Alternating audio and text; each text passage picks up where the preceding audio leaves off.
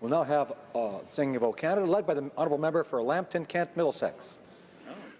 Oh, Canada, our home and native land, true patriot love, in all thy sons command. Quand on doit s'efforcer le pays, il sait porter la croix. Ton histoire est une épopée des plus brillants exploits. God keep our land glorious and free. Oh, Canada, we stand on guard for thee. Oh, Canada, we stand on guard for thee. Let the doors be open. Que l'on ouvre le corps.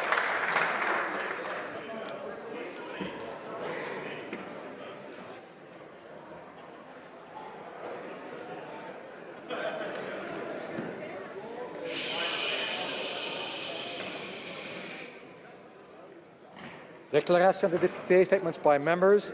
L'honorable député de Pierre Boucher. The Honourable Member for Pierre Boucher, les Patriotes Verchères. Mr. Speaker, by voting for Bill C-29, the 40 Liberal MPs from Quebec have taken off their masks. Conservatives in Quebec weren't able to come to their defense either.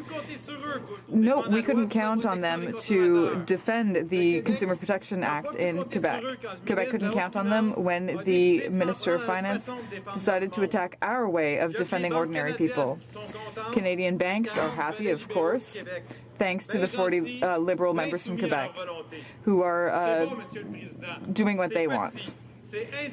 This is undignified of MPs who have the privilege of representing Quebec ridings in Ottawa. The 40 Liberal members from Quebec have taken off their masks. They are working for Ottawa and nothing else. They could have defended Quebec's interests, but they didn't. Now we know what needs to be done.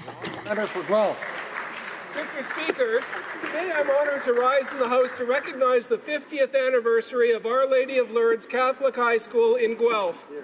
Lourdes is probably best known for its National Leadership Award that annually is designed to inspire students towards leadership as a part of their civics program. Started by now retired teacher Joe Tersini, this award has been bestowed upon such great Canadian role models as Senator Romeo Dallaire, the tragically hip Gord Downie, world-renowned scientist David Suzuki, our current Prime Minister, and this year, Canada's Chief of Defence, General Vance. Lourdes 50th is a time to celebrate the students of the present and reunite the graduates of the past. Congratulations to the wonderful community of staff, teachers, and students at Our Lady of Lourdes Catholic High School, building today's leaders. Thank you, Mr. Speaker. The Honourable Member for Foothills.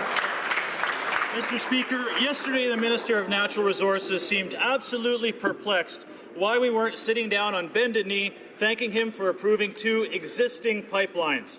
Well, I'm glad to have the opportunity today to give credit where credit is due. And Minister, thank you for approving Kinder Morgan and the Line 3 replacements. Now I would like to ask if he would like recognition for some of his other achievements as well. Does he want praise for the 100,000 lost jobs and double-digit unemployment rates in Alberta under his watch? Does the minister want to thank him for the $60 billion in investment that have left Alberta already? Should Canadians thank him for bypassing the National Energy Board and politicizing decisions on major energy projects like Northern Gateway, increasing the likelihood that more investment and more jobs are going to leave Canada? Finally, I look forward to the day when I can say thank you, Minister, for appointing the new National Energy Board review panel that will review the Energy East project. Unless, however, that political decision has already been made to deny that project, and if that's the case, thanks for nothing. Honourable Member for West Nova. Mr. Speaker, the citizens of West Nova are proud of their military history and of the 14th Squadron based in Greenwood and the contributions of its members to the civil and military community. The Treasury Board and I broke ground on a new $34 million air traffic control tower and announced an additional $4 million for infrastructure upgrades at 14 Wing Greenwood, the largest air base in Atlantic Canada. Ongoing investments will help ensure that military members have the necessary facilities to train, work, and live in the Annapolis Valley for years to come. With the holiday season fast approaching and most Canadians making plans to celebrate with family and friends, let's remember the men and women in uniform who continue to serve our country, protecting our rights and freedoms, both at home and abroad. Thank you for your devotion to our country. We're extremely grateful to you. Canadian forces and their families, Merry Christmas and Happy New Year. Honourable Member for Churchill, Kiewit-Nookasky. Mr. Speaker, they say a week is a long time in politics. Last week, people power prevailed to the south of us. The Standing Rock Sioux and their allies, including many Indigenous people from across Canada, were victorious in opposing a pipeline through their lands. Thanks to the activism of many, President Obama listened and acted. But here in Canada, it was the opposite. Our Prime Minister, who promised us real change, reneged on his commitments, broke his promise to First Nations, and disrespected many in supporting Kinder Morgan. That case, corporate power won. But what he and his government should know is that times are changing. More and more Canadians are being pushed to the margins. Inequality is growing. And in response to the injustice that people experience, more and more Indigenous people are resisting, more young people are calling this government out, and more Canadians are saying things need to change. So people are saying we need a movement to stop the corporate agenda that's holding us back. We need leadership that lives up to the aspirations and expectations of the people. And I have no doubt from what I saw last week that people power will... Honourable Member for Halifax. Mr. Speaker, as you know, our hometown of Halifax has recently seen a troubling string of gun-related violence. When our community is hurting like this, it can be difficult to know what the next steps should be. Well, Mr. Speaker, a young man in Halifax has come through at a time when his community needs him most. Quintrell Provo is an anti-violence activist and the founder of Stop the Violence. After the tragic killing of his cousin Kaylin, Quintrell began his years-long quest to spread the love through Halifax and beyond, not only through his Stop the Violence clothing brand, but through initiatives like the Stop the Violence March and the Spread the Love social media campaign. In difficult times such as these, Quintrell and other dedicated anti-violence activists have shown strong community leadership in Halifax, and we are deeply grateful for it. Thank you, Quintrell, for stopping the violence and spreading the love. The Honourable Member for Provencher. Mr. Speaker, earlier this week, my family celebrated the miracle of a new life with the birth of our grandson, Hudson George Falk. As Christmas approaches, Canadians from across the country will soon be gathering together as families to celebrate all our many blessings. We truly have so much to be thankful for. But, Mr. Speaker, Christmas is more than just a celebration of family. Christmas is a celebration of the birth of Jesus Christ and his beautiful promises, promises of a new life, promises of inexplicable joy, promises of a peace that surpasses all understanding, and promises of everlasting life. As a country, may we continue to focus on Christ's unchanging message, a message from 2,000 years ago, which is the foundation that our great country Canada was built upon. As carols fill the air, church bells echo all around, let's also take a moment to pray for all those around the world who are less fortunate and for those who the promise of peace seems so far away. May the miracle and gift of Christ's birth fill everyone's hearts with love, joy, and peace this Christmas. Mr. Speaker, to this House and to all Canadians, Merry Christmas. The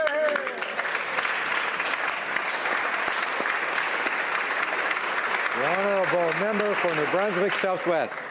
Mr. Speaker, the verdict is in.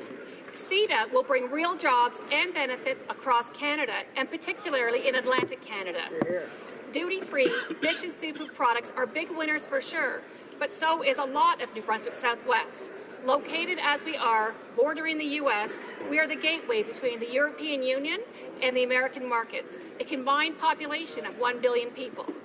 Our chief negotiator said it best, so I quote, "We expect significant new traffic coming into Canada. It's largely going to come through the eastern ports.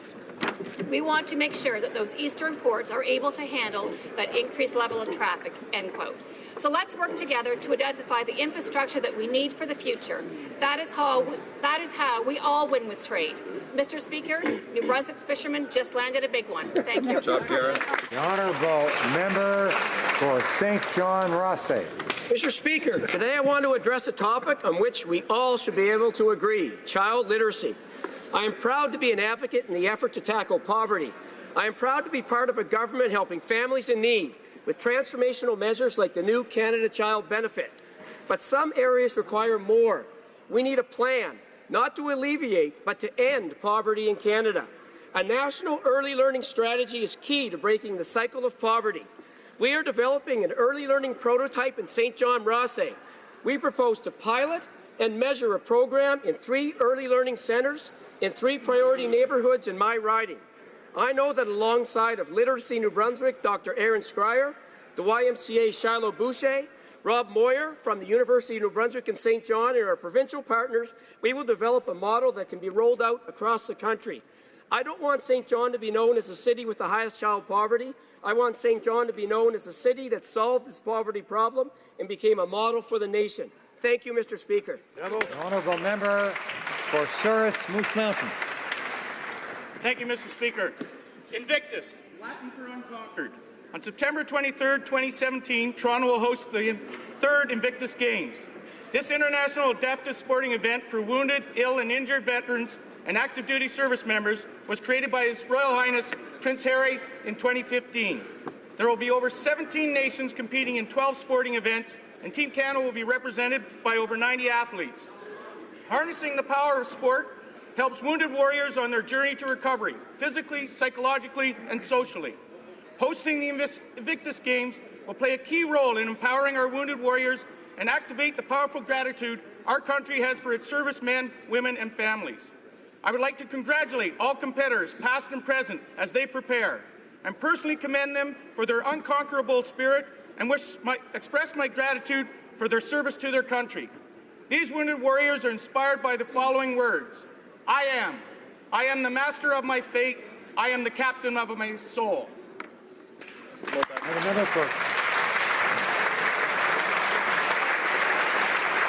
The Honourable Member for Cumberland-Colchester. Thank you very much, Mr. Speaker. As you well know, the forestry sector is the backbone of many rural Atlantic communities. Without forestry jobs, some of the communities in my riding would virtually cease to exist. American lumber producers have now recently filed a complaint against Canadian producers. They've done so before many times, as you know, and lost every single time. While negotiations continue, the Canadian industry braces for a downsturn. But, Mr. Speaker, it is critical to Atlantic lumber producers that we maintain the exclusion that recognizes the Atlantic forestry practices are no different than the Americans' practices. That's the deal we've always had, and that's the deal we're hoping for again. So I urge the Government of Canada to continue its efforts to ensure that our trade in forestry products with the United States remains fair, free, mutually beneficial. Thank you very much. The Honourable Member for Avignon-Lamitis-Matane-Matapédia. I would like to congratulate the Haven House, which celebrates its 25th anniversary.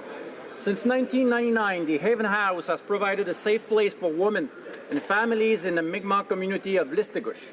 Domestic violence against women and children is not a new phenomenon, but it is one that requires commitment and dedication to prevent and ultimately eliminate. Helping victims of domestic violence with shelters, counseling, and health services, like those provided by the Haven House, is critical and essential to your community's well-being. As a father of 4 young boys, I can appreciate and understand just how important Haven House's work in the community is, because they provide hope, comfort, and safety for the victims. As we enter into 16 days of activism against gender-based violence, I would like to acknowledge the remarkable work of Haven House, Françoise Gédéon, Carmel Vicaire, Blanche Martin, and Sheila Swanson. And commitment to your community. The Honourable Member for Portneuf-Jacques-Cartier. Mr. Speaker, I would like to ask this government to respect people in the regions. In my riding of Portneuf-Jacques-Cartier, the transport minister, since the election campaign, has been promising to deal with the Portneuf dock issue. This is a very important tourist attraction for the mayor, Mr. Nelson Bédard, the municipal council, and local residents. You know, this is the longest deepwater dock in Canada, but unfortunately, this piece of infrastructure is becoming worn down and increasingly unsafe. Progress has been slow. Since March 11th, there's been a developer ready for the transfer. On April 11th, the Department of Transport promised a response. Then I was told that I would get a response no later than August 8th, but I've still heard nothing. After 9 months of negotiation, can we finally get an agreement? I'd like the Minister of Transport to give a Christmas gift to the very patient citizens of Portneuf by dealing with this issue before the end of the year. Thank you in advance, Mr. Minister. Member for Vaughan Woodbridge. Mr. Speaker, as we enter this holiday season with all the joy it brings to many, it is important that we not forget those less fortunate in our communities. For over 2 decades in my riding of Vaughan Woodbridge, the Vaughan Food Bank, operated solely by volunteers and funded by private donations, has ensured that those facing difficult times are not left behind. Under the leadership of Mr. Peter Wixon, a recent Order of Vaughan recipient, the Vaughan Food Bank serves approximately 750,000 meals annually and provides support to a number of agencies throughout York Region and the GTA. Mr. Speaker, I wish to thank the Vaughan Food Bank for all they do and to extend my warmest greetings to all my colleagues in the House. May they have a safe, healthy, and happy holiday season. It is a shocking truth that it is more likely for a woman in our military to be raped by a fellow CF member than killed in enemy fire. In just the past 12 months, more CF members experienced a sexual attack or rape than were killed in combat during the entire Afghanistan mission. Statistics Canada reports that among regular force members, 27% of women and 4% of men have been victims of sexual assault at least once since joining the Canadian Armed Forces, with almost 10% of women sexually attacked or raped. None of these numbers include those who may have left the military due to sexual trauma before the Statistics Canada survey was distributed. Is it any wonder, Mr. Speaker, that there are now 2 class action lawsuits against the government regarding military sexual trauma? Both the Canadian Armed Forces and Veterans Affairs can and must do much more to prevent sexual trauma and to support those who have experienced sexual assault while serving their country.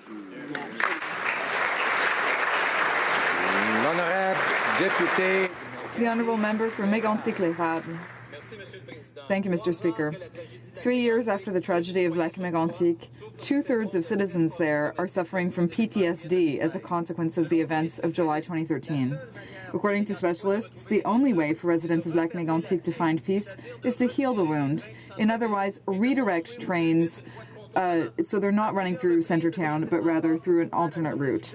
The Minister of Transport has repeatedly said he's open to suggestions about how to help residents. Mr. Speaker, the city of Lac-Mégantic has done its homework, and thanks to the incredible work of the project management team there are now solutions to accelerate the development of an alternate route.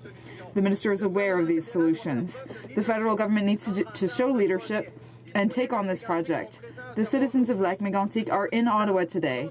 Mr. Speaker, on behalf of the city of Lac-Mégantic and its citizens, I ask the Prime Minister to respect his word and to do everything possible to help these people who have already suffered enough. Member for Don Valley East. Mr. Speaker, on December 13th, His Highness the Aga Khan will be celebrating his 80th birthday. Au cours des 60 dernières années, over the last 60 years, His Highness has espoused the values of Islam. He has devoted his life to improving humanity, building bridges between communities, promoting peace, diplomacy, and pluralism. The Centre for Pluralism, which he established in Canada, is critical at this particular time. As a Muslim leader, he places great emphasis on the value of a knowledge society and the role of the intellect to advance the well-being of all peoples, irrespective of their faith or conviction. To quote the Honourable Adrian Clarkson, the Aga Khan is a man who is perhaps the only person in the world to whom everyone listens. Happy birthday, Hazimam. Bon anniversaire.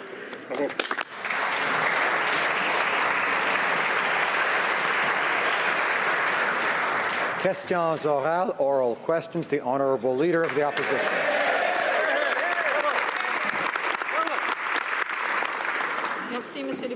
Thank you, Mr. Speaker.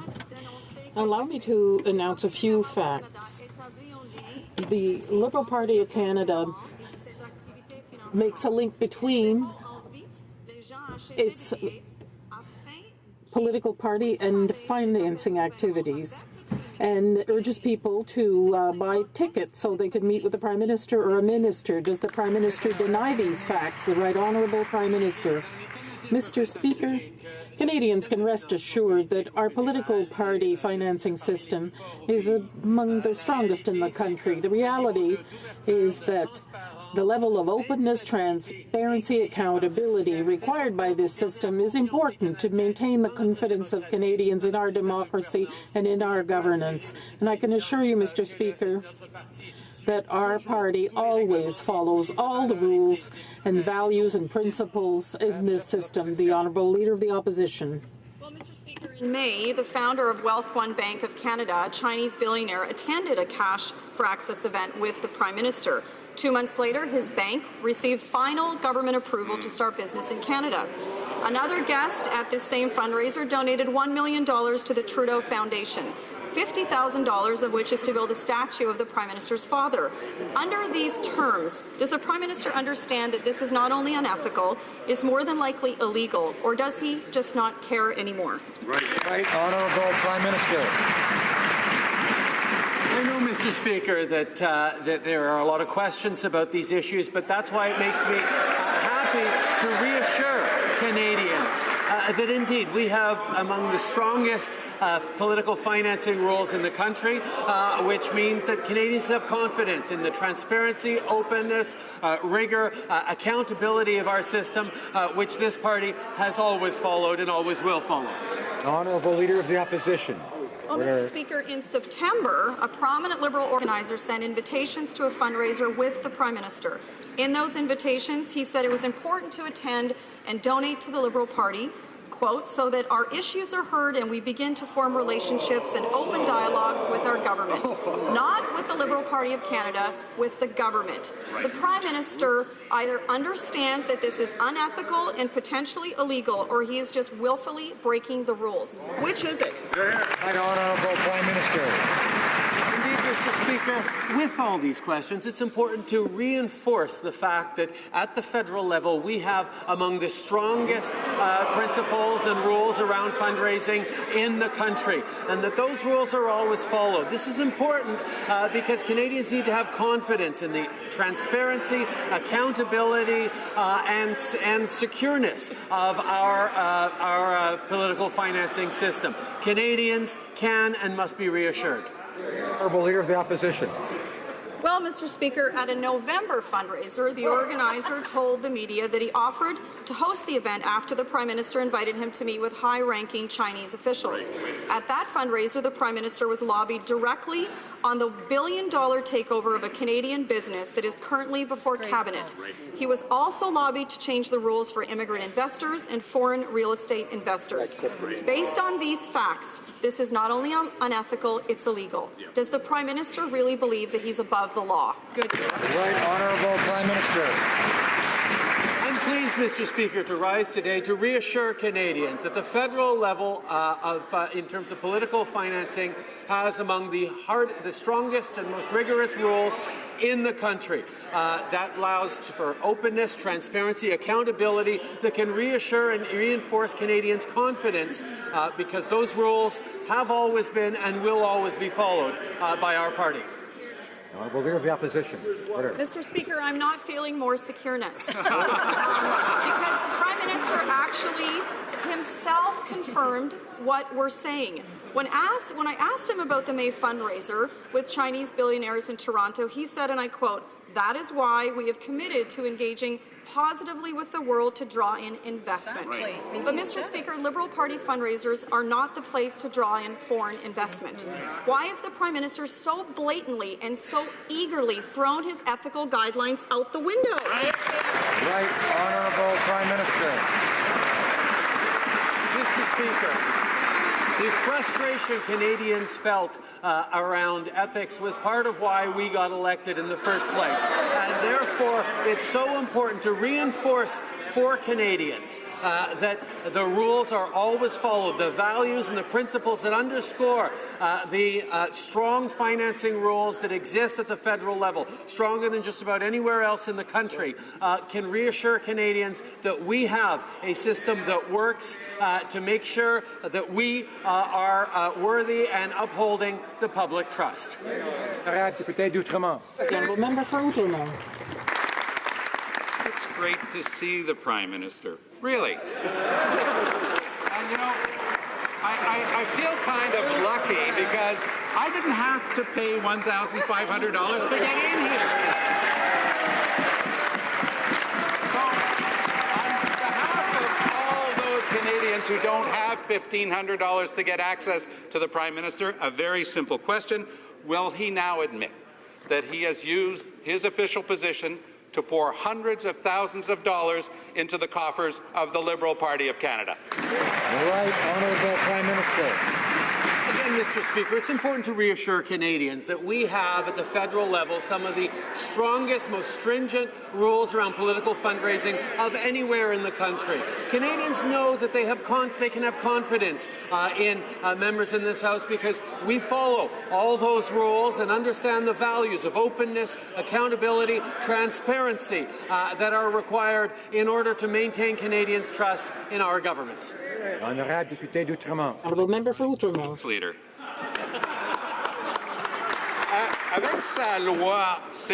With C-29, the Prime Minister seeks to remove protections by the Quebec legislation for Quebec families that are already among the most highly indebted of the G20.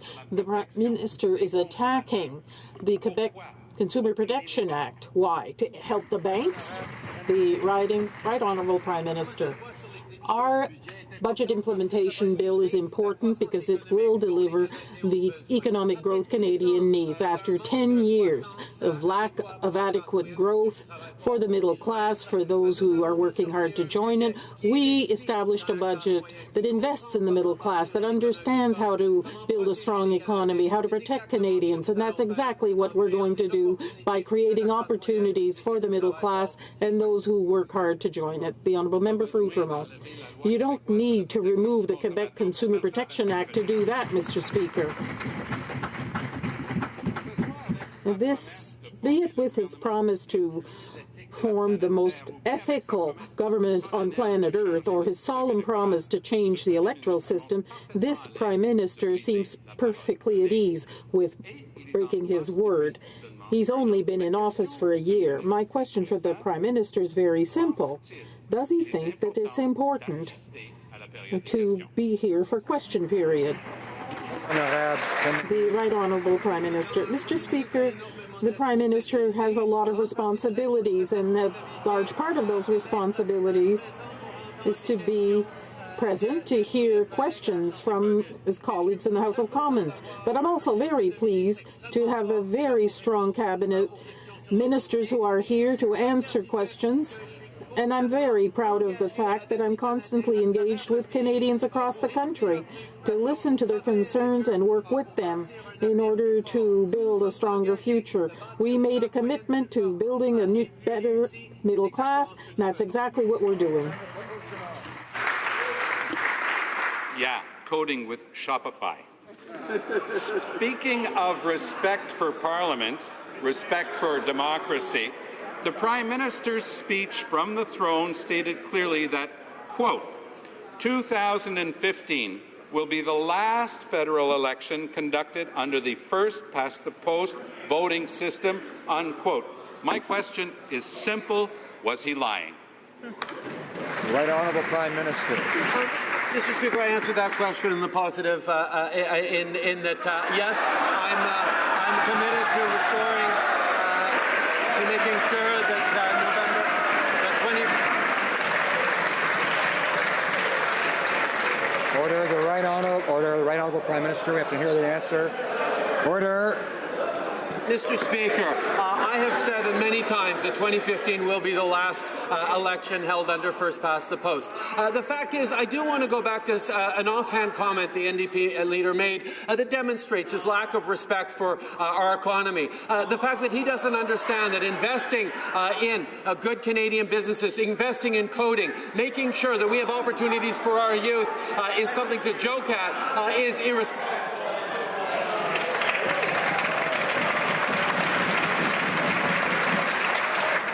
I remind members to be judicious in their language and that we do not accuse other members of lying, deliberately misleading the House. The Honourable Member for Lac-Saint-Jean. Mr. Speaker, it's quite clear that the work of a Prime Minister merits that we respect the duties of the Prime Minister, and I'm sure the Prime Minister will continue to do that. But once again today, Mr. Speaker, another fundraising activity involving him, this time in Montreal. The organizers publicized the fact that it gave participants access to the Prime Minister if they paid $1,500. Will the Prime Minister realize that when people do that, it stains the image of the Prime Minister's office, the Government House Leader? Mr. Speaker, we undertook unprecedented public consultation in order to meet the challenge of Canadians. I can assure Canadians that fundraising activities rules are the strictest in the country, and we follow those rules. Thank you, Mr. Speaker. The Honourable Member for Lac-Saint-Jean. Mr. Speaker, once again, perhaps it's unprecedented for the Liberal Party, but I had the honour of serving in a government that crossed the country all year long and prepared a budget with Minister Flaherty. We travelled across the country. Maybe it's unprecedented for the Liberal Party, but not for the Government of Canada. But giving access to the Prime Minister for $1,500 in order to be able to speak to him, maybe that's unprecedented. Now, we realize that giving access to the Prime Minister for money is contrary to ethics. The Government House Leader. Mr. Speaker, our government will continue to consult and engage with Canadians because we must meet the challenges they face. The Chief Electoral Officer stated that the Canadian political financing rules are among the most advanced, strict and transparent in the world. Thank you, Mr. Speaker. So, Mr. Speaker, the ethical ship the Liberals sailed in on is sinking like the Titanic. Day after day, more and more people are coming forward admitting they have paid to play with this Prime Minister. It's abundantly clear to everyone the Prime Minister has never intended to follow his own open and accountable government rules.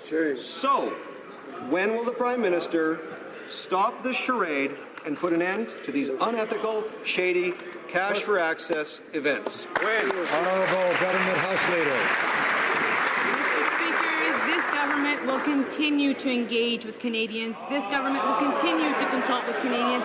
This government will continue to respond to the very real challenges that Canadians are facing. And I can assure Canadians that when it comes to the rules governing political financing, they are amongst the strictest across this country, and this party, this government, will continue to follow the rules.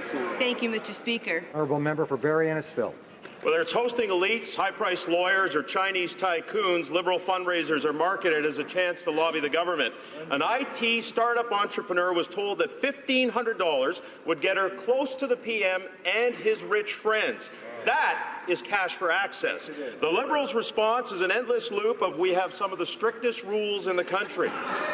We know the rules, Mr. Speaker, because Conservatives wrote them. But the Prime Minister set his own rules for him and his ministers. Will the Liberals finally admit their promises and their rules aren't worth the paper they're written on? The Honourable Government House Leader. Opportunity to say time and time again, and I appreciate the opportunity once again to remind Canadians and to assure Canadians that when it comes to the rules around political financing, they are amongst the most strict in this country. This party, this government will continue to follow the rules. This government will continue to respond to the very real challenges that Canadians are facing, and I'm proud to have some of my own constituents here on the Hill today, and I'll continue to work hard for them. Thank you, Mr. Speaker. Opposition House Leader. Speaker, the government House Leader gets up day after day after day and repeats the same lines over and over. Lines that the Prime Minister...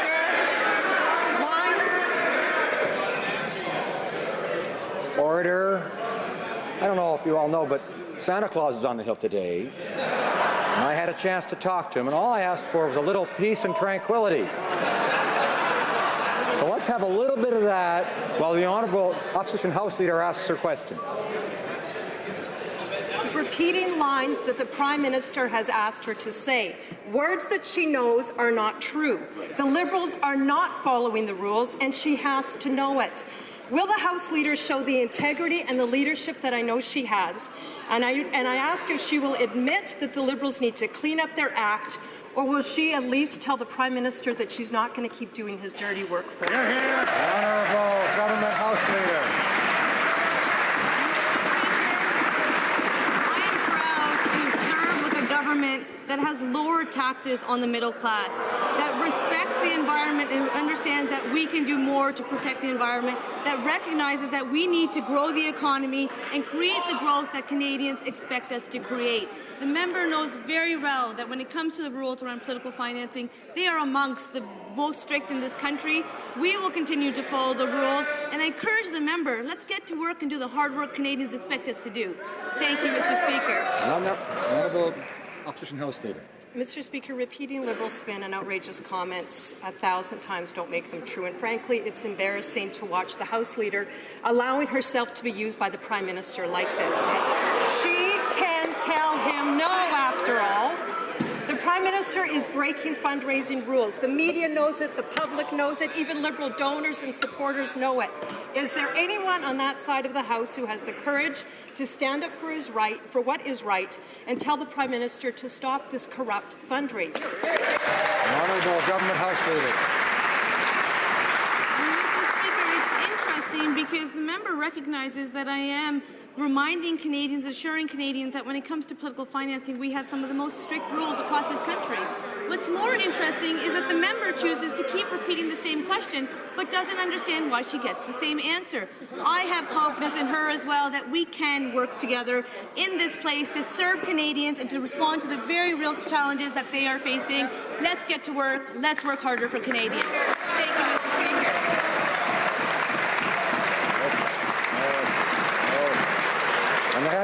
The Honourable Member for Rosemont-la-Petite-Patrie. Mr. Speaker, it seems like the Liberals have forgotten the definition of appearance of conflict of interest, but their phony survey on electoral reform is anything but scientific. A child could answer it, an adult could answer it, maybe 50 times if he feels like it. It's supposed to be anonymous, but in order for the answers to count, you have to give your gender, your age, your education, your sector of employment, your income, your language, your postal code, and whether you're part of a minority. This is worrisome to the Office of the Privacy Commissioner. If it's not scientific, if it's truly anonymous, why do they need all that information? I'd like to correct the member opposite and assure him that providing demographic information is completely optional. And Mr. Speaker, all information provided by participants will be administered according to the requirements of federal policy laws and federal policies on public opinion research. Users of mydemocracy.ca can access the privacy information at the bottom of the page, which explains the information being collected, how it will be used. Mr. Speaker, the government will only be receiving aggregated data without any personal information. We take protecting Canadians. The Honourable Member for Stina-Bulkley Valley. Order. I wonder if the minister's even read her own survey, because if you don't give the Liberals all that private information, all of your answers are thrown in the garbage. Yeah. We got a call from Janet from Alberta today, and she said that when she called the My Democracy hotline, she was told that these survey questions were approved by the 12-member all-party committee. Well, that's news to me, because I sit on the committee and I can say we would never have insulted the intelligence of Canadians with such ridiculous questions. First, the minister threw the committee under the bus, and now the Liberals are trying to blame us for their terrible survey. Thank goodness the Privacy Commissioner is investigating. So here's a values question for the Prime Minister. Does he have the integrity to keep his own promise? The Honourable Minister of Democratic Institutions. Mr. Speaker, we are proud of the the tens of thousands of Canadians who have engaged with mydemocracy.ca. We are proud of the Canadian political scientists who have helped develop this tool, Mr. Speaker. And, Mr. Speaker, this is a Canadian-made application informed by Canadian academic experts to engage Canadians. So far, it's working. Order. The honourable member for Banff Airdrie. Mr. Speaker, yesterday the minister told us that we were visiting the wrong website. Well, she might even be right. Because if you took the democracy surveys at BuzzFeed or the Beaverton or even on the back of a cereal box, you'd get less skewed results than what you're getting when you're trying to pass off as consultation now. And then you wouldn't have to provide your gender, your year of birth, your household income, your postal code, or even give your firstborn child for it to be able to count. So the minister keeps telling this House that you don't need personal information to participate in the survey, but she didn't say those answers would actually count. So was she just using weasel words? Again, I encourage members to be judicious in the use of words and language here in the House. The Honourable Minister of Democratic Institutions. Mr. Speaker, the Special Committee on Electoral Reform has good advice about asking questions about electoral reform. And I'm sure members have started to read the report, which says the committee was told numerous times that there's no perfect electoral system, as different systems emphasize different values. Recognizing that there is no perfect system, the committee used the values and principles set out in the mandate to develop its recommendations on electoral reform. Mr. Speaker, mydemocracy.ca is about empowering Canadians to have their say about electoral reform. I encourage all members of this House and Canadians to get involved. The honourable member for Lanark, Frontenac, Kingston. Thank you, Mr. Speaker. My staff has researched the identity of Cliff, cited yesterday by the minister as the defender of my democracy. It turns out he's Cliff Vanderlinden, the CEO of Vox Pop Labs, who was paid $250,000 to design it. Which is a relief, because at first it seemed she was referring to Cliff, the clueless mailman from Cheers. After all, due to the complete lack of security features, Bostonians like Cliff, Woody and Carla can participate in the survey. Norm can sign in without even leaving his bar stool. Given this lack of security, how can Canadians trust that the results of the survey are going to mean absolutely anything at all? Honourable Minister of Democratic Institutions. Mr. Speaker, I thank the member opposite for his question, and we are all thrilled that tens of thousands of Canadians are participating in mydemocracy.ca, and providing their personal information is completely optional. Mr. Speaker, responses will remain anonymous. Any data collected will be administered according to the requirements of Federal Privacy Act, and I encourage all members and Canadians to participate in this unique and innovative initiative. The honourable member for Lanark, Frontenac, Kingston. Mr. Speaker, just to be clear, Vox Pop Labs are the folks who brought us the Vote Compass, the online survey notorious for telling participants they should vote Liberal.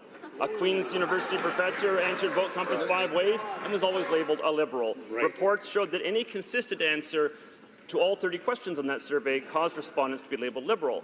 As a result, the CBC Ombudsman warned about that data. It is challenging to interpret which uses were authentic and which ones might have been contrived. Given that mydemocracy.ca has all the same problems, will the Liberals just take this survey offline?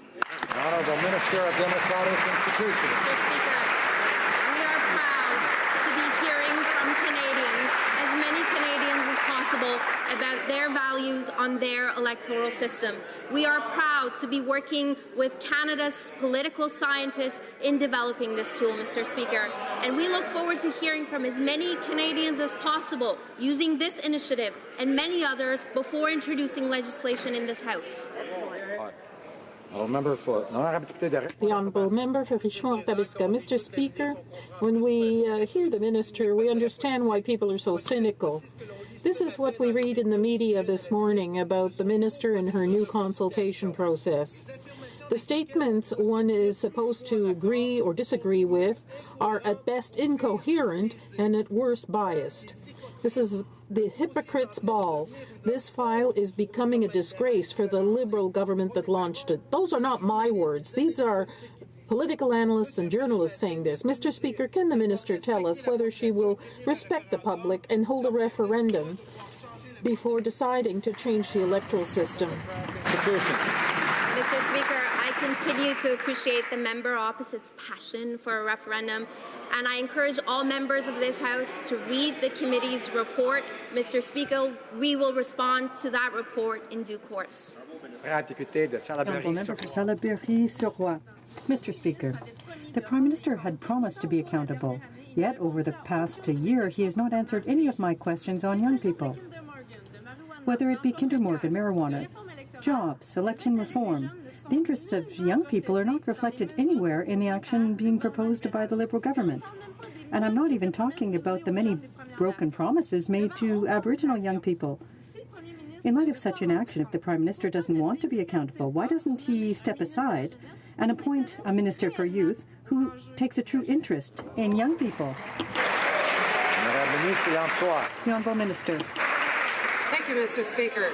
Gives me an opportunity to indicate how proud we are that we have a Prime Minister who recognized a long time ago the challenge faced by youth and is taking it so seriously he's the Minister of Youth.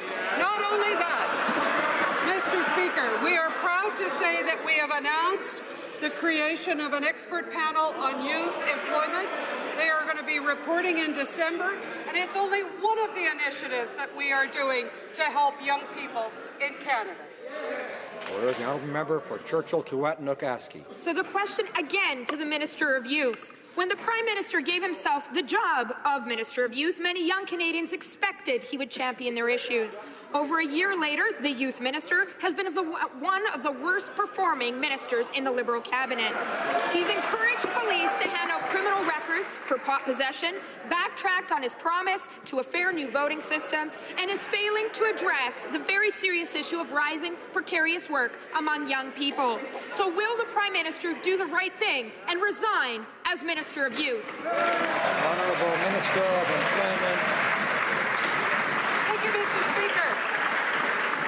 I'm proud to put on the record that, in fact, we've invested $165 million in the youth employment strategy, $73 million for work-integrated learning, giving young people a chance to get the skills they need.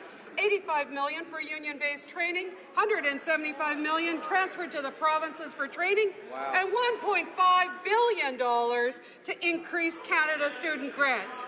And this is only the first year in office. Thank you, Mr. Speaker. Honourable member for Calgary Skyview. The honourable member for Calgary Skyview. Thank you, Mr. Speaker. Mr. Speaker, on Saturday, the Minister of Infrastructure announced over $100 million in funding for Calgary public transit projects. Money aimed to specifically help plan and design the Green Line. However, all over Alberta, there are small communities who have never received any money for public transit. My question is to the Minister of Infrastructure. How will these small communities benefit from our historic investment in public transit? Thank you. The Honourable Minister of Infrastructure and Communities. Order. As a result of our close collaboration with the Government of Alberta and local municipalities, we announced public transit investments last Saturday for communities like Airdrie, Banff, Fort Saskatchewan, Fort McMurray, Red Deer, Strathcona County, Medicine Hat, St. Albert, Lethbridge, and more. Some of these communities, Mr. Speaker, are receiving transit funding for the first time in the last decade. Those jobs will help grow the economy, create jobs, and build more sustainable. It's order. It's been very quiet, generally speaking, during the questions, but not so quiet during the answers. And I ask members like the member for Grand Prairie Mackenzie, who was talking out loud throughout that last answer, and others to listen to both the questions and the answers. The honourable member for Carleton. This week, the Finance Minister released a helpful PowerPoint presentation on the economy. It showed that in the last Conservative term in office, we were creating as an economy 15,000 net new full-time jobs on average every month. Wow. This year, we've been losing, on average, 2,000 full-time jobs per month. Mr. Speaker, the Finance Minister promised that a big deficit spending splurge would create lots of new jobs. We got the big deficits. Where are the jobs? Honourable Minister, Honourable Secretary for Finance. Thank you, Mr. Speaker. I'd like to take this opportunity, Mr. Speaker, to remind the member what we did to consult Canadians. As he said, in Budget 2016, there's more than 500,000 Canadians who engaged with us. We received more than 5,000 submissions. And, Mr. Speaker, yes, we'll come to the job if you're just patient. We put in the budget, Mr. Speaker, measures that are going to help Canadians, help the middle class, and the members knows well that our historic investment in infrastructure is helping to grow economy in our country, create jobs for Canadians. That's what we promised. That's what we're delivering to Canadians. The honourable member for Carleton.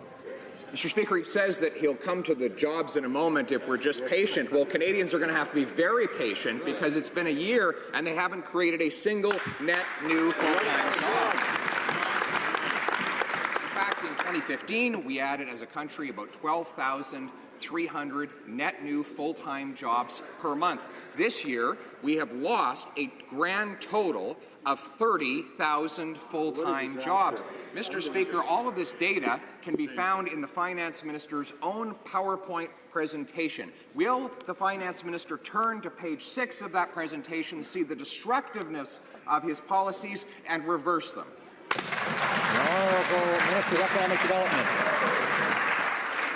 Mr. Speaker, talking about data, according to Stats Canada, since November of 2015, there's been 183,200 jobs that have been created, Mr. Speaker. We've seen 1,000 jobs at Bell Helicopter. We've seen 1,000 new jobs created by GM Canada. We've seen Thomson Reuters commit up to 1,500 new jobs in Canada. You know why, Mr. Speaker? According to Jim Smith, the president and CEO of Thomson Reuters, he said, "We applaud the government, the federal Canadian government, for their knowledge, their innovation, and making sure the economy is a priority. That is why we're investing." The honourable member for Louis Saint-Laurent. Mr. Speaker, the situation for employment is worrisome, and the economic outlook is too. According to CBC, the Minister of Finance put forth information that's quite worrisome. 1.9% in a drop in job creation over the next year. And these are numbers that come from the Department of Finance. We know that the government has trouble providing exact figures. The government's refused to acknowledge that not a single full-time new job has been created since they've been in power. Can the Minister of Finance set the record straight for Canadians? Is Canada, in fact, looking at a 1.9% decrease in job creation over the next year? The Honourable Minister of Employment. Indicate that employment has increased by 10,700 jobs in November. Unemployment rate has fallen by 0.2% to a low of 6.8%. Compared to November 2015, employment in Canada from over that year is higher by 1.0%. Clearly, we have a plan, and it's working. The Honourable Member for Louis Saint-Laurent. Clearly, Mr. Speaker, the government doesn't have a plan because its plan is showing no job creation and its own outlook shows a drop of 1.9%. That's unacceptable. We know the government is good with secrets. And, Mr. Speaker, 13 times now I've asked the government when we're going to be seeing a balanced budget. So I'd like to take this opportunity to put a question to the Prime Minister. Can the Prime Minister reassure Canadians and tell them when we will have a balanced budget? Now, this isn't a $1,500 question. We're talking about $30 billion here. The Honourable Parliamentary Secretary. I'd like to thank the honourable member for his question. There's one thing that isn't a secret. It's that the previous Conservative government left us with $100 billion in debt. And what we put forth to Canadians, Mr. Speaker, is a plan for economic growth in this country. Canadians have said, help us grow the economy, help us. This is what we did in Budget 2016, Mr. Speaker. It's what we did in the economic update this fall. The government is resolved to helping Canadian families to create jobs at home and to job growth as well, and what that government opposite couldn't do in 10 years. River. Mr. Speaker, a recent study echoed what Indigenous educators and leaders have been voicing for years. Improving the level of education and employment for young Indigenous people will boost the economy in Saskatchewan by $90 billion. Yet following federal cuts, the province of Saskatchewan redirected funding from NORTEP-NORPAC. This has students and staff uncertain about their future? Will the government help NORPAC to ensure it remains autonomous and thriving, or will they continue to leave the future of our young people at risk? The Honourable Minister of Indigenous and Northern Affairs. Mr. Speaker, I thank the member for the question, and it is not a situation that I'm well aware of right now, and I would entertain the question and a conversation with the member after to see what we can do. The Honourable Member for Berthier-Masquinongé. Mr. Speaker, since the start, the Liberal government has refused to go out and get a better agreement for Canadians in the agreement with the European Union. They're going ahead even though there are several problems that haven't been resolved. Like dairy producers in Canada, winemakers in Canada will lose significant amounts of money because, in fact, of the concessions made by this government. When will the minister announce a plan to help winemakers in Canada to overcome the negative consequences of this trade agreement? The Honourable Parliamentary Secretary. CETA is a very progressive agreement. We will be monitoring the impact it has in Canada. We have already promised assistance to farmers in the dairy sector. We will monitor the impact of the agreement in this country. Member for Lakeland. Mr. Speaker, yesterday the minister defended ripping 280 jobs out of Vegreville. Here are some comparisons. It's like removing 290,000 jobs from Toronto, 187,000 from Montreal, 113,000 from Vancouver, 60,000 from Ottawa, and 55,000 from Edmonton. This unnecessary and unfounded edict will hurt families, businesses, and communities in the region. When will the Prime Minister do the right thing and stop this cold-hearted, mean-spirited attack? Honourable Parliamentary Secretary to the Minister of Immigration. Mr. Speaker, we understand the impact of the Vegreville relocation on the community. We also understand the important work being undertaken by the member opposite in defence of her constituents. The testimony we heard at committee yesterday was very, very moving. We understand it will have an impact on the community members, and we are taking every measure possible to minimize those impacts. That includes guaranteeing a job for all of the workers who are currently working in Vegreville should they wish to work in Edmonton. We will continue to work with the member opposite in this regard and defend the workers of Alberta. Thank you, Mr. Speaker. The Honourable Leader of the Opposition. I can't help but get up because this member from Alberta asked the Prime Minister an important question about jobs. And I bet if it was 290,000 jobs in Toronto, he'd get up and answer it. Mr. Speaker, job losses are at an all-time high in Alberta, considering we probably won't see him again. The least he could do is respect Albertans, respect this member of Parliament, and get up and answer her question.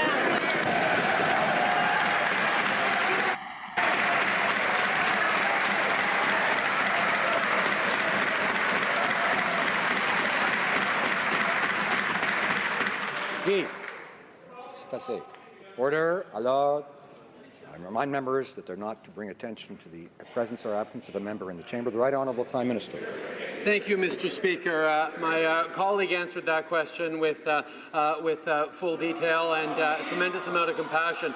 The fact is, Mr. Speaker, the party opposite talked for 10 years about standing up for Alberta, and yet when we approved a pipeline that's going to make a difference in the lives of millions of Albertans, what did they do? They started talking about how it'll never get built, so don't bother investing, don't bother hiring people for it. They're talking down the economy of Alberta and real decisions we took for political gain. That, Mr. Speaker, is why people are disgusted with the approach that the members opposites are taking.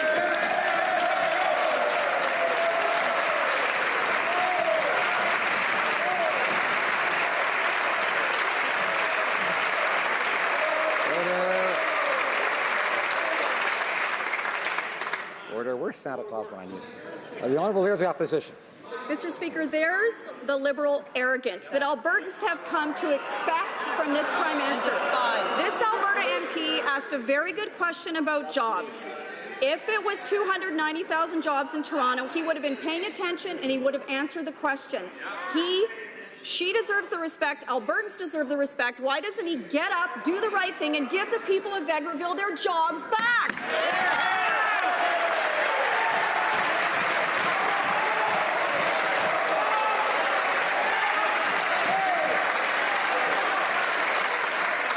Honourable Minister of Economic Development. Order. Speaker, it's an honour and privilege to serve with 4 outstanding MPs from Alberta who are fighting every single day for Albertans, Mr. Speaker.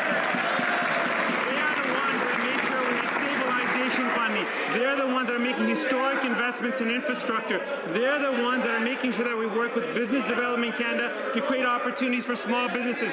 They are the ones that led the charge, Mr. Speaker, when it comes to pipeline. All these initiatives will create jobs, Mr. Speaker. It's good for Alberta. It is good for Canada.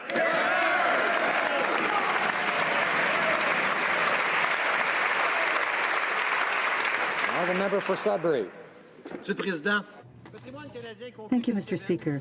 This week, Heritage Canada concluded a series of roundtables on official languages with a view to putting in place a new government action plan.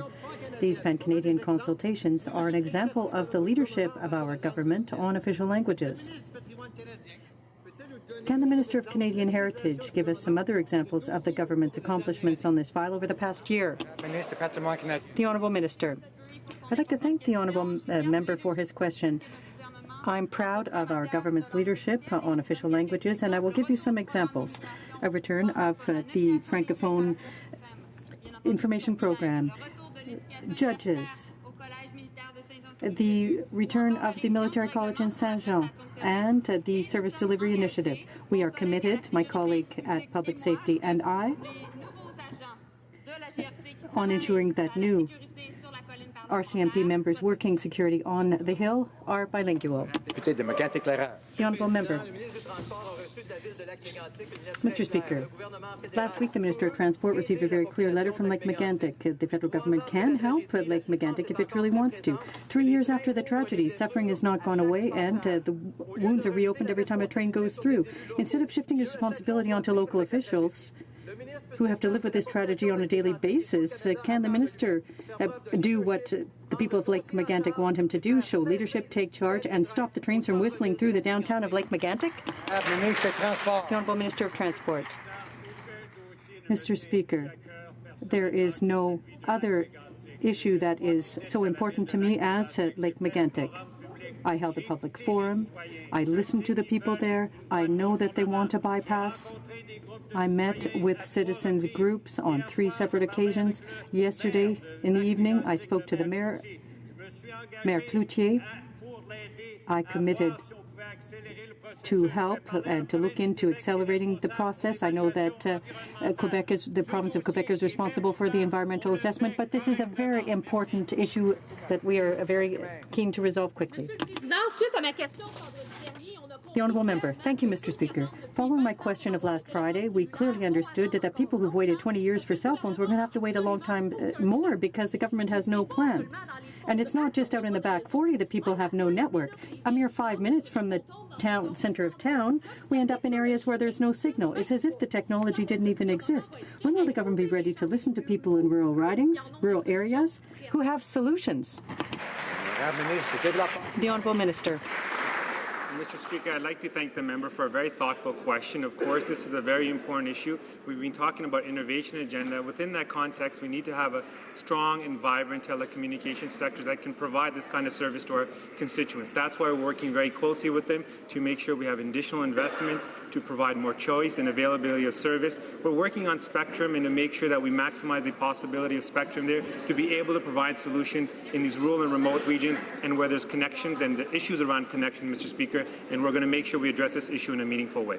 The Honourable Member for Tobique-Mactaquac. Mr. Speaker, one of the challenges facing Atlantic Canada is finding ways to welcome new Canadians, growing our communities and strengthening our economies. As one of 32 Atlantic MPs from the rural riding of Tobique-Mactaquac, ensuring economic growth is a main priority. Can the Minister of Immigration please update this House on the details of the Atlantic Immigration Pilot Project and how communities can be involved in its success? Thank you, Mr. Speaker. The Honourable Parliamentary Secretary for Immigration.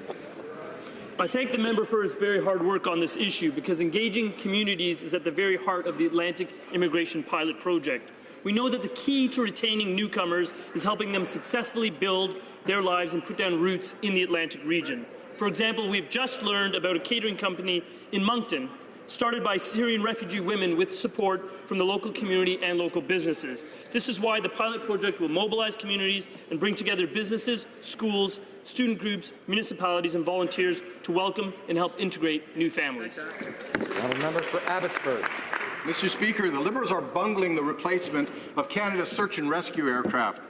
Cascade Aerospace, one of Abbotsford's largest employers, has proposed saving the taxpayers $1.5 billion by completely modernizing the current fleet of Hercules aircraft. It now appears the Liberals have refused to consider that proposal. This decision will kill hundreds of jobs in Abbotsford and will cost Canadian taxpayers dearly. Why won't the Defence Minister stand up for BC jobs and protect Canadian taxpayers? Hear, hear. The Honourable Minister of National Defence. Mr. Speaker, I proudly stand up for BC and all of Canada.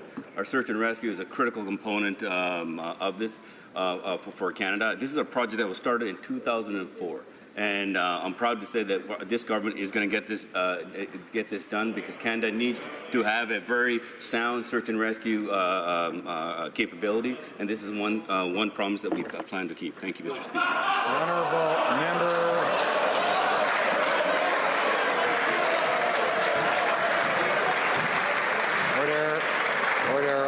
The Honourable Member for Saanich Gulf Islands. Order. Thank you, Mr. Speaker.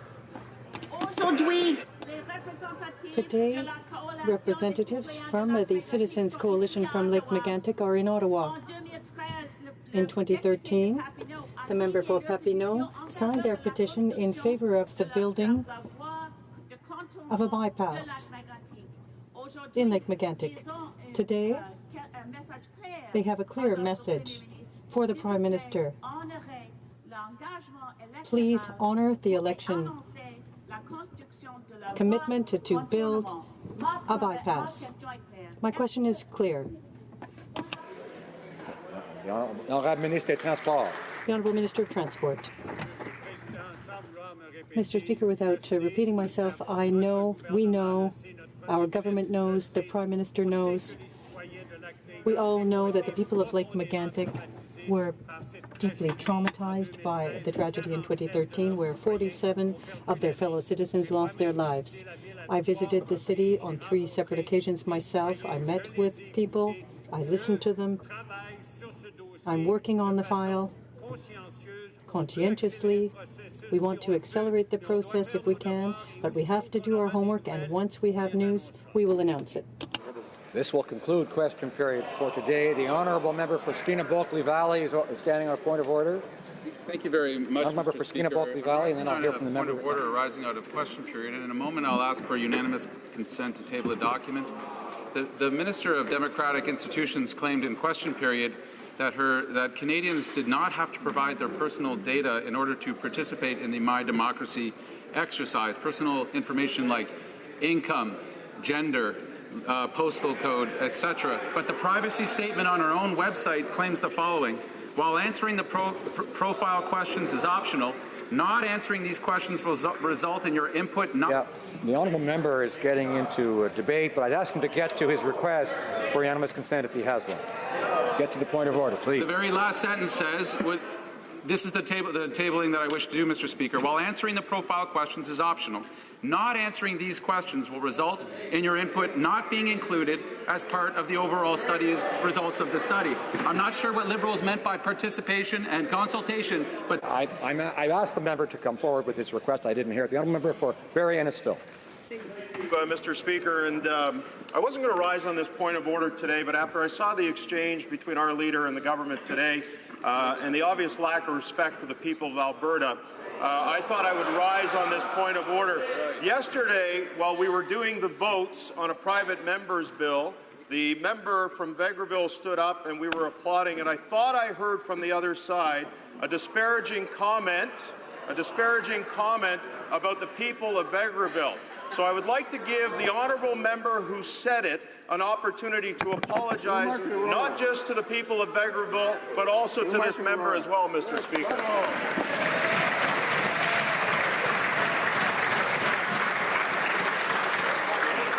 Order, order. I thank the honourable member for Barrie Ennisville for raising his point of order. And if he says he thought he heard something, if there's a member who wishes to apologize for something they said, I'm prepared to hear that. I don't see anyone rising. I don't know what else the honourable member for Barrie Ennisville has to add to this. It should be another. I mean, it's perhaps another point of order. Same point of order, Mr. Speaker, and I believe that there were Liberal members that heard this as well, and I believe it was the member from Newmarket, Aurora, so I'd like to give him an opportunity to apologize.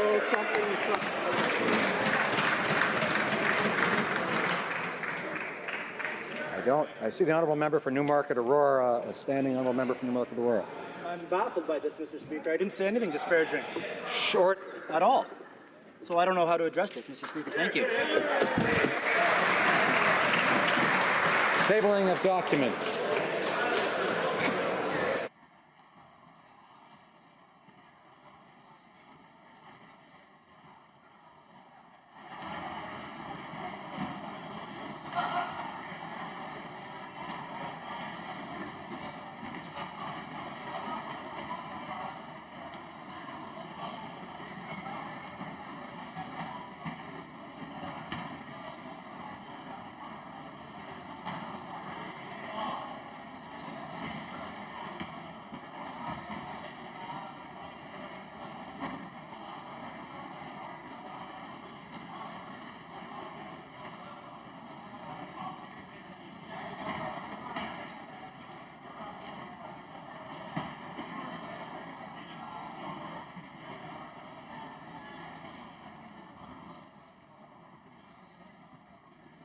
Order. I encourage members to take their conversations into the lobbies or elsewhere.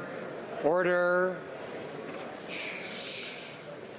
The Honourable Parliamentary Secretary to the Minister, tabling of documents, the Honourable Parliamentary Secretary to the Minister of International Trade.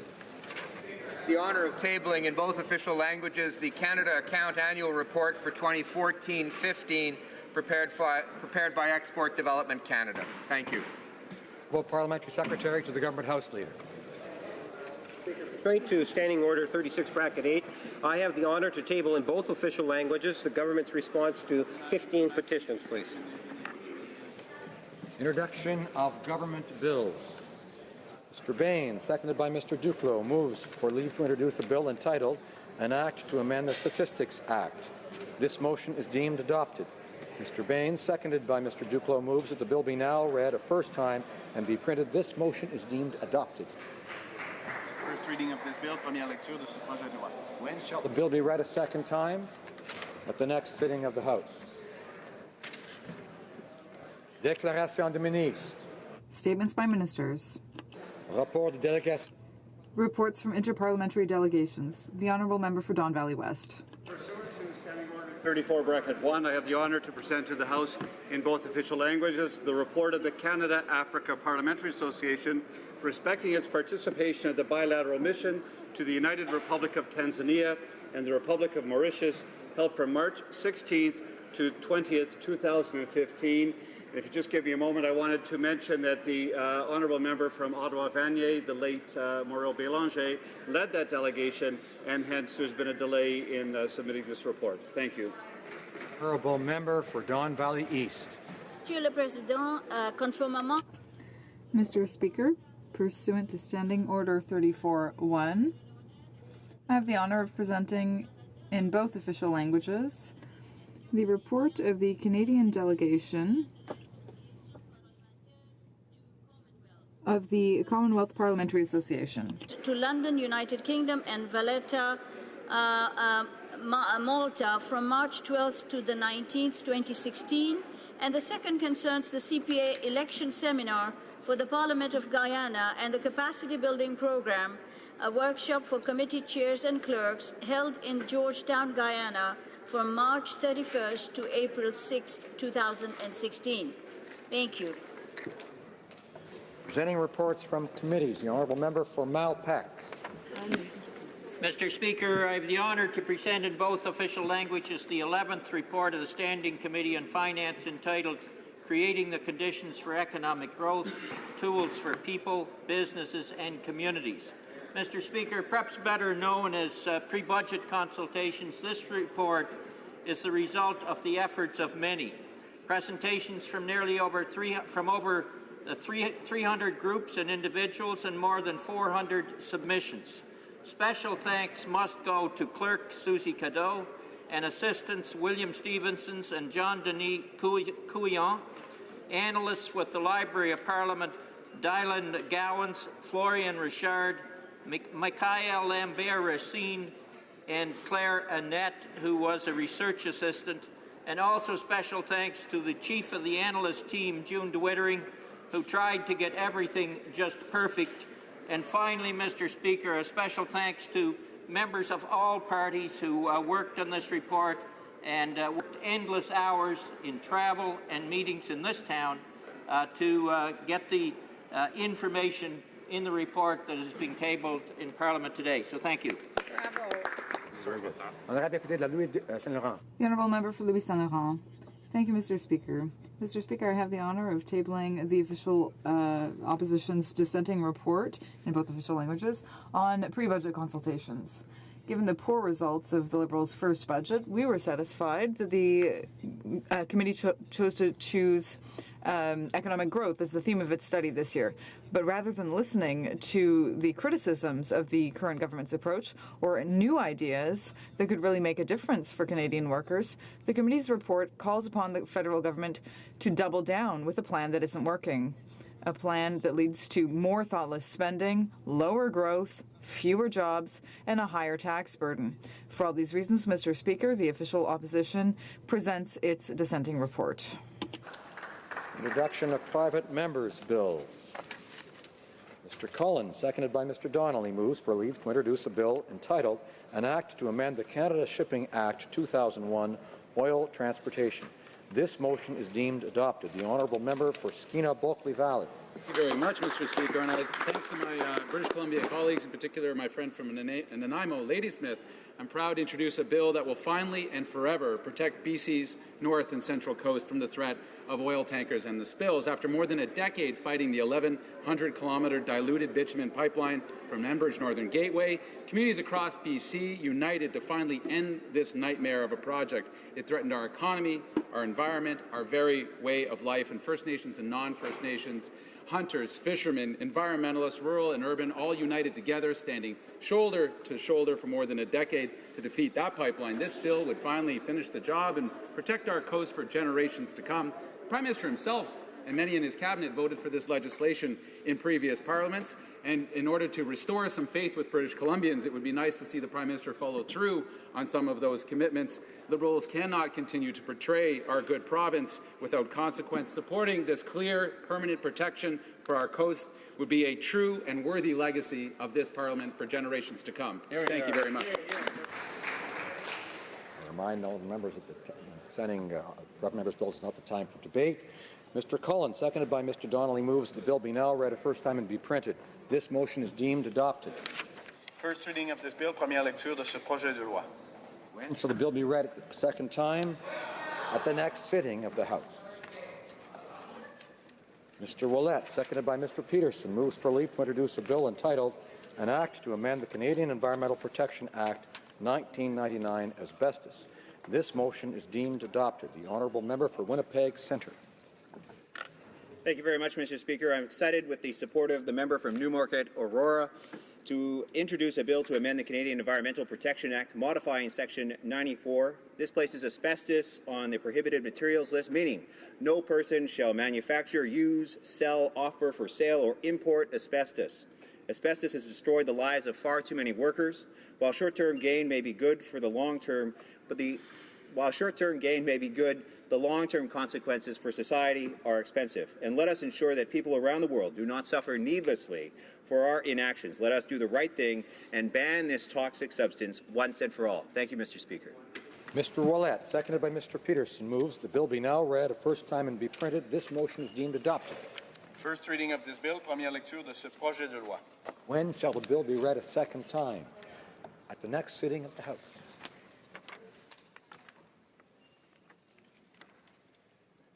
Première lecture. First reading of Senate public bills.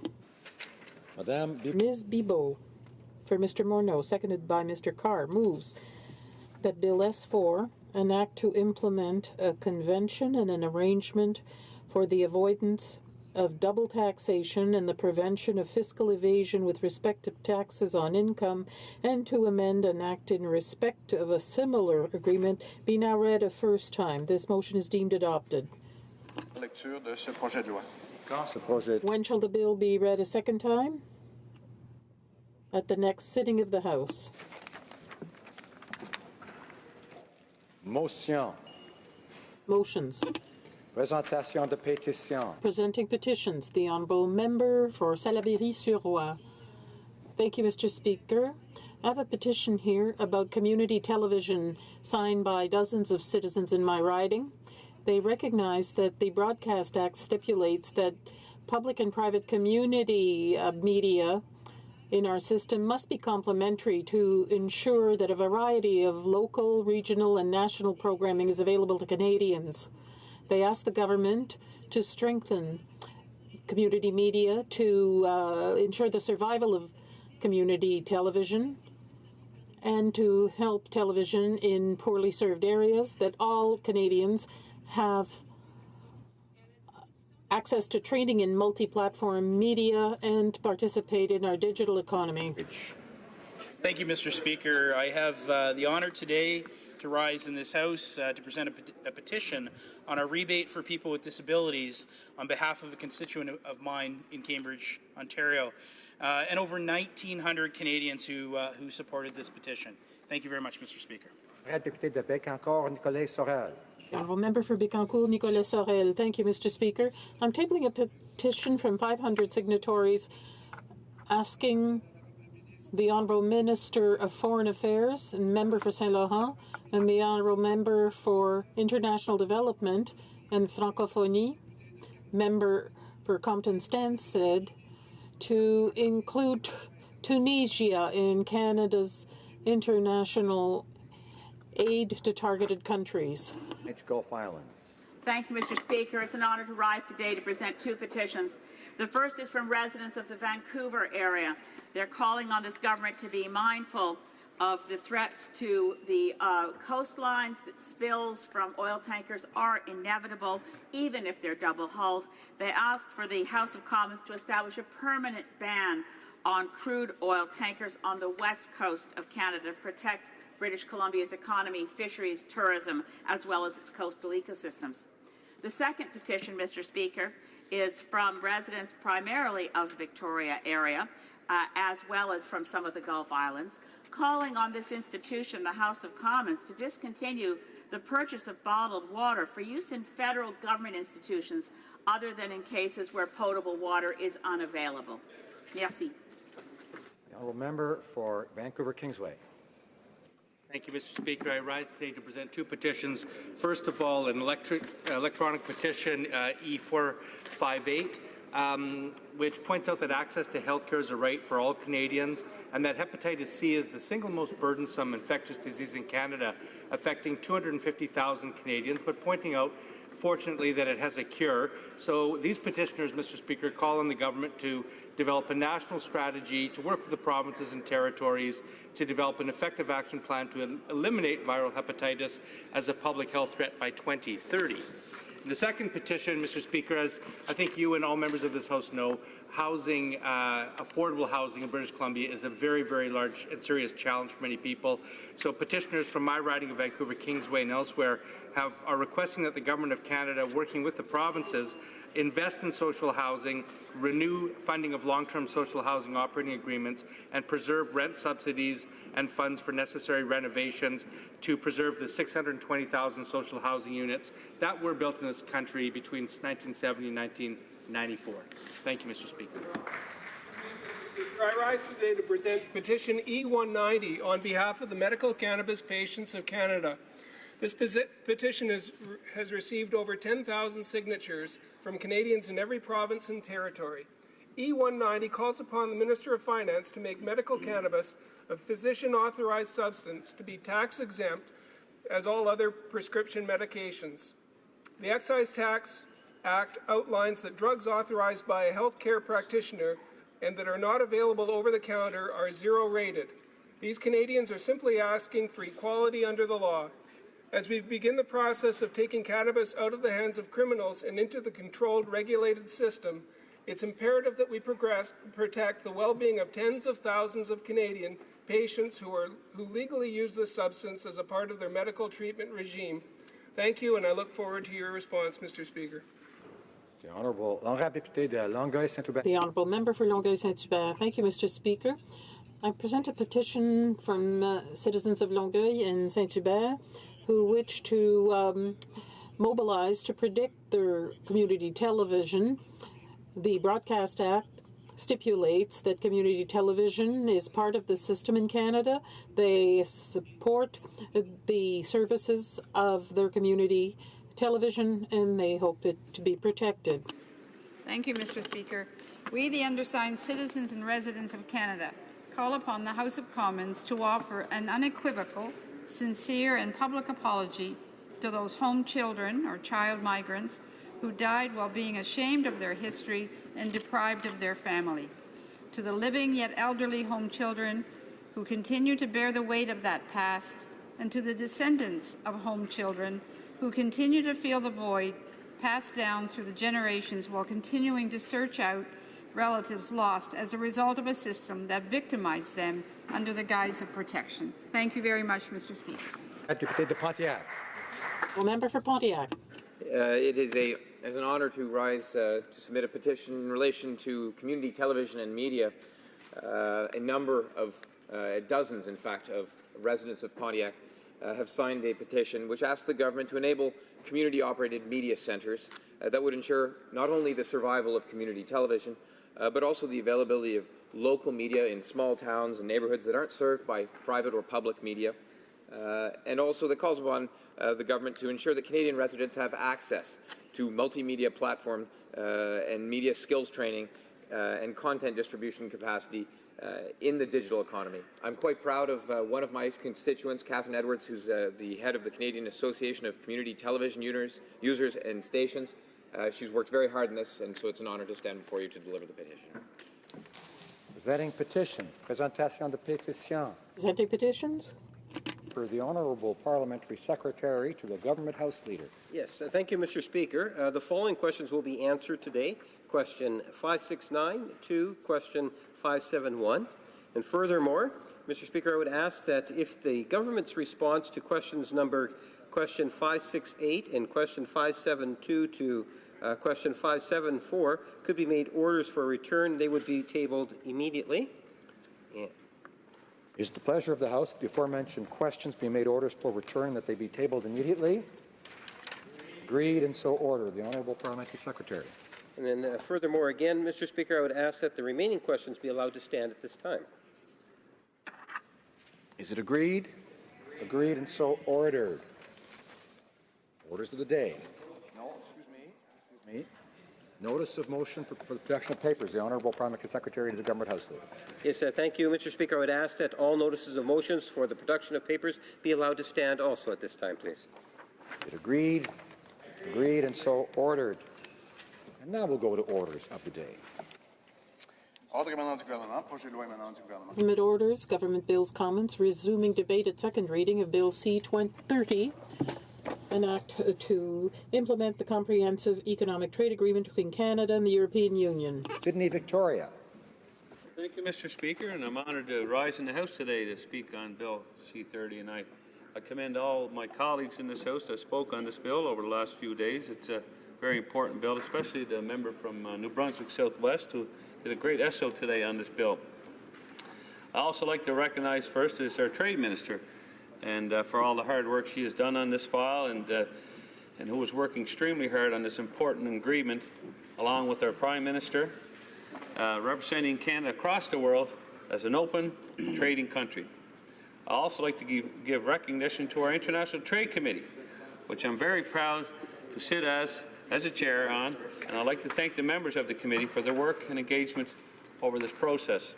And just on what our committee's a very active committee. We're dealing with softwood lumber, we're dealing with the problems with the meat sector in the United States, but we're also had over the last year we had a dialogue with Canadians and stakeholders on the TPP. So we went right across the country. We had thousands of people coming forward. And during those proceedings, we also had one of the first times a committee had open mic at the end of each one. And so we had a lot of feedback on TP across this country. But I'm here to talk about the agreement with the Europeans. recently we had an excellent meeting with the European Economic and Social Committee, and we'll continue to work closely with our European counterparts. And they were very, very excited about this agreement. And when you think about it, Mr. Speaker, and you think how Canada was formed, we go back hundreds of years, I guess 400 years ago, really, when trade started between Europe and Canada. And at that time, it probably started off with fishermen, probably Spanish, Portuguese fishermen coming and getting the fish and trading it back and forth. And of course, we had other immigrants coming over the years and creating a trade. We had farmers, and of course, when you look at the products, of course, the fur industry was another big one with the voyageurs, and so trade with Europe was very, very important in the early years, and it still is. And as the country expanded, of course, and immigrants came from, most of them from Europe. I mean, when you look at it, you had the Ukrainian people that came over, and they a lot of them were in my riding, but many of them went out west, and they developed the grain fields, and so those products were traded back and forth. So our connection with Europe goes way, way back. It's 400 years together, and with trade and with products, and it continues to be so. Many of the products have changed. So, Mr. Speaker, the proposed comprehensive economic trade agreement, which they call CETA, with the European Union is a modern, progressive trade agreement that will, when implemented, will generate billions of dollars in bilateral trade and investment, providing greater choice, lower prices for consumers, and create middle-class jobs in many of the sectors. And that's what our government stands up for. And we want to really increase the middle class and having them do better. And trade is important.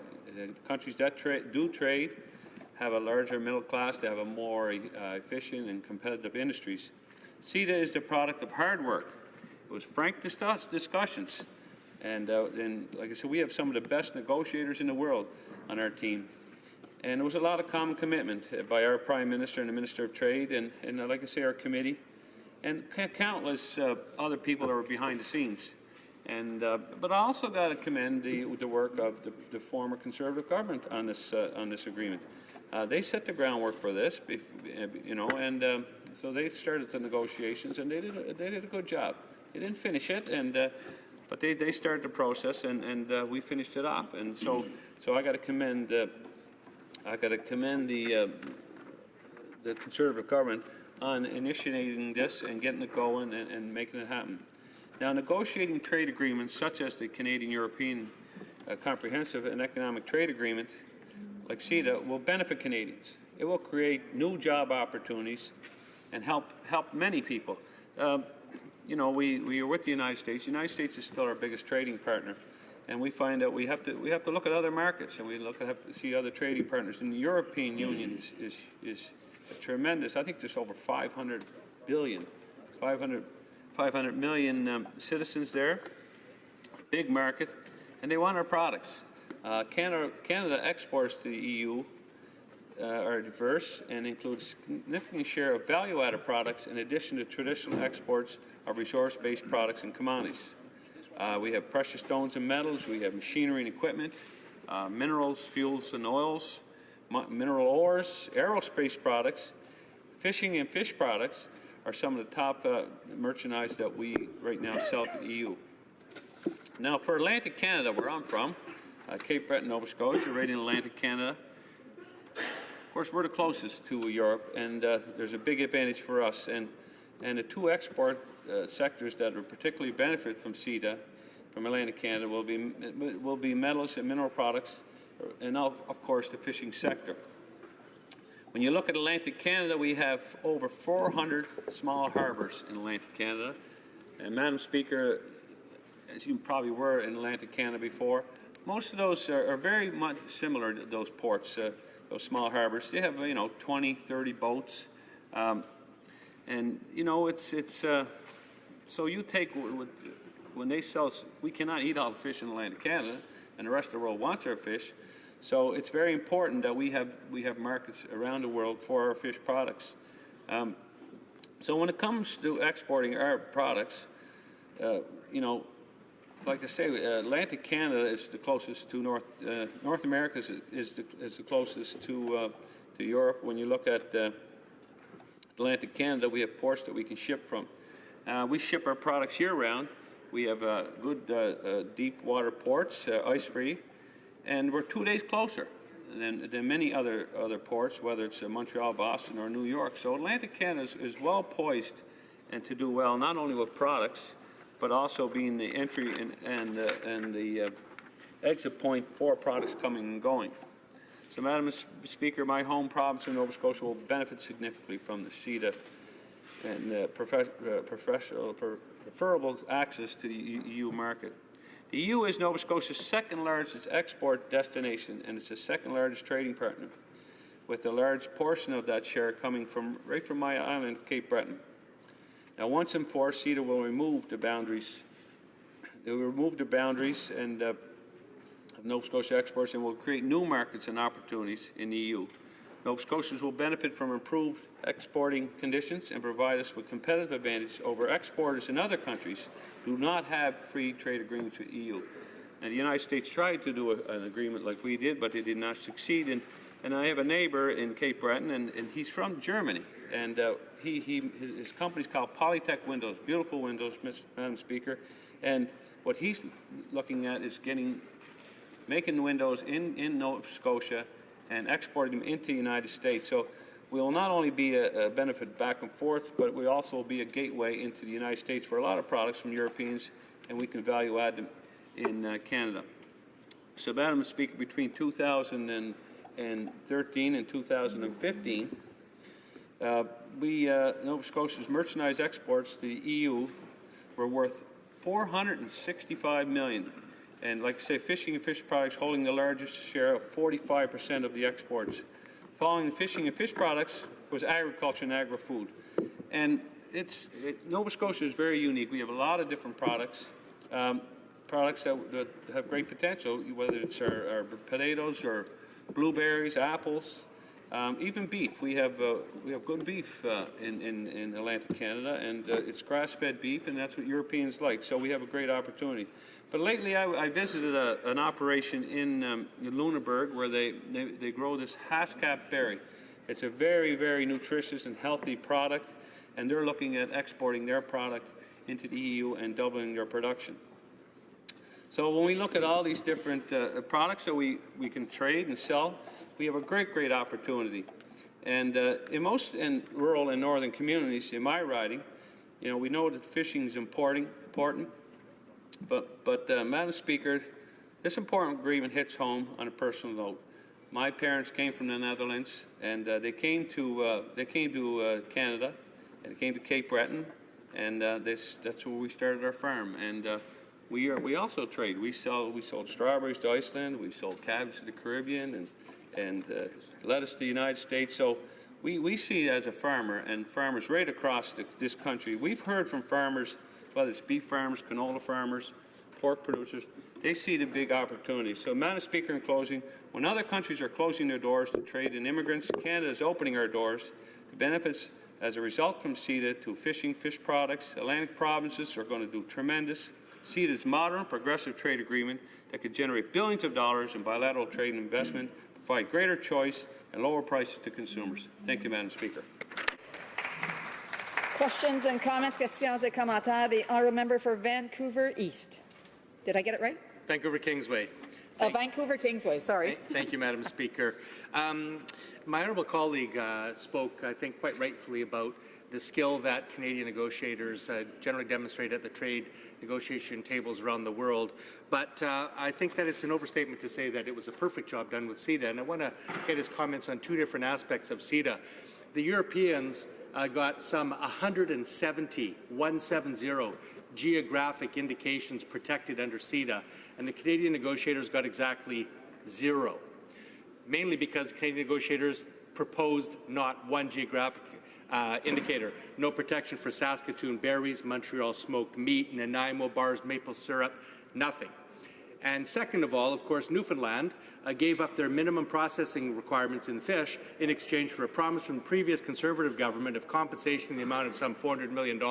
And they are adamant that they would not have given up the minimum process requirements without that absolute pledge from the federal government. So I want to ask my honourable colleague what he thinks about CETA and its inability to get a single geographic indicator protection for Canadian producers, and whether or not his government intends to honour the $400 million commitment made to the people of Newfoundland and Labrador. The honourable member for Sydney Victoria. Well, thank you, Madam Speaker, and I thank my honourable colleague for that question. I mean, when you think of this agreement, all these countries ended up coming to the table in Europe. But not only that, the provinces all came to the table here. Now, I know he's talking about the geographic portion of it, but, you know, when all the premiers from across this country sat down, they agree with this agreement, and the territories also. So, and when we heard the witnesses, we didn't hear those issues brought up. So, you know, Madam Speaker, this is a tremendous agreement. It's like the Europeans say, it's almost a miracle for having that many countries agree with this agreement, and so many provinces in Canada and the territories agreeing with this agreement. So I know the NDP has a hard time with some of these trade agreements, but if there's one trade agreement that I really encourage the NDP to come on board, it is this one. It's going to help not only farmers, fishermen, it's just going to have products that we can have here with lower tariffs. It's just going to be a tremendous agreement. And, you know, I know it was also... I just wanted to say that somebody else has to ask a question as well, so there may be other people, and maybe the member can continue his thought then. Questions and comments, questions et commentaires. The honourable député de Salaberry-sur... The honourable member for Salaberry-sur-Roi. Well, thank you very much, Madam Speaker. Regarding concerns raised with respect to this agreement, there are a lot of issues in agriculture, and I think that the honourable member opposite knows a great deal about that, but many dairy producers, since the beginning, have talked about the losses that they're going to face in the dairy sector. The Liberals talked about compensation, but it doesn't even cover the amount that will be lost by dairy producers. And the compensation being put forth by the Liberals isn't even compensation. It's money to help them modernize very costly equipment, and very few can afford that. They need investments in order to compensate for the losses. What do Liberals plan to do so that dairy producers feel they have more support in Maria. Okay, Madam Speaker, and I'm going to keep it short. You told me to tighten up time so we can get some more questions in. You know, I'm very proud of the money that was put on the table from our agriculture minister for the dairy farmers and the industry. It's not just for the farmers, it's the industry to help them adapt and grow. And I think, you know, when we look at some of these products that are going to be coming in from Europe, and if Canadians like them, our dairy farmers in Canada are going to step up to the plate in their processes to have similar products. So I see this here. There's going to be an adjustment period, but we have the money there for the farmers and the producers to help them adjust. And we'll see. There's going to be a mutual benefit to both as we go down the road. We have time for a very brief question. Questions et commentaires, questions and comments. L'honorable député de Bécancour-Nicolet. The honourable member for Bécancour-Nicolet-Sorel. Thank you, Madam Speaker. I'd like to ask my honourable colleague a question about the compensation announced for farmers. With respect to cheese, 60% of the cheese is produced in Quebec. So how is it that the compensation isn't going to Quebec? Isn't 60% isn't going to Quebec, or based on the number of producers per province? It's being distributed on a per capita basis. But as I said, in Quebec, 60% of the cheese producers are in Quebec. When the automobile sector occurred, the problems with that in Ontario, the money went to Ontario. When it's fisheries, the money goes to the East Coast. When we had these problems with wheat, it went to the West. Now this is a Quebec-based issue. Why isn't Quebec receiving its fair share? We'll allow the member from Sydney Victoria to give a brief answer. Well, thank you. I'm well aware of the big industry Quebec has in the dairy industry. And yes, most of the money will go to Quebec because of the size and whatever. So think about the wine industry, how it developed over NAFTA. And when money that was put in by the Canadian government helped them evolve, and look at it now, it's doubled in size. I see the same thing happen with our dairy industry. We're going to help them increase their production and do better products. So I think we have a good plan going. Thank you, Madam Speaker. Resuming debate, reprise de débat, the honourable member Tobic-Mactaquac. Well, thank you, Madam Speaker. I'm pleased to rise today on Bill C-30, one of our government's blueprints for Canada's dynamic agriculture and agri-food industry.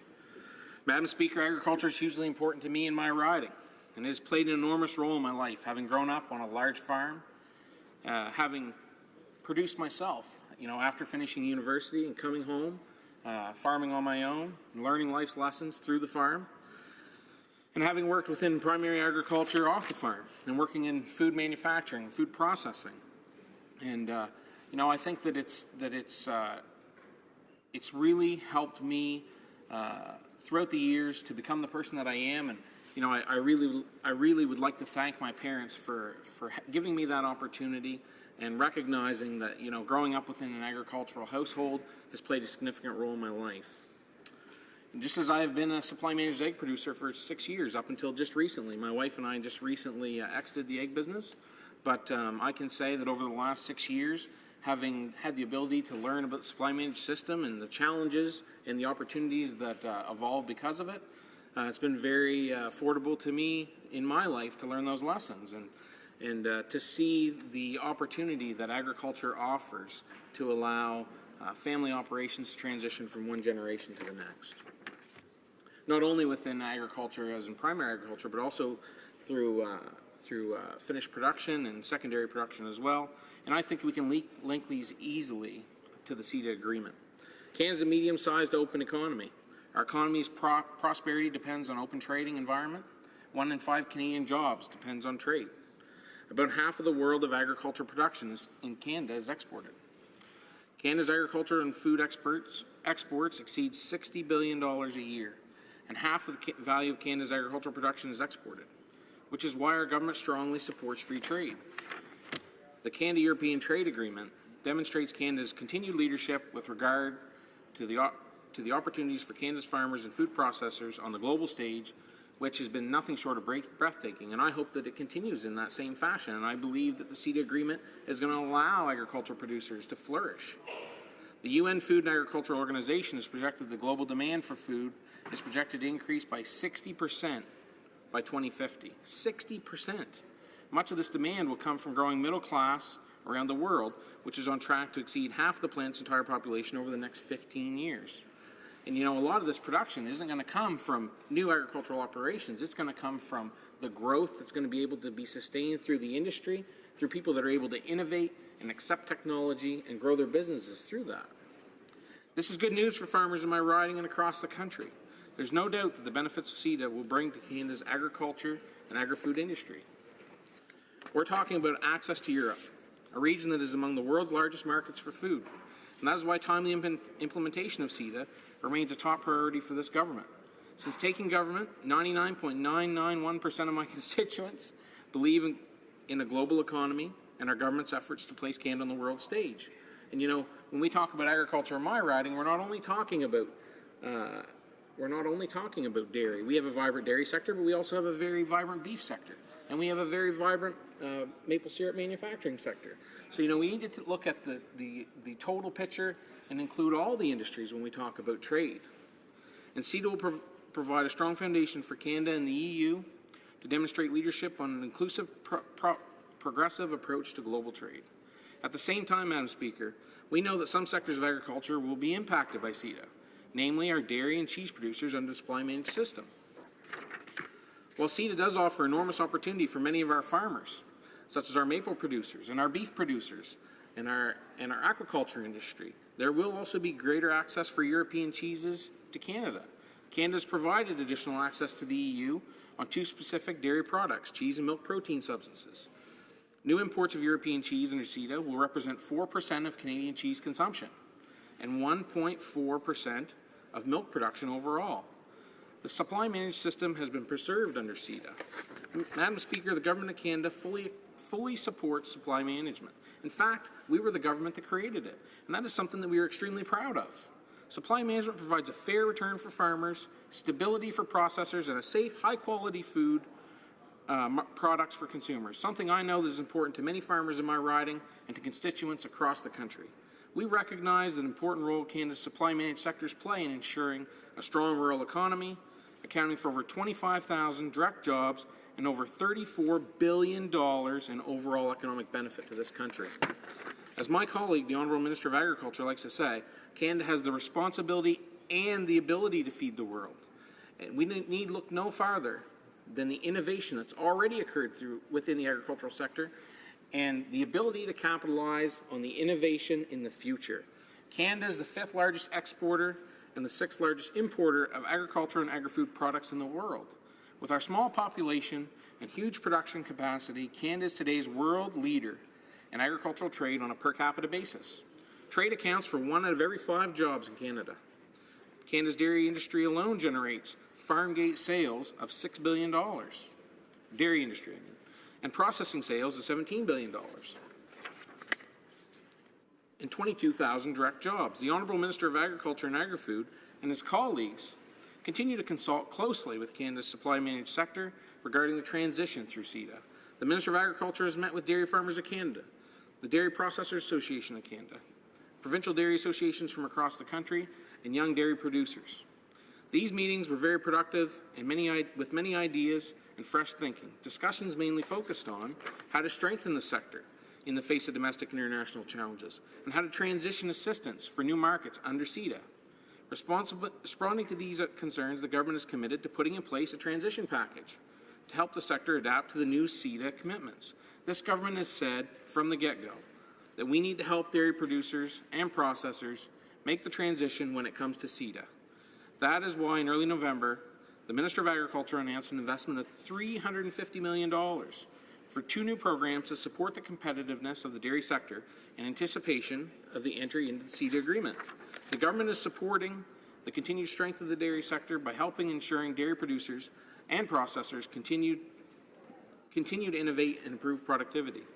The 2 new programs identify $250 million over 5 years for a dairy farm investment program that will provide targeted contributions to help Canadian dairy farmers update farm technologies and systems and improve productivity through upgrades to their equipment. And I can say firsthand that I've had over 24 calls from dairy farmers wanting to know the specifics on these programs, when they're going to take effect, and how they can access these funds. $100 million over 4 years for Dairy Processing Investment Fund that will help dairy processors modernize their operations and in turn improve their efficiency and productivity, as well as diversify their products to pursue new market opportunities. These programs will complement the dairy sector's ongoing investment efforts, helping both current and future generations of dairy farmers and processors to remain profitable over the long term under a strong supply managed system.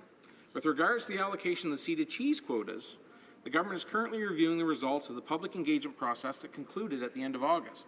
The Minister of International Trade's decision will take stakeholder views and interests into consideration before determining how to allocate the new CETA cheese quotas. The allocation policy for the cheese tariff rate quotas will be finalized following the passage of CETA, implementation, legislation, and before the agreement enters into force. Madam Speaker, while there are challenges, Canadian dairy sector remains a progressive, innovative industry, and Canadian dairy farmers are doing a great job of meeting the needs of consumers on food quality, animal welfare, the environment, and of course, great taste and high nutritional value of Canadian products. Consumers love Canadian dairy products. Production continues to grow every year. Butter consumption has risen by 10% over the last decade. Yogurt consumption has increased over 60% during the same period and is expected to continue growing. Dairy farmers are among the global leaders in their industry when it comes to the environment. And Canada's dairy sector has a smaller footprint for carbon, water, and land than most other leading dairy industries around the world. Today, Canadian dairy farmers are able to produce 14% more milk than they used to 20 years ago, thanks to better genetics, better nutrition, and better farm management practices. They are able to accomplish this with 24% fewer cows while producing 20% fewer greenhouse gas emissions. That's thanks to advances in animal genetics and nutrition. Forward-thinking Canadian farms have contributed to the success of the Canadian dairy industry in many ways. Canadian dairy genetics are exported to over 80 countries around the world. And of course, who can forget our famous cheeses? Our famous Canadian cheeses, which are winning top prizes at some of the world's leading competitions. Madam Speaker, we all want a bright future for Canada's dairy sector. And the agricultural sector continues to create jobs and be a leader in innovation, not only within the dairy sector, but across our agricultural industries. to help build that future. We're investing in science. The time is up, and maybe the member would be able to finish his speech during the questions and comments. Questions et commentaires, questions and comments. The honourable member for Courtenay Alberni, is it? Yeah. Thank you, Madam Speaker. I want to thank the honourable member for his speech, my friend and colleague. One thing he didn't talk about much was that we know that CETA will lead to increased costs of prescription drugs for Canadians. In fact, Jim Keon, the president for the Canadian Generic Pharmaceutical Association, he said that a study prepared for the Canadian Generic Pharmaceutical Association by two leading Canadian health economists in early 2011 estimated that if adopted, the proposals would delay the introduction of new generic medicines in Canada by an average of 3.5 years. The cost to pharmaceutical payers of this delay was estimated at $2.8 billion annually, based on generic prices in 2010. Now, when the Liberals were in opposition, they agreed with the NDP that greater analysis was needed, as well as compensation to the provinces. So will the member opposite explain why they're comfortable signing off on CETA without any further analysis of how these increased drug costs will impact the people in their riding? The honourable member for Tobic-Mactaquac. Well, I thank my honourable member for the question, and I know he's very passionate about the subject. And you know, I know that it's really hard for our members opposite, especially directly across from me, to recognize the benefits of trading agreement. And, you know, this is an agreement that we've seen, not only ourselves, but I believe the members opposite farther up the row would agree. If you look at the overall broad concept of the agreement, it 100% is a win for Canadian companies, not only within agriculture, but across the board. And I believe that when the dust settles and the agreement is completely ratified, I believe that everybody in this House will be 100% completely confident that we've done our due diligence on this side of the House to ensure that we've signed off on a very progressive trade agreement with one of the largest, fastest growing populations in the world, and that Canadian consumers and Canadian citizens are going to be able to see the benefits of this agreement for years to come. Thank you, Madam Speaker. Questions and comments, questions et commentaires. L'honorable député de Salaberry. The honourable member for Salaberry-sur-Roi. Thank you, Madam Speaker. I think the member knows well where the NDP stands when it comes to the very low compensation that the government has offered to the dairy industry, particularly the dairy industry in Quebec. Another agriculture sector that's affected and that is asking for compensation in Canada is the Association of Wine Producers. The EU exports far more wine to Canada than Canada exports to the EU, and so this makes wine producers in Canada fear the worst. Are the Liberals planning on giving any compensation, appropriate compensation, to wine producers in Canada? Well, thank you, Madam Speaker, and I thank my honourable colleague for the question. And I think, you know, the reality of it is when we talk about the wine sector in Canada, the wine sector in Canada has actually flourished under an open market system in which free trade has abounded for a long period of time. And, you know, I respect my honourable member's opinions about the dairy sector. But, you know, I come from a family, my wife, her parents are dairy farmers, and they're very excited about the opportunities that could abound from a CETA agreement. And if you look at it from a progressive stance of being within the dairy industry, you know, yes, there are going to be challenges as we transition from where we are today to where we're going to go through this open progressive agreement, but there's going to be also major opportunities for Canadian businesses. And specifically, there will be major opportunities for Canada's cheese and milk producers. And not only that, there will also be amazing opportunity for Canada's wine producers. And I think that, you know, we're a trading nation. I think we've openly said that. And I think Canadians are well aware that given our small population and large land base, we have to be a trading nation. And I think that Canada, that's something that we've done quite progressively over the years. We've used our large land mass and our ability to innovate and use new technology to grow our businesses in a progressive manner that allows us to be competitive not only in Canada or North America, but on a global scale. So thank you, Madam Speaker. Resuming debate, reprise de débat, the honourable member for Huron-Bruce. Thank you, Madam Speaker. It's a pleasure to rise in the House today to talk about a very important trade agreement. Very important trade agreement for the riding I represent, Huron-Bruce. Huron-Bruce is a large rural riding in southwestern Ontario that to the west of it has Lake Huron to it, and creates a very unique opportunity for agriculture in regards to climate, in regards to precipitation, and we're also blessed to have some of the most fertile soil in North America. So when we look at the opportunities for markets for our crops, and crops which we have tremendously high yields, this is a great opportunity for us, and one that will continue to grow in many years. So obviously everybody in the House by now understands the size of this market, 500 million people, 17 to 18 trillion dollars in economic activity, about $1.5 billion impact on agriculture. Here, 94% of the tariff lines for agriculture will be eliminated.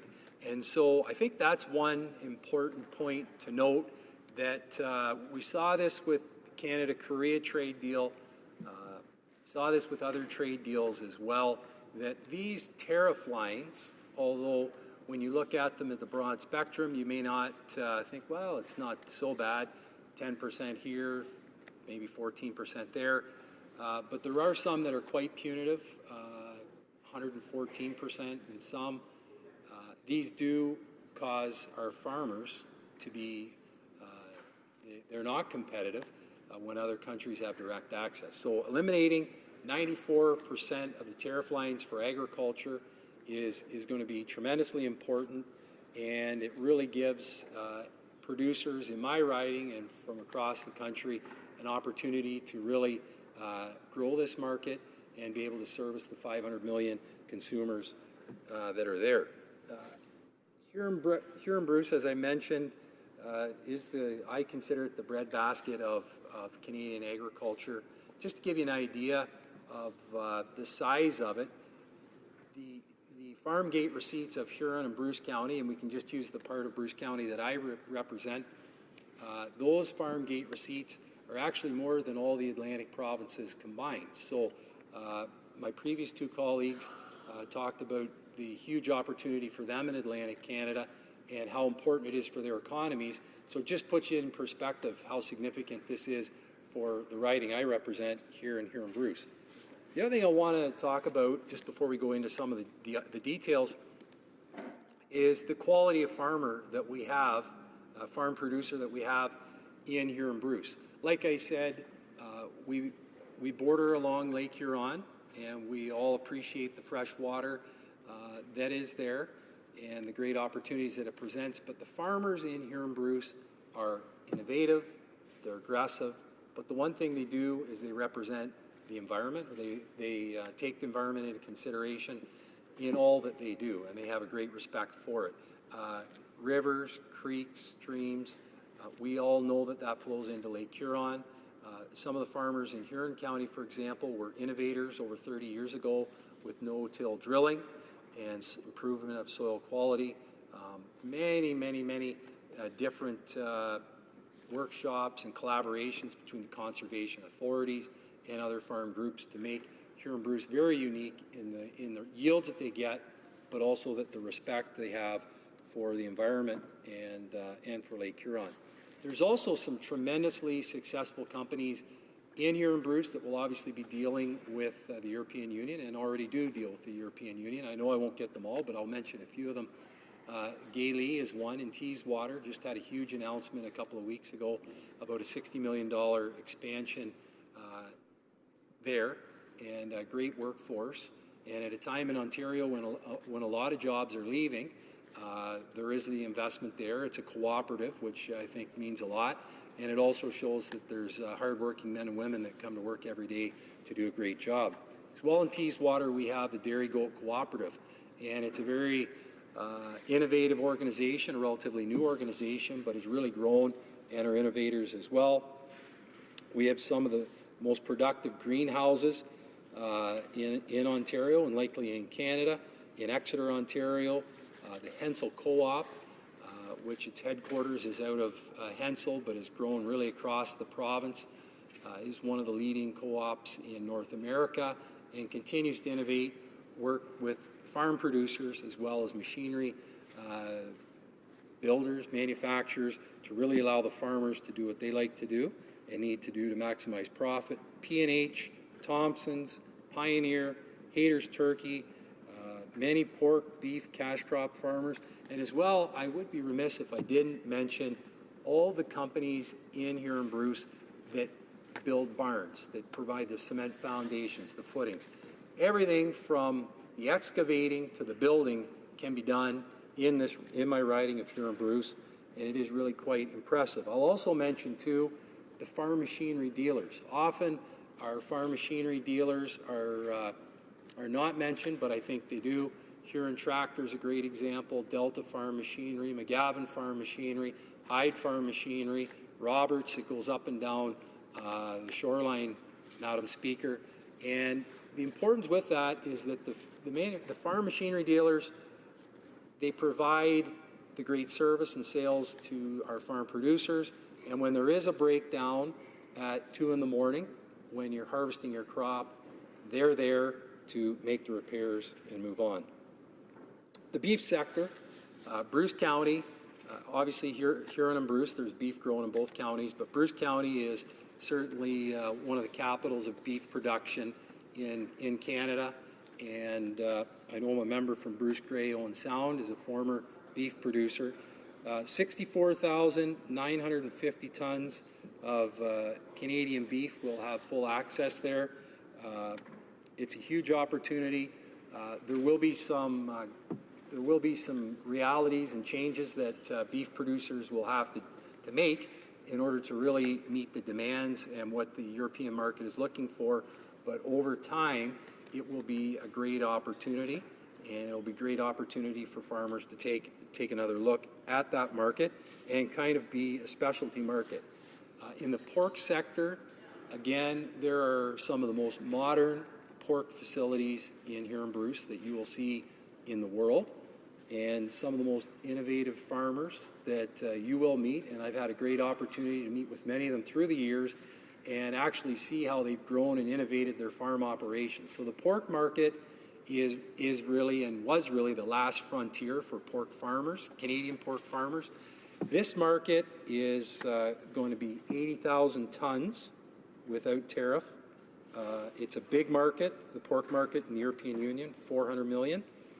And Canadian farmers are going to have a great opportunity. They're pork farmers.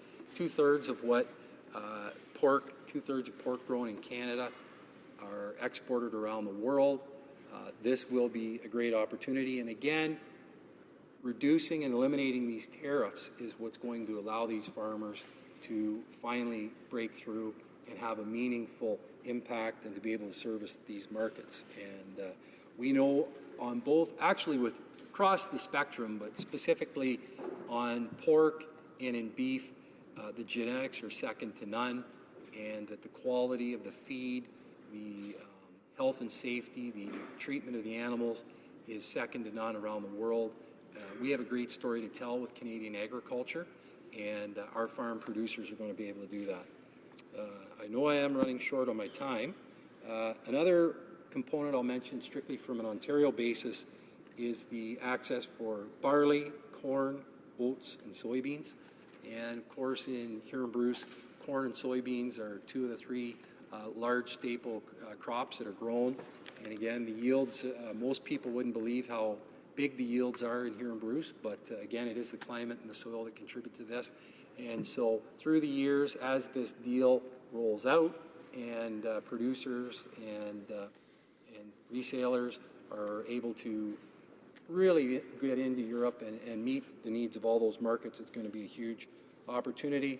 And I should also mention, Madam Speaker, that in Goderich we have the deepest port on the eastern shores of Lake Huron. It allows for a lot of grain to be shipped as well as salt, although salt is not something that we're talking about here. But That port is going to be hugely important, as well as the rail lines in many different directions. I look forward to the questions and hopefully continue the debate on CETA. Thank you. Questions and comments, questions et commentaires. The Honourable Parliamentary Secretary to the Government House Leader. Thank you, Madam Speaker. And I was really encouraged by the members' comments, especially regarding the pork industry. It's an industry in which I have personally followed for the last number of years. And I think the assessment from the member is quite right, that the industry as a whole, that's one of those industries that stands to benefit a great deal. And when we talk about trade, it's important that we recognize that when we talk about, let's say, for example, the expansion potential of the pork industries, that the ripple effects are actually quite tremendous. You know, if you go into the Burns parking lot, for example, in Brandon, and you see all the vehicles in that parking lot, they're buying vehicles from the community. They're buying homes from the community, within the community. The ripple effects is quite significant, and that's why trade is so important, and that this agreement is also so important. My question to the member is, in terms of just the whole issue of timing, when would the member agree that it would be maybe a wonderful thing to see a bill of this nature passed before the end of the year, or does it really matter from his perspective as to when the bill passes? Honourable Member for Huron-Bruce. Well, Madam Speaker, you can mark it in the calendar. December 7th might be the first time that member and I have ever agreed on anything, so that might be something.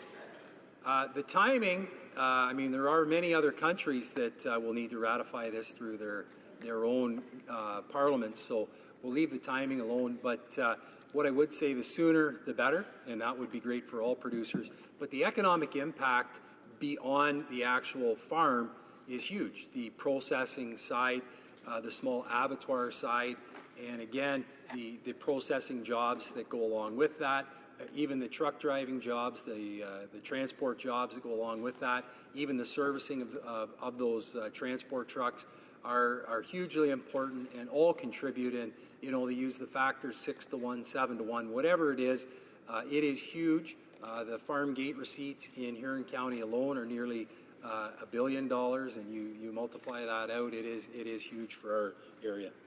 Questions and comments, questions et commentaires. The Honourable Member for Essex. Thank you, Madam Speaker. I thank the member for his speech about his riding. I visited his riding many times. It's a beautiful spot in Ontario, for sure. I do know that there are a lot of small communities in the member's riding, a lot of working-class Canadians inside the member's riding who would be very concerned about the changes that are going to take place in CETA around the cost of pharmaceutical drugs. Every single Canadian will be impacted by these changes, Madam Speaker. 25% of implementing legislation are changes to pharmaceutical drugs. We already have one of the highest costs of all OECD countries, and there is no compensation to be had for the provinces, Madam Speaker, as the previous government had spoken about. The economic impact will be $850 million annually for Canadians spending additionally in pharmaceutical drugs, which I'm sure the member, like my own riding of Essex, has many people struggling under already day to day, trying to afford the cost of medication right now.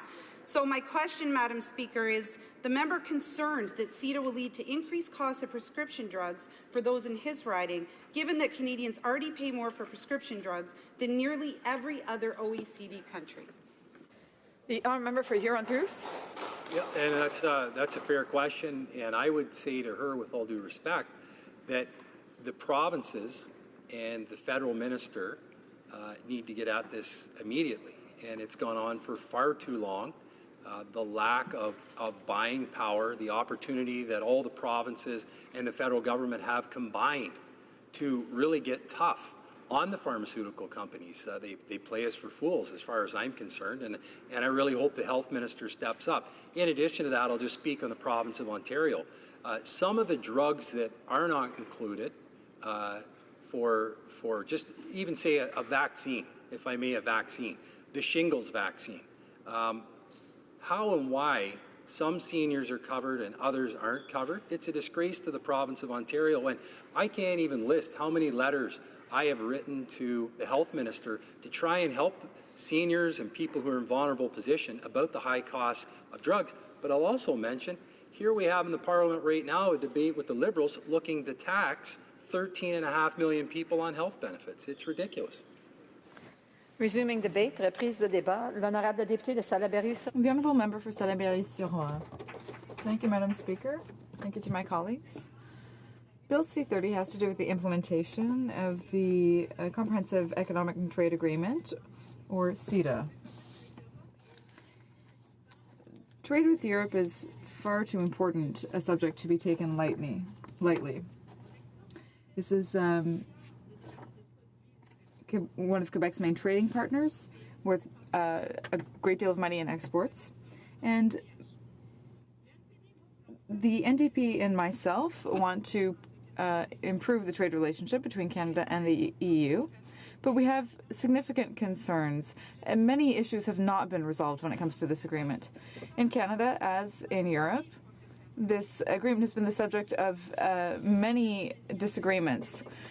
A couple of months ago, the Parliament of Wallonia stopped Belgium from signing the agreement, saying it might be harmful, and many Canadians also sounded the alarm, saying that investor state provisions needed to be reworked. Wallonia wouldn't sign because they wanted to, well, they finally in the end did agree to sign because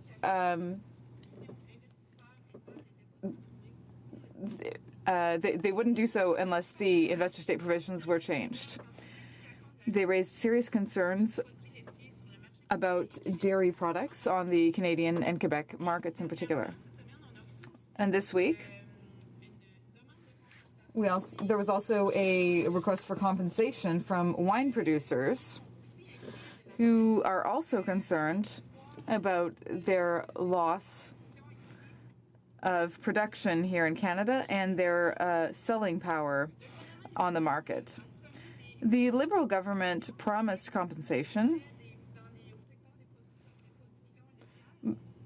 for the dairy industry, but the compensation is far from adequate. Citizens groups have spoken up to talk about the consequences of drug prices and the intellectual property provisions. And CETA, between Canada and Europe, is a source of concern for many different people. As the Dairy Farmers of Canada have said, CETA represents a loss of 2% of milk production. In other words, the entire annual milk production of Nova Scotia. So compensation is required. The Conservatives had promised compensation worth $4.3 billion over 15 years for all of those who would be affected by CETA and the TPP. The current Liberal government decided to create a fund of $350 million over 5 years for dairy producers. Losses to agricultural workers will be permanent. They won't just end after 5 years. And the amount proposed is far from properly compensating workers in the sector. According to the lowest estimates, annual losses would be $116 million. So the fund of $50 million proposed by the Liberals is only 45% of their annual needs. That doesn't even cover all of the estimated losses. So the Liberals haven't properly compensated dairy workers for their loss of market share. Since the new programs were set up by the Liberals, we can see that the goal is really to modernize the production system rather than compensate the dairy sector. They've refused to recognize that there will be losses associated with CETA. In my riding, dairy producers are already strongly penalized by the problem of dye-filtered milk. American exports are getting around Canadian laws by bringing dye-filtered milk to Canada. They are trying to change the cheese composition rules, and we are losing local jobs as a result. We know that agriculture jobs represent 1/8 of all jobs in Canada. You can't simply ignore this sector by talking about other agreements with other countries. In 2015, it's estimated that there were $200,000 worth of losses, and farmers can lose $1,000 per week. The Liberals promised that they would solve the dye-filtered milk problem, but to date, they haven't even lifted a finger on that file. I'm still waiting for news from the government about how farmers across the country and in my riding will be helped. Trade relations need to be based on a fair relationship between partners, and they also need to respect the rules. CETA is concerning here as well. CETA's investor-state provisions will allow foreign companies to challenge Canadian laws without going through the courts of our country. This is also fluid and unclear. We don't even know if we will be able to have an appeal, for example. So how will members of the Commission be selected? We don't even know. We do know that companies are going to be able to hire foreign workers without having done a labor market analysis on the Canadian market. So municipally, provincially, federally, we won't be able to, well, they will be able to do local buying in a sense, or whether we won't be able to choose local workers because there might be lawsuits. And Canada is already before the courts and has only won 3 out of 39 cases when it comes to these investor-state provisions. This is quite worrisome. In other words, any decision taken by any level of government can end up with the compensation for foreign corporations. Canada is already one of the countries that's most often brought before a tribunal based on the current mechanism. This legal system was not fully defined. You can't give the Liberals a blank check on this. There are many very important issues that could harm our industry and our values. The Liberals keep saying that they care very much about Canadian values, but that does not appear in this bill. They're trying to move full speed ahead. We heard a member earlier say that this had to be passed before the end of the year. Why? If we know that there are 28 European Union states that have to ratify it, and this can take up to 5 years, what's the rush? Why did the committee adopt a motion in camera to prevent those who wanted to table a brief before the committee? All those who were not going to appear before the committee will be prevented from tabling a brief. So in terms of transparency, accountability, responsibility for consultations, the Liberals really don't show up too well. In addition to not answering the questions of producers, farmers who come from the Maritimes or people who live from the fishery, this is very concerning. A lot of information is still lacking. All those investor-state provisions so that we know exactly what's going on. The Liberals haven't explained how they could ensure standards for environment, labor standards, health and safety standards. They say this would not be passed if there's no changes about the investor-state provision. So there's no information, though. Are they going to amend those rules? They're going to give us a bit more information, but again, there's a lot of vagueness here. We're in a position where we're vulnerable because this accord may not be ratified by some countries in the European Union. The changes to CETA may increase the price of prescription drugs for Canadians. Intellectual property rights regarding drugs will be amended, so the cost of such drugs will increase by $850 million a year because there will be a delay in generic drugs, and we know our population is aging. We will probably need access to medications, and that's an additional burden for our seniors. We don't know if they'll be able to make ends meet because they already have trouble buying groceries and accessing health care, and now their medication will probably be more expensive. The nurses union has pointed out that these rules will probably make it more difficult to cover this through national or provincial drug plans. I can't vote in favor of this bill. I hope the Liberals will do the only responsible thing, consult experts, and come back and help us make enlightened decisions so that we sign an agreement that is fair for all workers, all Canadians. Thank you. The Honourable Parliamentary Secretary to the Government House Leader. Thank you, Madam Speaker. And you know, I always find it interesting whenever we engage in debate on the issue of trade with my New Democratic friends. And just to, I guess, maybe provide some clarification, I know it's been suggested in the past the NDP will not be supporting this particular agreement. And if the member could provide any clear sight as to, explanation, I should say, as to why, outside of the pharmaceutical issue, that the NDP feels so passionate about voting against an agreement with CETA. The Honourable Member for Salaberry-sur-Roi. Thank you, Madam Speaker. I reiterate the fact that in this agreement, this is a very important agreement. This is the second largest trading partner we have.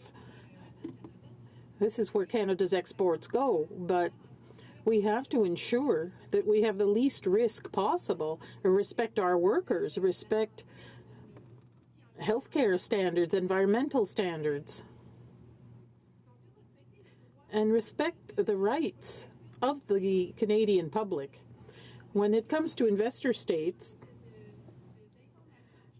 there's a lot of missing information here. No one knows how there'll be an appeal on some decisions, who will sit on these arbitration boards. We know that we were prosecuted 39 times under NAFTA. Canada is the company that's dragged before the courts most often. We can't defend ourselves. We cannot give the Liberals a blank check.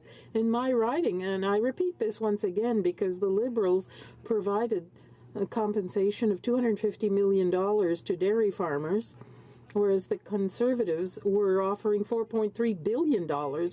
How come all of a sudden this sector is not as important to the Liberals, who say that they are defending supply management?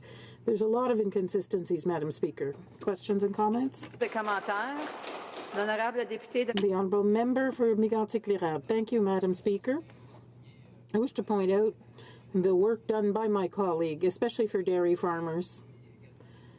I also share her opinion that since I can't convince her about an accord with Europe, because I think that this party of hers is very restrictive about trade deals with other countries. But when it comes to dairy farmers, she has raised an important point.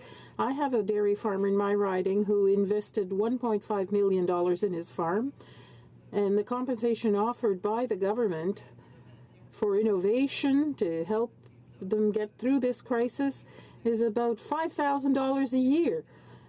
You don't invest with $5,000 a year when you have $1.5 million at stake. It seems. What does the member think the government should have done to protect the dairy farmers under this agreement? The Honourable Member for Salaberry-sur-Roi. Thank you, Madam Speaker. I do want to point out that when it comes to trade deals and agreements, we did support C-13, which was just tabled, and it will go forward. So we are capable of analyzing these trade agreements very rigorously. There are many deficiencies in Bill C-30 regarding the agreement with the European Union. Now, with regard to dairy production, of course, what the Liberals are offering is quite insufficient. They say they've consulted, but the dairy farmers have said on many occasions that this was absolutely laughable. They will lose 2% of their production in this exchange. This has been the case, and this has to be compensated so that at least the $116 million a year in losses are covered. If it's $116 million is the minimum they're demanding, They have to have compensation for that, at least. When you talk about farming, there's also the vintners who've asked for compensation because there'll be 180 million litres of wine coming in from the European Union, so that too is worrisome. And there was a demand for support for vintners. Order, please.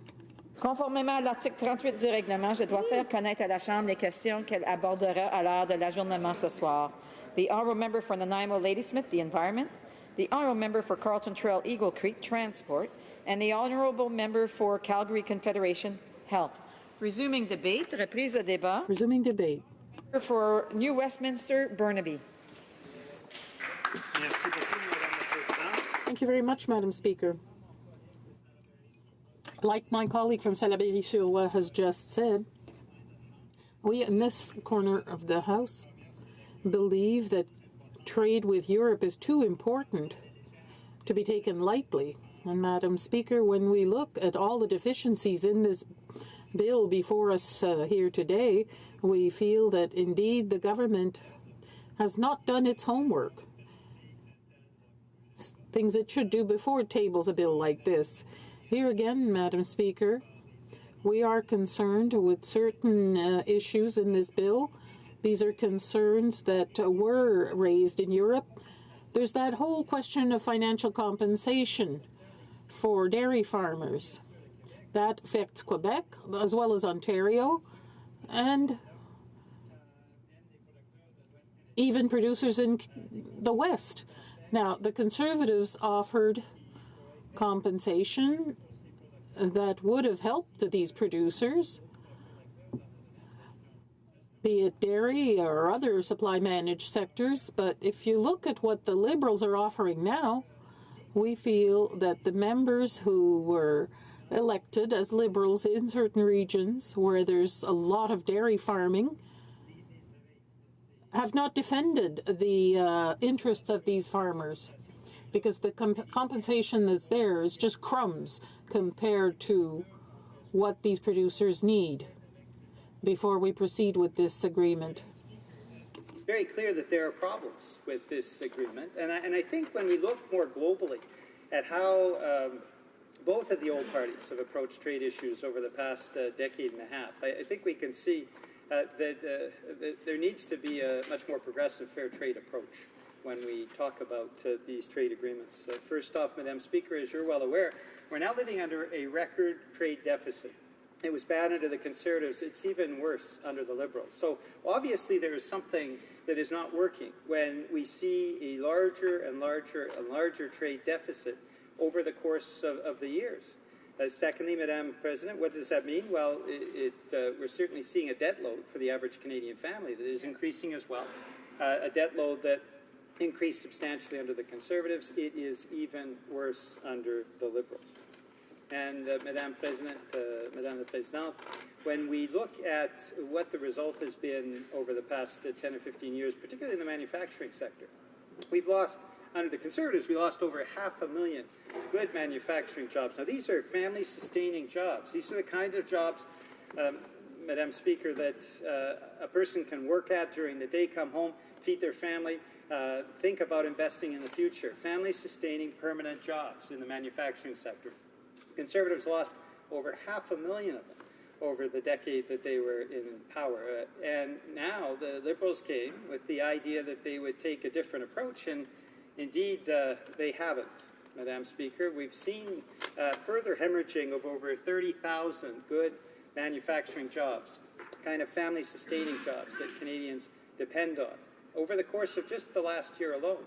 So we've seen under both parties an approach that when we look at their economic files, when we look on their approach on trade, has not been to the benefit of regular working families. And, Madam Speaker, we have to ask, why is it that both governments that seem to say that they have trade as a priority have managed to not only to provoke real problems with this particular agreement, we saw that in Europe just a few weeks ago, but have managed over time to lose so many good family-sustaining jobs and at the same time put us at the worst level Canada has ever been in terms of trade deficit.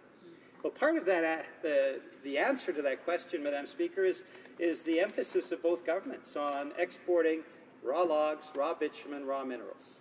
We've seen the value-added sector evaporate. We've seen manufacturing jobs destroyed because we've got governments that just want to ship raw materials out of the country. They don't want to provide the value added to have Canadians make things, which has always been the hallmark of Canadians. Canadians are proud to make things.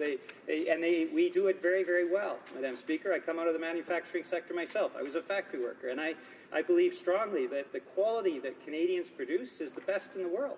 And yet we've seen, just over the past decade and a half, under successive governments, and it doesn't seem to matter whether it's a Liberal government or Conservative government, we've seen a gutting of those types of jobs that used to sustain communities right across the country. So how is it when we go back to the issue of trade, and we've had some of my colleagues very articulately, like the member for Essex, the member from Salaberry-Sarrois who just spoke, very articulately talk about the problems with this agreement. But there's a broader problem with how successive old party governments have approached trade issues. And I wanted to put out a few of those problems, Madam Speaker, in the few minutes that are left to me. First off, both governments, both Conservative and Liberal governments, seem to forget about regular working folks. We've seen that with the destruction of the manufacturing sector. They want to export raw goods rather than having Canadians do what we do best, which is make things. Secondly, both parties reject the fair trade model. You haven't seen Liberals or Conservatives at any point bring forward some of the fair trade models that we've seen around the world that have been effective. Mercosur, for example, Madam Speaker, where they actually have poverty alleviation as part and parcel of the trade agreement. At no point have we seen from either of the old parties any reference to fair trade. Thirdly, Madam Speaker, when we look at the export supports, and I'm, as a former trade critic, can speak to this, I went around and met with trade commissioners in various parts of the world, in Europe, in South America, and there is not even the budget often for trade commissioners to even buy a cup of coffee for a potential client of Canadian goods or services. All other trading nations invest in export supports. They put money into providing product supports and product publicity.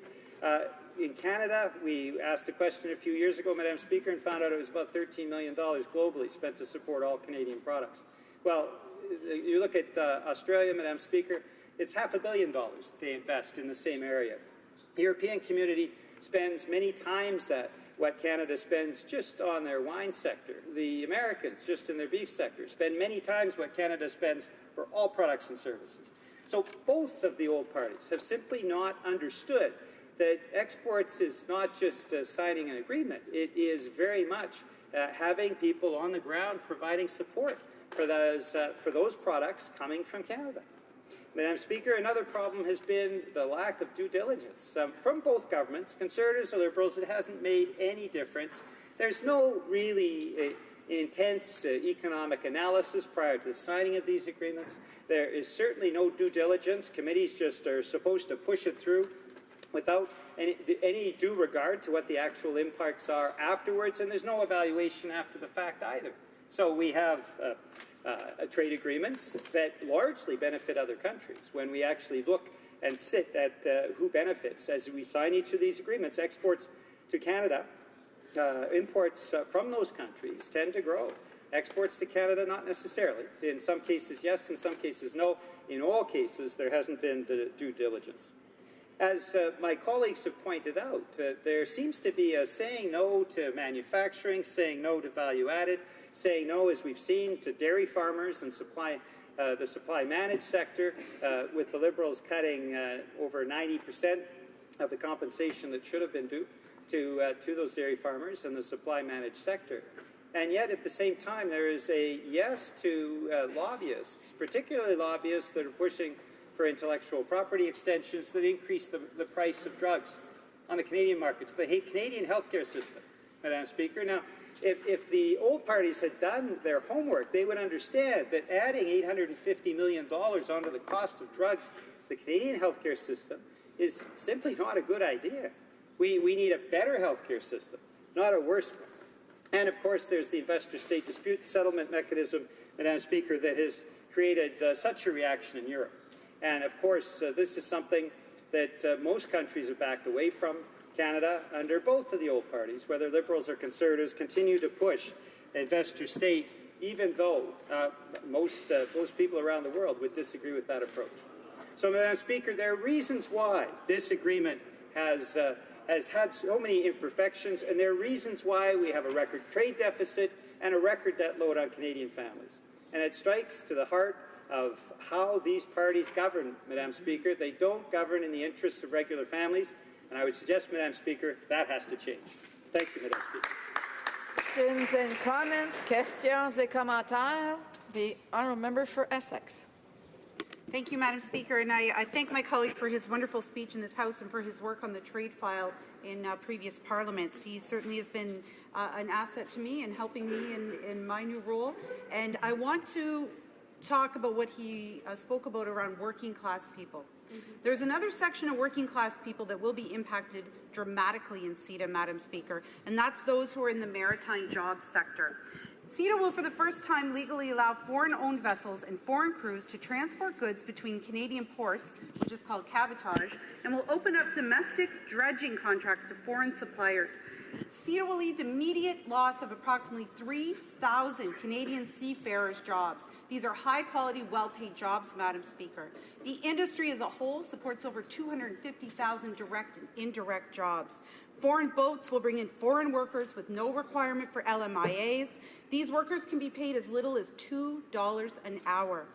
So we're going to be permitting more foreign-flagged vessels, and we're going to hurt yet another sector. But unfortunately, the Liberal government does not want to speak about the impacts of this deal and address them so that we can get it right. Doesn't the member agree that these are serious concerns that deserve parliamentarians' consideration before we rubber stamp this agreement? The honourable member for New Westminster, Burnaby. Thank you very much, Madam Speaker. I'd like to praise the member from Essex as a very strong member of Parliament who is actually a bit of a canary in the coal mine, saying to this Liberal government they shouldn't be ramming through this bill. They should be examining the implications of this bill before they try to sign off or ram through something that's going to have negative impacts on so many Canadian jobs.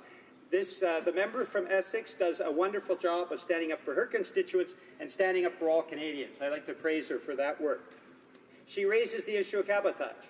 The Liberals have absolutely no idea because they didn't do any of the economic analysis or impacts before they rushed through this Conservative agreement. They have no idea of what the actual negative impacts are. And, Madam Speaker, we've already talked about the dairy sector. We're talking about cabotage. We're talking about a whole range of areas where this Liberal government hasn't even done its homework. How many jobs will be lost in these sectors? Yes. The question has been asked consistently, Madam Speaker, and yet the Liberals have been unable to answer because they haven't done their homework. They don't actually know. Madam Speaker, I think this, as good as any other reason, should mean, rather than ramming this through, this should be going to a full analysis before any parliamentarian votes on something like this. Thank you, Madam Speaker. And comments, questions et commentaires. The honourable Parliamentary Secretary to the Government House Leader. Thank you, Madam Speaker. You know, I think in fairness to people that might be watching this, they should be aware of the fact that traditionally the New Democrats don't vote in favour of any trade agreements, Madam Speaker. They might make mention of one or two in which, through a voice vote, there might have been an occurrence or an implication that they might have actually voted, possibly, maybe.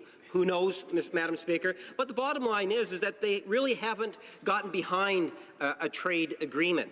We need to recognize that many countries that have seen the value of this trade agreement, many provinces, many stakeholders that are on side with this agreement, they see the value because they recognize the importance of Canada being a trading nation.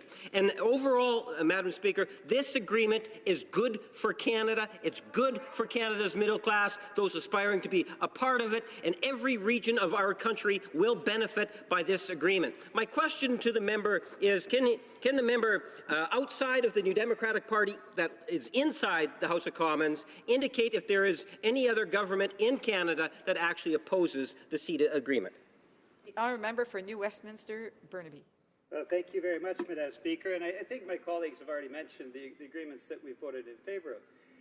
However, I mean, and this is, I think, what is the big question that the Liberals need to answer at some point. Why are they so opposed to fair trade? Why have they, when they talked about real change a year ago, gosh, it seems like so far. A year ago, Madam Speaker, we had the Liberals saying they were going to bring real change. Real change is bringing forward bad conservative deals. No matter how many jobs are lost, without the economic analysis, they have been unable to answer the jobs lost in the cabotage sector in terms of manufacturing, what the impacts are of adding another $850 million onto drug costs. Liberals haven't been able to answer a single question, and they haven't explained why they are so opposed to fair trade. So, back on the member, why are Liberals so opposed to fair trade agreements? Reprise au débat, resuming debate. The honourable member for Carlton Trail, Eagle Creek. Thank you very much, Madam Speaker. I'm pleased to be able to stand in this place to add comment on Bill C-30, the Canada-European Union Comprehensive Economic and Trade Agreement Implementation Act. The overwhelmingly positive economic impacts of Canadian businesses gaining preferential access to the world's wealthiest trade area cannot be overstated. This deal will reduce or eliminate approximately 99% of customs duties between Canada and the European Union. This will enhance the competitiveness of Canadian businesses whenever they sell a good into the European market. Conversely, this will make it less expensive for Canadian businesses to buy specialized goods, like heavy machinery and parts that may not be available in Canada. A joint Canada-EU study concluded that CETA could bring a 20% boost in bilateral trade and a $12 billion increase to Canada's economy. That's why the previous Conservative government was relentlessly focused on signing trade agreements around the world. This focus led to Canada's first trade agreement with a major Asian economy in South Korea, and the first major trade agreement with a South American economy in Colombia. These footholds are hugely important for exporters who want to export their products to Asia or South America. And for an economy that relies on the service sector and exports, these deals are of a paramount importance. That's why the previous government launched negotiations for Canada's most ambitious free trade agreement with Europe in May 2009. After years of negotiations with the European Union and its 28 member countries, negotiations ended in August 2014, and a deal in principle was reached during the summer of 2015. The Liberals were handed the CETA deal on a silver platter. Yet, for reasons that may never be explained, they nearly blew it. For several days after Wallonia, a small region in Belgium, announced that they would not be supporting the agreement, there were legitimate fears that the deal had collapsed. On October 25th, as the minister was in this House defending her record on this deal, she stated, and I quote, "When it comes to CETA, Canada has done its job." The argument that because Canada had worked hard up to that point, and therefore it was acceptable to let Europe do, and I quote, "its job now," was fraught with so many problems, I can't even begin to list them. These deals don't sign themselves. Canada must always fight for its interests and not sit and wait and hope for the best. Thankfully, the pro-trade powers in Europe that strongly supported this deal got it moving again. They did so because CETA can serve as a template for a similar agreement between Europe and the United States at a later date. The Minister of International Trade has been repeating over and over that she got CETA over the finish line because she made this deal more, and I quote again, inclusive and progressive. The only thing that has changed from the deal in principle negotiated by the Conservatives and the agreement we are discussing today is the investor-state dispute settlement process. Nothing else has changed. Canada has always been recognized as a country with the strongest record for human rights, rule of law, democracy, regulation, and the list goes on. CETA has always been a progressive and inclusive agreement because Canada has always been a progressive and inclusive country. Saying otherwise would be disingenuous. Concerning the investor-state dispute mechanisms I mentioned, investor-state dispute arbitration tribunals are made available in nearly 3,000 bilateral investment treaties. Even Belgium has investment provisions with 182 different parties. These are not new, and many work quite well. Under the investor-state dispute settlement process, foreign investors can sue the host state before an arbitration tribunal appointed on a case-by-case basis by the two affected parties if they believe that the treaty governing trade between the two countries has been violated. This is the system that is used for dispute mechanisms in over 3,000 bilateral trade agreements, including NAFTA, and its strengths and weaknesses are known and understood. Civil society groups have questioned the appropriateness of applying a dispute settlement mechanism created to resolve private commercial disputes to international public law disputes because it is thought to favor the companies from larger countries. Critics have also raised concerns over the potential for the arbitrator to have bias and the potential for conflict of interest. In response to these criticisms and in preparation for negotiations with the United States on a free trade agreement, the European Union began developing the concept of an investment court after the deal in principle with Canada was agreed to in 2014. The investment court would be a primary tribunal of 15 judges and an appeal tribunal of 6 members. The members would be named by the EU and Canada. It would be administered by the World Bank's International Center for Settlement of Investment Disputes. The court of first instance would sit in benches of 3 members each and would decide the original complaint. As with any new process, it's hard to know exactly how this will unfold. Who within each country will be responsible for appointing judges to the court? What will their training and fields of expertise be? How long will they sit for? Will the judges be idle if there aren't many challenges?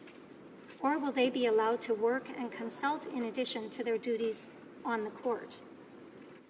Considering Canada's population is less than a tenth of the size of Europe's, how many of the 21 jurists would be Canadian? Or, in the case of Wallonia, how many jurists would come from that region over jurists from France or Germany?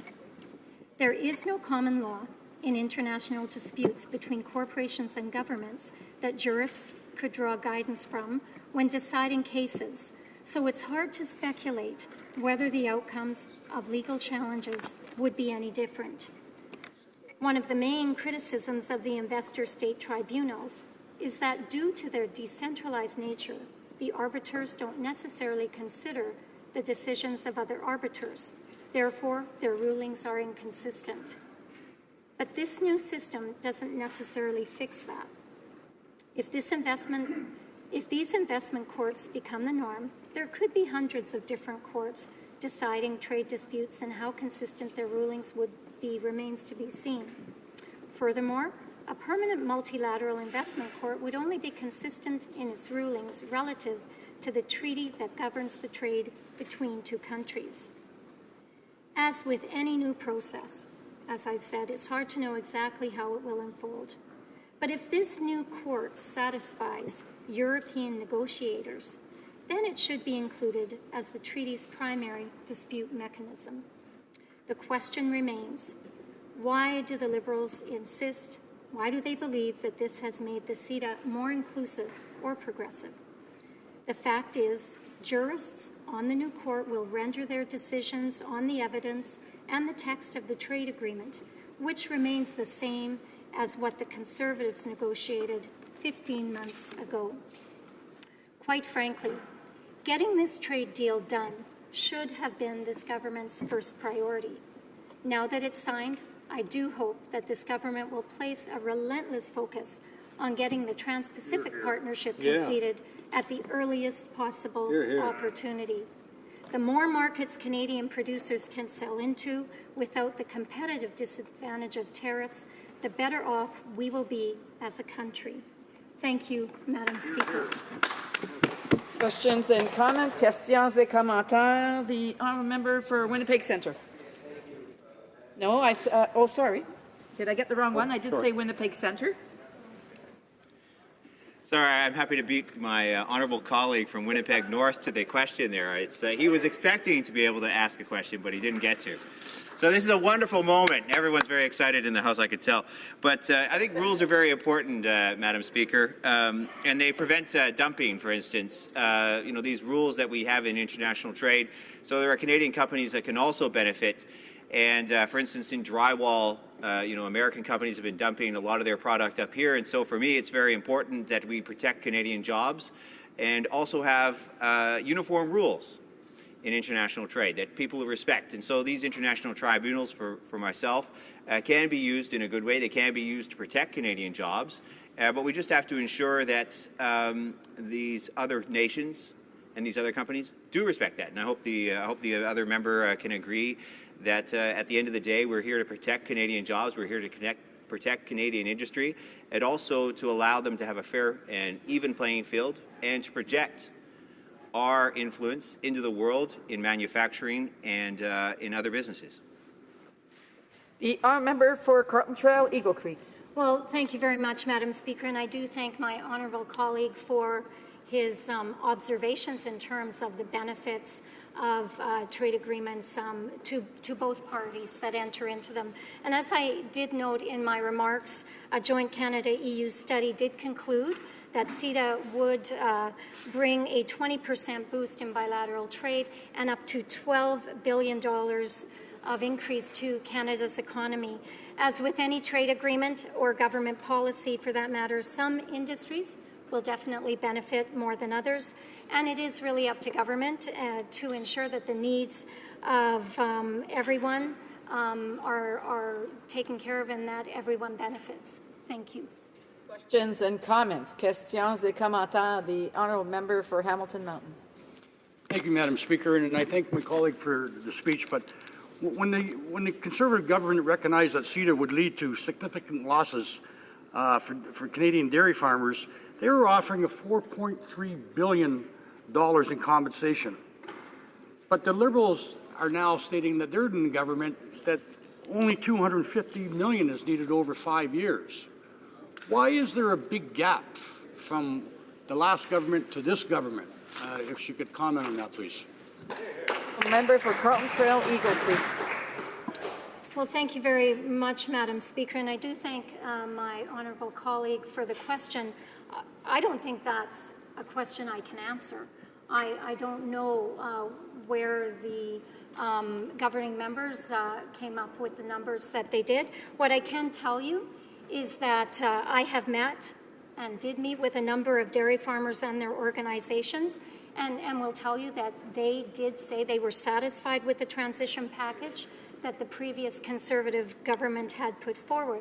Does that mean that the work is done? No, I think there is still work to be done. Our dairy farmers and processors need to decide between them what they need to do to maintain or grow the Canadian market when more European products come in.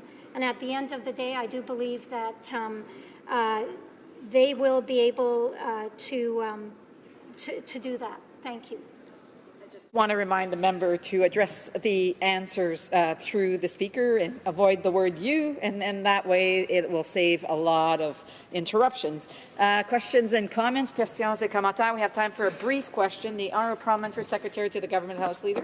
I think this one's for me, Madam Speaker, and it'll be a very brief question. It's more of a comment.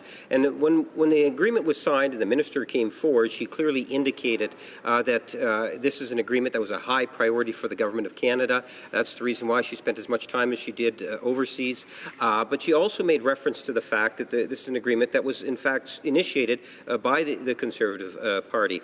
But my question to the member is, would she not at the very least recognize, in good part, that this is an agreement that was achieved not because of just one government party, but because it took two governments to make it ultimately happen? The very brief answer from the member for Carleton Trail, Eagle Creek. Thank you very much, Madam Speaker, and I do thank my honourable colleague for his question. Here's what I will say. I will say that this agreement is the result of years of hard work, especially by our world-class trade negotiators, who did all the heavy lifting. And we welcome the opportunity to see this deal come into force. Reprise de débat, resuming debate, l'honorable député de... The Honourable Member for Rimouski-Nejet-Témiscouata-Les-Basques. Thank you very much, Madam Speaker. I'm very pleased to be able to rise in the House to speak about Bill C-30 concerning CETA. You probably know that in the last Parliament, I was the Associate Critic for International Trade, so this is a subject that I know well. And I'm pleased to be able to speak about it today because it gives me the opportunity to talk about the NDP's position on trade agreements generally. And I can talk about the situation for the last few years since I was elected in 2011. We look at free trade agreements on three different levels. First, we try to see if a free trade agreement helps promote human rights, environmental rights, and labor rights. This is what allowed us to, or what led us to oppose several trade agreements in the past that were negotiated by the Conservative agreement. For example, their agreement with Colombia. Workers' rights are frequently violated there. Workers' rights to association are frequently violated. There was also the agreement with Panama that was problematic. For example, if you look at the tax provisions, we know that Panama is a tax haven. Well, the free trade agreement with Panama would amplify the problem of tax evasion. The same is true of the agreement with Honduras, and I sat on the committee that studied that agreement. Now, the second criteria that we look at has to do with reciprocity. So we study a free trade agreement to see if it provides reciprocal rights and responsibilities to both parties, in this case, Canada and Europe. So that is a criteria that we use to study all trade agreements in the past. The third criteria has to do with whether Canada will be better economically positioned thanks to the trade agreement. And what we've seen on this side of the House is that depending on the sector, some sectors will win and some sectors will lose out with this agreement. And this is the criteria that really causes problems here. So first of all, we have the question of generic drugs and the changes that will be made to intellectual property provisions, which will then have an impact on drug prices. We studied the agreement and the impact that it would have on access to medications, for example, and the impact that it would have on the province's ability to provide generic medications more quickly. The extension of intellectual property rights would, according to some estimates, lead to costs of around $850 million. Funnily enough, the government didn't do any studies to find out how much more this would cost to the private sector or to the provinces. Now, I'm sure you know that many provinces are having problems with their drug insurance plans. So the government is refusing to study the question of additional costs incurred by this change, and they're just telling us that this will be a positive change. But we know that the parliamentary budget officer studied those additional costs and how that would lead to drug price increases. But those numbers are still confidential. Now, the second aspect concerning CETA has to do with compensation for the dairy industry, so for milk and cheese producers. Now, I believe the agreement was signed 3 times, but the first time, Prime Minister Harper came and started talking about compensation for the dairy industry to help farmers transition. But that compensation was estimated by the Conservatives as being worth $4.3 billion over a 10-year period at the time. And the Liberals were in the hot seat.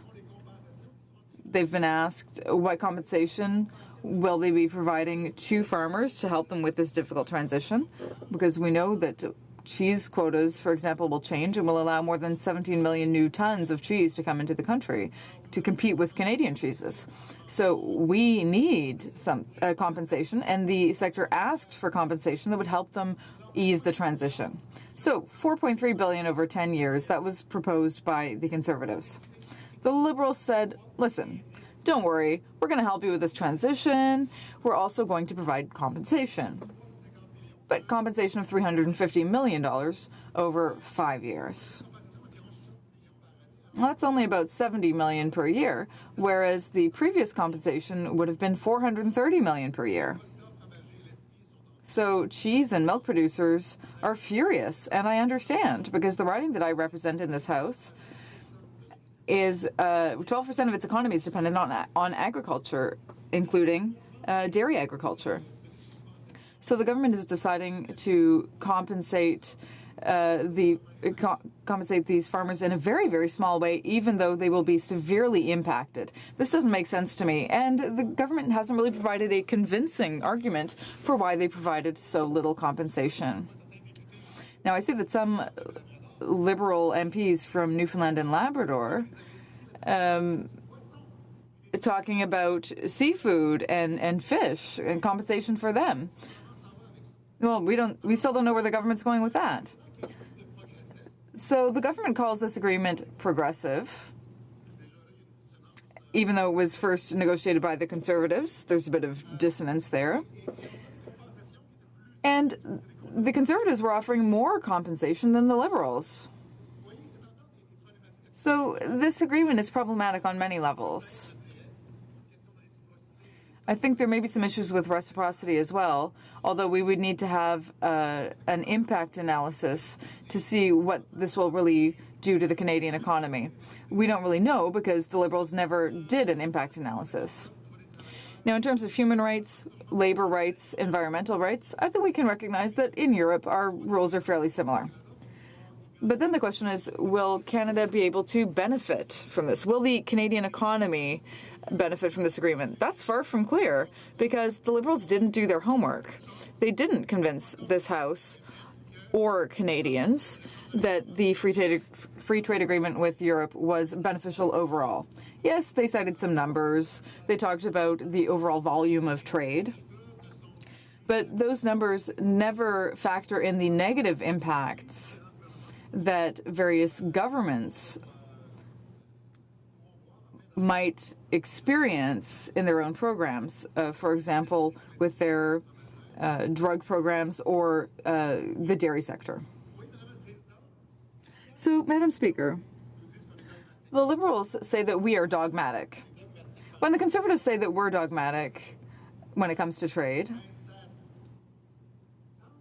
well, they're ignoring the fact that it's the Liberals who have never said no to a trade agreement. The Conservatives have never said no to a trade agreement. We are the only party in this House that takes the time to study the details of trade agreements. Because a trade agreement is like a contract. You need to read all of the fine print. You need to read the conditions. Now remember, when the Liberals were in the third party in the House, when they were on this side, and when Stephen Harper came back from Brussels with an agreement in his hand saying, look, we signed this agreement with Europe, the first question of the man who is now Prime Minister, but who at the time was the member for Papineau, was, well, what he said was, congratulations, we will support this free trade agreement. Now, they're ready to sign free trade agreements without even looking at them, without studying them. Is that responsible? Is someone who signs a contract without looking at it responsible? And the Conservatives are the same. They negotiate agreements and they accept them without even reading the fine print. So we at least are being diligent. We at least are studying all of the trade agreements that we are supposed to study. And we really look at their content. We look at the provisions that are in them. We look at the overall benefit that Canada might have from that agreement. So I hope I won't be told that the NDP is being dogmatic or ideological here. We are the only party that is acting responsibly. And in this case, the Liberals refuse to give us the information we need, and so I can't vote for it at second reading. Thank you, Madam Speaker. The Honourable Parliamentary Secretary to the Government House Leader. Yes, thank you, Madam Speaker. You know, it's hard to believe the member would stand up and say the only party that's being responsible. You know, flashback to TPP.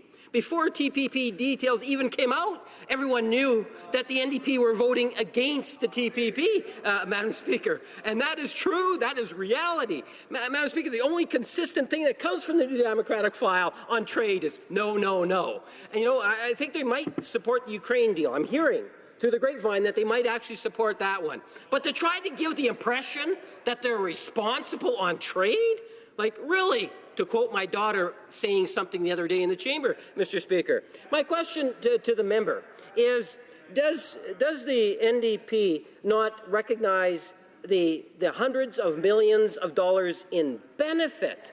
And this is something that's really important because it will help and assist all Canadians in every region of our country if this bill were to pass. The Honourable Member for Rimouski-Nejet-Témiscouata-les-Basques. See that before seeing it.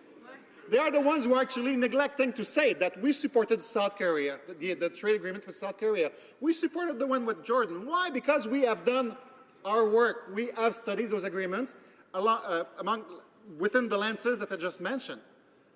But for them to actually talk about our position on TPP when they actually had their position where they said, great, we love CETA, we'll support it. When can we see it? I'm sorry, we're talking about CETA right now. We're talking about the same trade deal that is supported before seeing it. As I said, we have supported trade deals on this side of the House, in this party. We have rejected some. On this other side of the House, they always supported all trade deals, even those with some controversial regimes like Colombia, where we actually put human rights first and foremost, where they actually neglected to do that. And this is why we actually feel that our position is the responsible one, and they're the ones being dogmatic and approving basically everything that comes along their ways in terms of trade deals. Questions and comments? Questions et commentaires? The Honourable Parliamentary Secretary to the Government House Leader. The member for Winnipeg Centre has to be in this seat in order to ask a question. Yes. Madam Speaker, I'm wondering if the member could assist me on something and tell me where I can look. Give me a page. Show me something that's in writing that says, you know, the NDP stood in their place and voted in favor of a trade agreement. I have not been able to see that, and I'm wondering if the member across the way would accept the challenge and demonstrate to me clearly. Yes, I understood that they implied once, maybe that they would have supported an agreement, maybe through a divisional vote possibly, but is there a case where they've actually stood in their place inside the House and voted in favor, saying, Stan, yes, we support this agreement, Madam Speaker. I haven't seen that yet, and it's not to take away from the NDP's ability of saying no, Madam Speaker, but I am curious if the member would accept that challenge and get that to me. Honourable Member for Rimouski-Nejet-Témiscouata-les-Basques. To look at the third reading of South Korea, the trade deal, we voted in favor. But once it's actually challenging us in terms of the cost, in terms of the cost versus benefits, he's talking about all those benefits it can bring. And I agree that we can actually have some benefits and for Canada. I said that some sectors will win, some sectors will lose. But they always keep mute the cost to the various governments in terms of the increase in the drug costs, and there will be massive increases for the provinces. They always hide the fact that the previous government actually promised $4.3 billion in compensations over 10 years to the dairy and cheese industry, and they are saying, well, you know what, we'll just be offering you $350 million because we don't feel that you're that important, and we don't feel that your pain will be that high. It doesn't make sense. They are the ones who are actually minimizing the impact of this deal. We're the ones who are actually studying it. Question from the member for Niagara Falls. Madam Speaker, I just wanted to get in on this. I mean, the record of the NDP is pretty clear, and I don't know who's got a more clear record on this. In fact, it goes back to the Auto Pact. Over 50 years ago, the NDP didn't like the Auto Pact, which was fantastic for the industry. Check it out. They didn't like the Auto Pact. They didn't like the free trade agreement with the United States. They didn't like NAFTA. They don't like TPP. They don't like CETA. I'd like to check it out to see if the deal with Korea here, if there there was, it was probably a voice vote here, you know what I mean? And they sent everybody else away in there and had 3 people in there, I'm sure, to get along with it. But would the honourable member agree with me? There's probably no party, major political party in the Western world that has been so consistently against all major free trade deals than the NDP. Could he confirm that? Le temps est expiré, mais je vais donner... The time has expired, but I will give the member for Rimouski Nejat Témiscouata-Lévesque to respond. The policy of the fact at the time. We are looking at each and every trade agreement. We're voting for those we feel are a great benefit for the country and will help Canada, and we're opposing those that won't help. Conservatives support all trade agreements regardless of the impact it will have.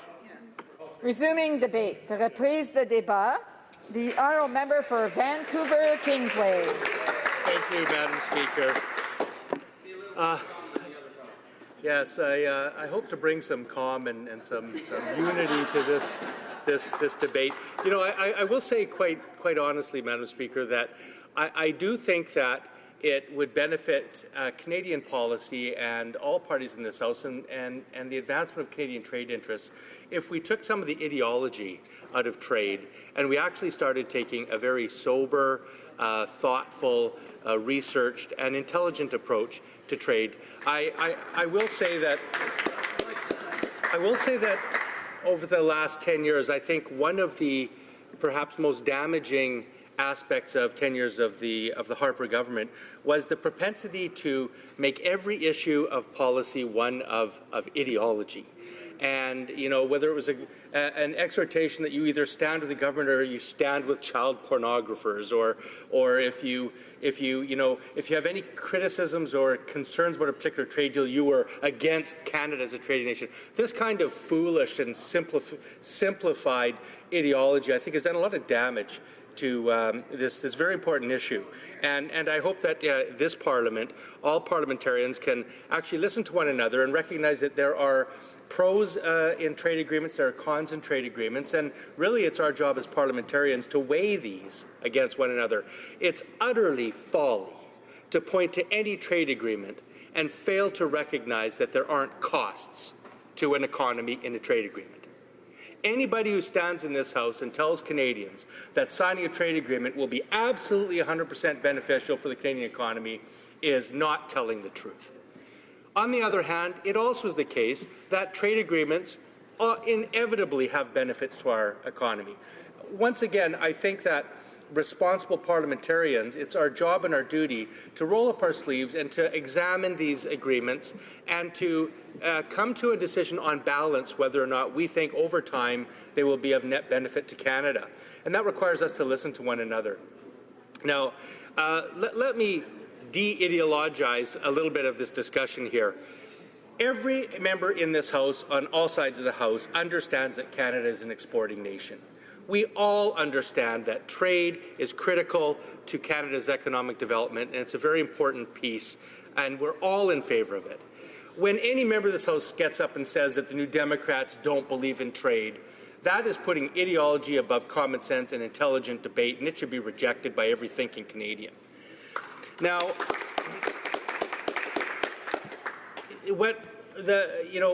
I think, on the other hand, every party has contributed something to this debate. The Conservatives, of course, have never seen a trade deal that they didn't like. The Liberals have never failed to support an agreement that they didn't read.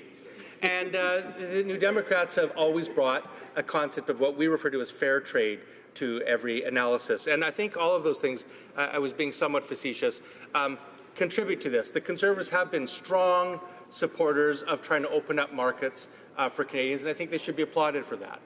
The Liberals have also, at times, taken, I think, a varied approach. I know that the member from Winnipeg likes to stand up and attack the NDP, but he forgets that the Liberals opposed the Canada-US trade agreement and said that they would revoke NAFTA once they were elected. So there were periods of time when the Liberal Party was not in favour of liberalised trade. And so for them to stand up and make it seem like the NDP never opposes trade agreements when they themselves didn't oppose two of the marquee trade agreements of our country's history is somewhat perplexing to me. And I'm going to straighten something else out again. the New Democrats have, in fact, supported trade agreements in this House. I was the trade critic for the official opposition when we stood in this House at third reading and voted in our place in favour of South Korea. Hear, hear. Second of all, the NDP also supported the South Korea trade agreement with Canada, and we did that by a vote on division. And the Liberal House Leader knows that full well. So I wish you would stop this disingenuous game of asking whether or not the NDP supported the South Korea trade agreement when he knows that it's normative in this House for bills and issues to pass on division, and that's a perfectly acceptable way to vote, and that's what happened in the South Korea trade agreement. Now, there's a few principles that guide the New Democrats' approach to trade. First of all, we like to examine three things that we think are of profound importance. First, we like to examine the identity of the trade partner with whom we're proposed to extend preferential economic benefits of liberalized trade to. We like to make sure that it's a country that respects the environment, respects basic labor rights, respects human rights, has a respect for fundamental democratic principles and the rule of law, or at least is demonstrably moving in that direction. And everybody in this House knows this. That's why we put sanctions on countries like Iran, which is the opposite of free trade. We actually refuse to trade with countries when we come to a decision that their behavior on the international stage is simply unacceptable. And so we like to make sure that the identity of the country we're trading with meets basic standards, basic Canadian values. Number two, we like to make sure that the economy that we're proposed to be trading with is of significant or strategic value or importance to Canada. The Conservatives stood in this House and bragged about the raw numerical number of trade agreements they signed. But who did they sign these trade agreements with, Madam Speaker? Panama, Honduras, Jordan, Liechtenstein. I mean, these are countries that, in their own rights, have some importance, but these are hardly the kinds of large, significant strategic economies that really make a fundamental difference to the Canadian economy. And third, the New Democrats do what we think Canadians send us to Parliament to do, and that is we examine in detail the actual terms of each agreement themselves. You cannot say that you're in favour of a trade agreement without actually understanding the terms of the agreement. So, I want to go through a few reasons why we're troubled by the agreement between Canada and the EU. First and foremost, of course, is its provisions respecting the investor-state dispute resolution mechanism. Now, the NDP has been concerned about this for a number of years now. I remember 3 years ago asking Steve Verheuvel, the chief negotiator of Canada, is it his opinion that CETA has sufficient protection to make sure that Canada can make decisions to regulate and legislate in the public interest without fear of being sued by corporations who might claim that their profits have been interfered with as a result? And he said yes. Now, when we read the language has never been clear enough to give us that complete confidence. And as it turns out, the NDP's concern has been, I think, justified by the fact that when Wallonia held up CETA in Europe just a number of months ago, it was over their concern that the investor-state provisions were not clear enough. And what did the parties do? What did the EU do? And what did Canada do? They clarified. Why was it necessary to clarify? If the agreement had been clear from the beginning that nothing in CETA would interfere with a state's ability to legislate or regulate in the public interest, there would be no need to clarify. But it did need clarification. And frankly, those concerns exist today. Canadians want more trade. They want liberalized trade. They want to facilitate the flow of goods and services and people between jurisdictions. But I would venture to say that Canadians would agree with New Democrats when they say that they do not believe that a corporation's rights to make a profit should ever interfere with a country's domestic sovereignty and ability to pass regulations or legislation in the public interest. Now, things like in this chamber, if this chamber decides that we want to protect the Canadian environment, if we want to bring in a national pharmacare system, if we want to allow provinces to bring in public auto insurance if they want to, if we want to bring in health care programs, if we want to protect culture, if we want to take any measure in this democratic chamber that we think is important for the people of Canada and then be accountable to the Canadian people, that should never be overridden, ever. in a private tribunal or in a foreign jurisdictional court that by people who are placing the interests of a corporation's rights to make profits over that. And that remains a concern. Number two, another second concern. We know that CETA is going to do significant damage to the Canadian economy in many ways. Now, at the end of the day, one may have a reasonable difference of opinion over whether it's worth it or not. But how do we know that? Because both governments, Liberal and Conservative, are going to offer compensation. You don't offer $4 billion of compensation to the agricultural sector like the Conservatives did if that wasn't an admission that damage would be caused. The Conservatives offered $1 billion in compensation to the auto sector. $400 million in compensation was offered and then taken away by the Conservatives to Newfoundland for giving up its minimum fish processing requirements, and provinces have been promised compensation if and when the price of pharmaceutical drugs in this country go up, as they inevitably will by CETA, and who knows, maybe billions of dollars of compensation will be offered then. So, Madam Speaker, CETA has some good aspects, has some bad aspects, and the New Democrats will continue to stand up for fair trade and the interests of Canadians to make sure this deal is good for Canada. Questions and comments, questions et commentaires. The honourable member for Coast of Bay Central Notre Dame. Thank you, Madam Speaker, and I want to thank the colleague for his great speech. I've traveled with him on several missions to Europe, and this topic, CETA, was always first and foremost for the most part. The dispute mechanism, the investor-state mechanism that he talks about, is of great concern to me as well, in many respects, from the beginning to now. And his point about regulating or legislating in the public interest is a key component to this. Now, according to the Lisbon Treaty, over 90% of the competencies of this will be ratified within the European Parliament. However, there is that sliver, just slightly less than 10% competencies of the individual member states, 28. They will have to vote on it, and my understanding is that dispute mechanism is involved as well in that particular vote. But obviously that's of great concern because of 28 votes that have to take place. How does he feel about that and the concerns of Wallonia as well? Does he echo the same concerns that they did in this particular agreement? Thank you. The honourable member for Vancouver Kingsway. Well, thank you, and I'd like to also compliment my honourable colleague for the wonderful job he does as chair of the Canada-Europe Parliamentary Association, and his thoughtful approach not only to CETA but to all matters between Canada and the European Union. I think he raises an excellent point. One of the reasons that the New Democrats are very concerned at this point and are not prepared in any way to support this agreement at this point is because of the uncertainty over the investment chapter in the ISDS provisions. My friend is quite right that it has been hived off now and will be subject to ratification by all 28 member states of the European Union. We don't yet know what happens if one state or more fail to ratify that provision.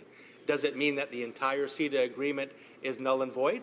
Does it mean that only the investment chapter is null and void?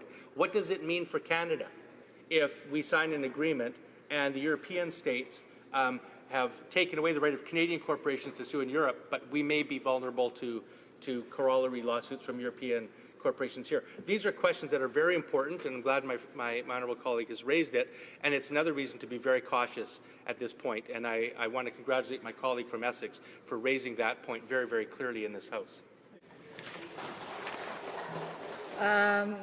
The time for debate has expired, and the member will have 2.5 minutes the next time that this matter is before the House. It being 5:30, the House will now proceed to the consideration of private members' business as listed on today's order paper. Private members' business. Resuming consideration at second reading of Bill C-306, Crimean Tartar Deportation, Surgan Lake Memorial Day Act, in the name of Mr. Diot. Resuming debate, reprise de débat, the honourable member for Calgary Shepherd.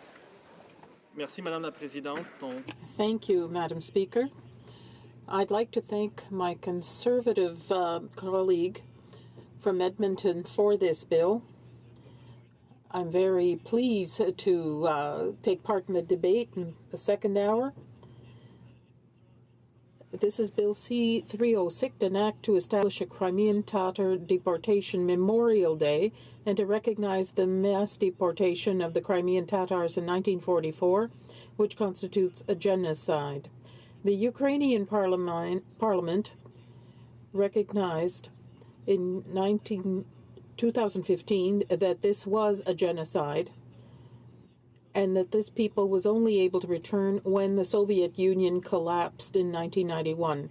Therefore, the Ukrainian Parliament also designated May 18th as the official day of commemoration of this deportation and genocide of Tatars. It also asks international organizations and states to do the same. As a Canadian of Polish background, I am well aware of the crimes of the communists in my country and in Central Europe. Millions of people were victims of various communist regimes. One of them was the Tatar people of Crimea. The forced deportation of thousands of Tatars caused death by starvation, disease, and multiple acts of violence targeting the community, and this was committed by the Soviet regime. This bill from the member for Edmonton-Griesbach does not create a new statutory holiday. It was just be a special day for Canadians of Tatar origin to mark an important day in their community and family. It has received the support of Mr.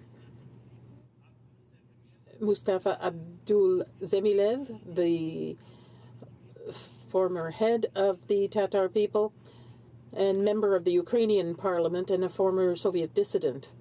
The bill also receives support from Rifat Shabrov, the president of the Majlis of Tatars and an experienced Ukrainian MP. The Canadian Association of Crimean Tatars, the League of Ukrainians, and the International Ukraine Committee support this bill as well. Many communities in Canada and international communities side with this member on this bill. The historian and dissident Ms. Satarova also supports this. She's a legend in this community as she helped the effort to secretly document how her brothers and parents were forced into a train in their pajamas in winter, described by the Tatars of crematoria on wheels. Her story also describes how many people who were dying or dead were thrown out of these trains by Russian guards. Half of these people dying of disease or starvation in the first few years of exile. Their descendants or survivors were only allowed back in the 80s. There are very few records, books, or even mosques that survived the atrocities of the Soviet troops that destroyed many social and cultural sites. There are very few survivors of this genocide. The stories of this crime in 1944 have been passed down through an oral tradition and by songs.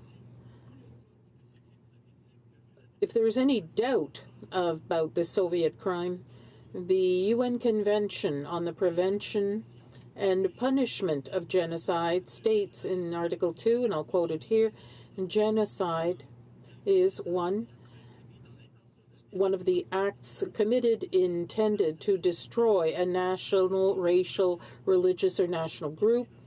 And there's a list that continues here. The murder of this group or a member of the group, attacks on members of the group, submission of the group to living conditions that will bring about its partial or full destruction, measures to prevent births within the group, transfer of children to another group forcibly. So as we can see from this definition, this is a genocide that was indeed perpetrated by the Soviet forces, by Soviet authorities against the Tatars. The Homolodor and other illegal occupations of Crimea and the 1944 deportation are part of the Soviets' habit we see today in the Russian Federation. Only force seems to have any meaning. Among many private members' bills, we often debate initiatives to have memorials for various Canadian groups. By adding one for the Crimean Tatars, this would be appropriate given the events in Ukraine today and in the past. Recognizing this genocide and forced deportation would do a great deal for relations with the Crimean Tatar community and enrich Canadian diversity by recognizing a historic fact that had a terrible effect on this community. Today, the Russian government is occupying the Crimea, and Russian authorities have closed down Tatar media. Oppression and discrimination against these people continues today. The vice president of the Mazhny was the prisoner in a psychiatric asylum on order of Russian authorities. It is only because of international pressure by large Western countries that he was freed. The media in the Crimean Tatar area were closed, Tatar language schools were closed, as well as mosques. All those related to this were imprisoned. Any assembly to underscore the deportation and genocide have been prohibited since the Russian occupation of the Crimea. This marginalization is intensified and is a historic echo of the events of 1944. The Sergenlik is a genocide and another crime by Russian authorities or Soviet authorities. What we're doing here is a gesture of friendship to try to make sure that history remembers. I want to salute the initiative of my colleague, whose efforts are welcome. I urge all members to vote in favor of the bill. The term Sergen, which is part of the word Sergenlik, is used by the Tatars to describe the deportation itself. It's a Turkish word that is also translated as expulsion or exile. It also means violent expulsion and prolonged exile since 1944.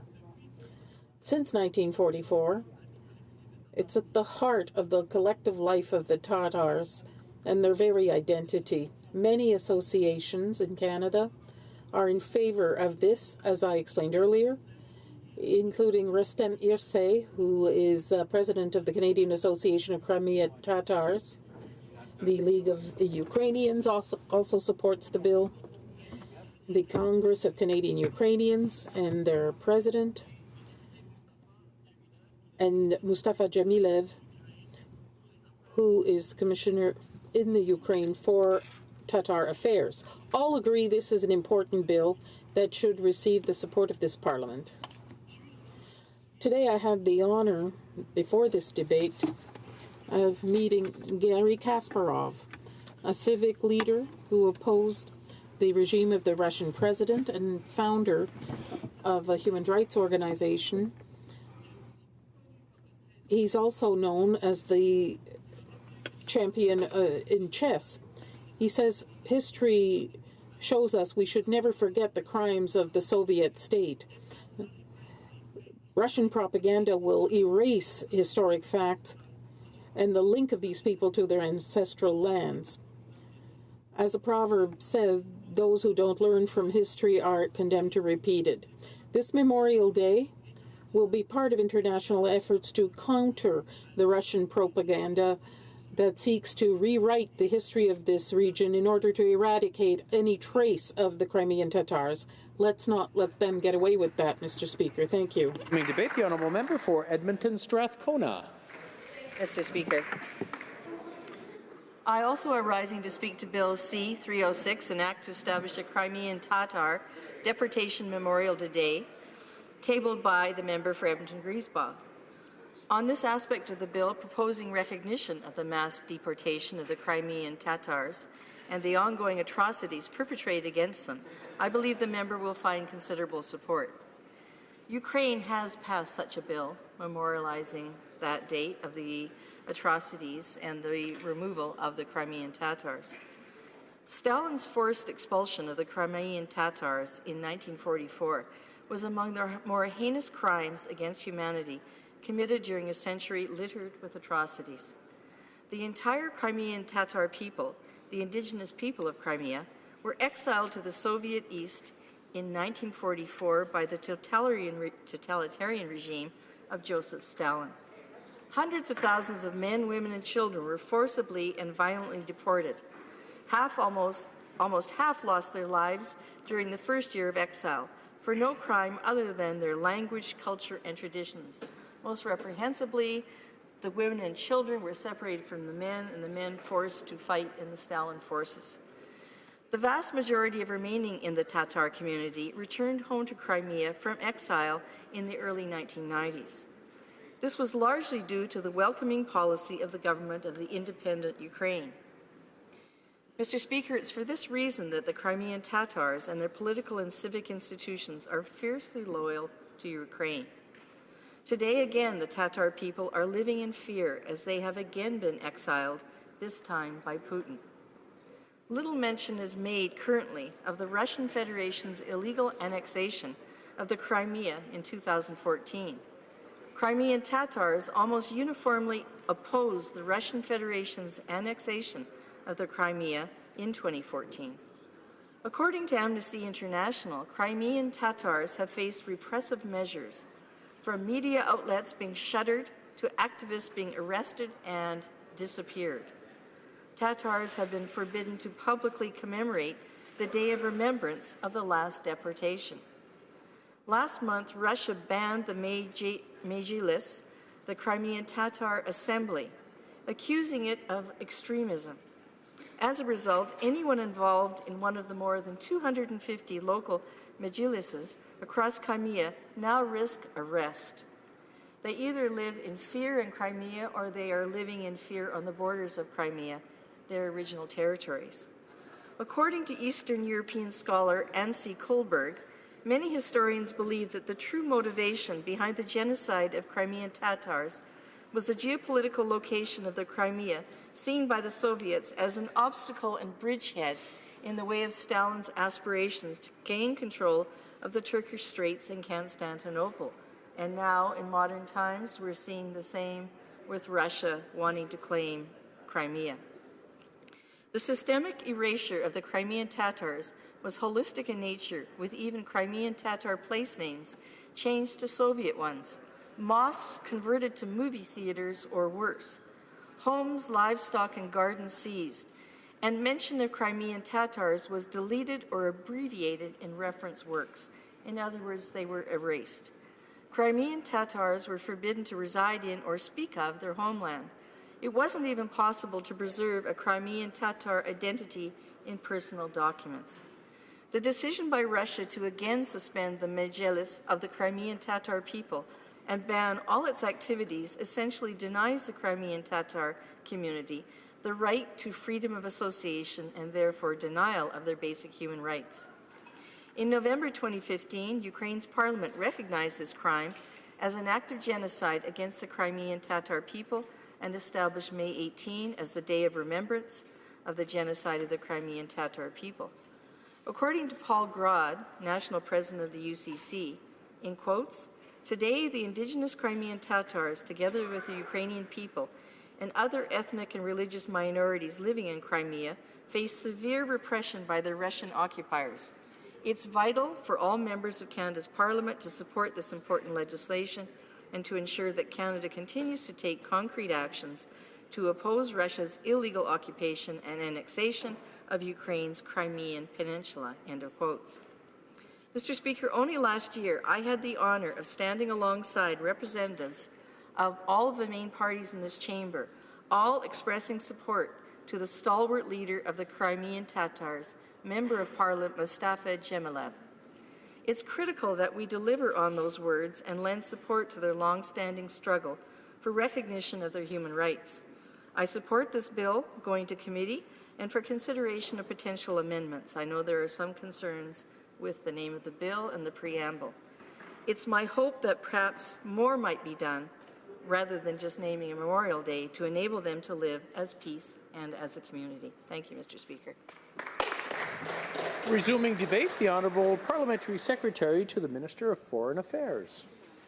Thank you, Mr. Speaker. I rise today in the House to speak about Bill C-306, an act which seeks to recognize the mass deportation of Crimean Tatars by Soviet authorities in 1944 as an act of genocide, and also to establish a Crimean Tatar Memorial Day.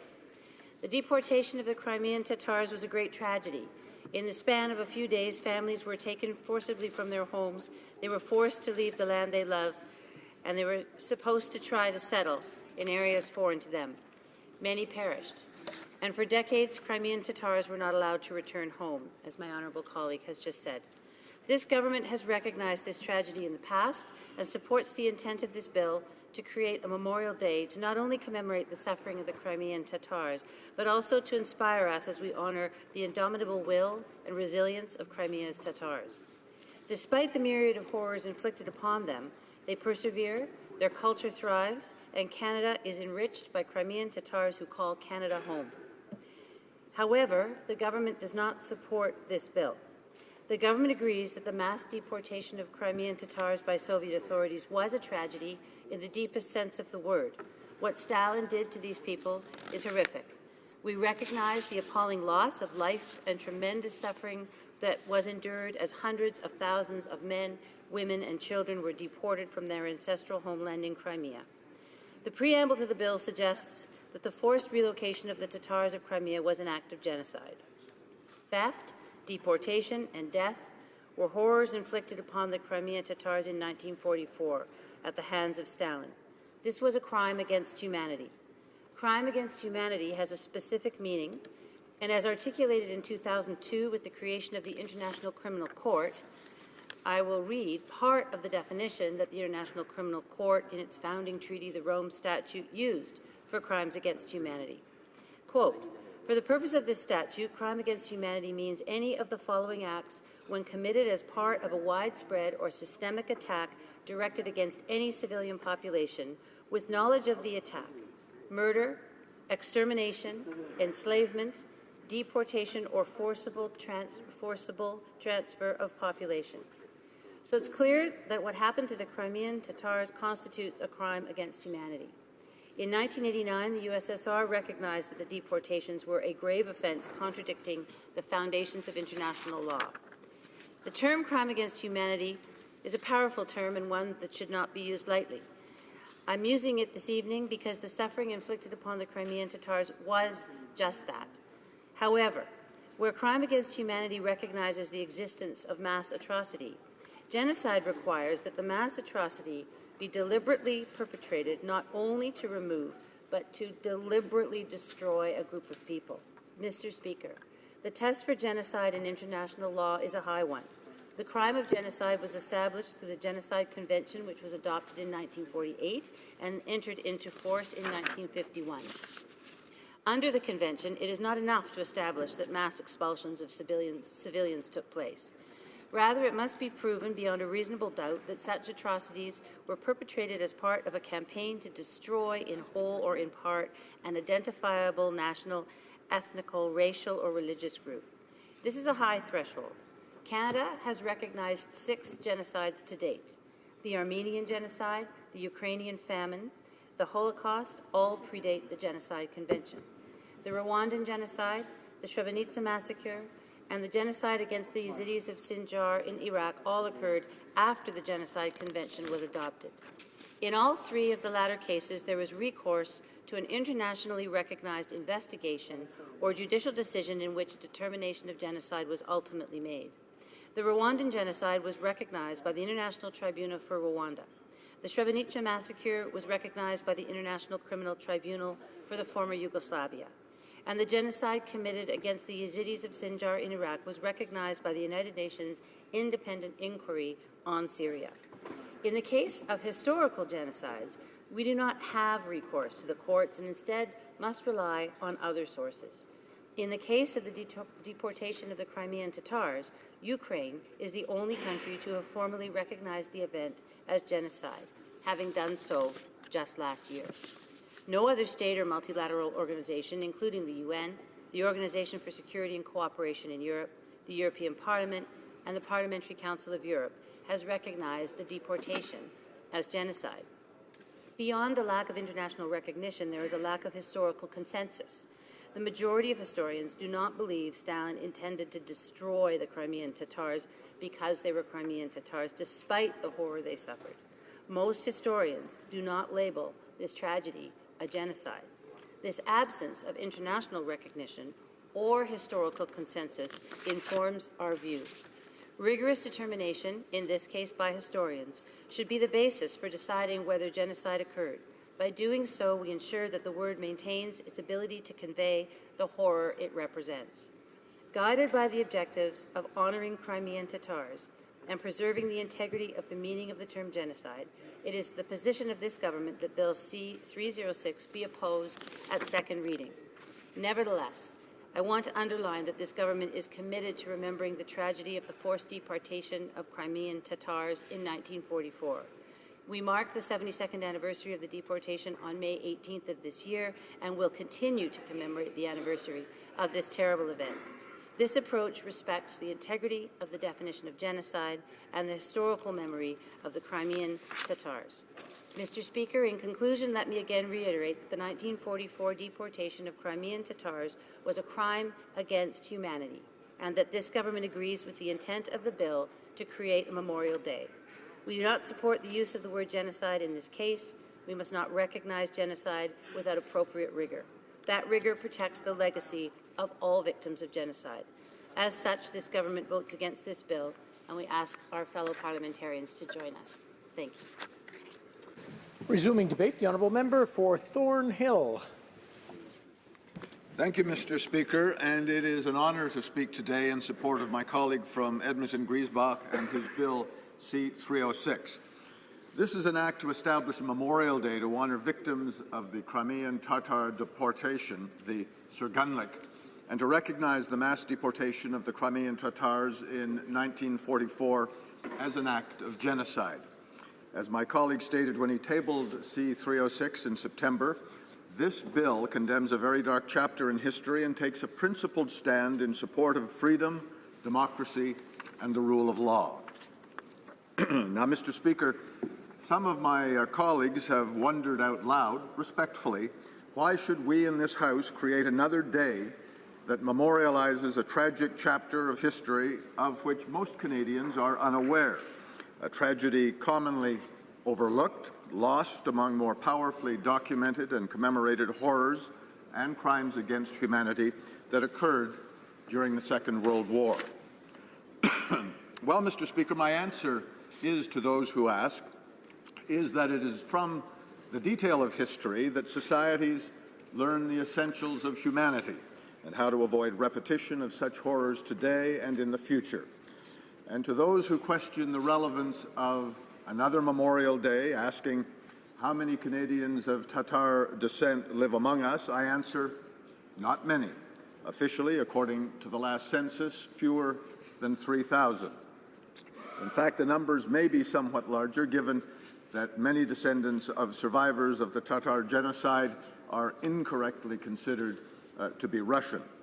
But whether 3,000 or more, the strength of this wonderful, diverse country is drawn from our community of communities, large and small, and the respect among them for the histories, the trials, and the tribulations, the stories of survival, of cruelty, of gross inhumanity. Mr. Speaker, the Tatar people were, back in the 13th century, a dominant population in Crimea, a powerful trading crossroads of the Mongol Empire, later falling under control of the Ottoman Empire. From the 18th century, Catherine the Great annexed the Crimean Peninsula as part of her vast expansion of the Russian Empire. During the Bolshevik Revolution of 1917, Crimea was the last holdout of the White Army. The Crimean Tatars were not spared the horrors of the Holodomor, Stalin's man-made famine in the early 1930s that resulted in the deaths of millions of Ukrainians. In 2008, as you know, Mr. Speaker, Canada became the first country to officially recognize the Holodomor as genocide, which brings us to the Crimean genocide. During World War II, after the Nazi army invaded the Crimean Peninsula, thousands of Tatars were conscripted into the German army along with Russians and Ukrainians. When the Germans were expelled from Crimea in 1944, the Russians took vengeance on the forced collaboration, even though many more Tatars had fought on the Russian side. A number of them awarded Heroes of the USSR medals.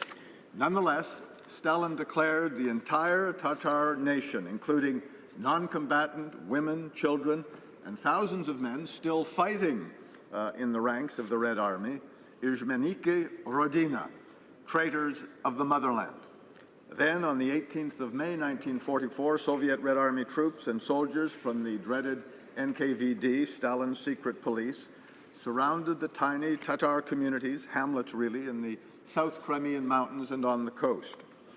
They rounded up men, women, and children, shooting all who resisted, packed them onto train cattle cars, and transported them to destinations deep in Soviet Central Asia. Many thousands, Mr. Speaker, died on that journey, their bodies simply dumped from the cars. When one massive group of deportees arrived in the desert Republic of Uzbekistan, where they were dumped and died by the thousands of starvation and exposure.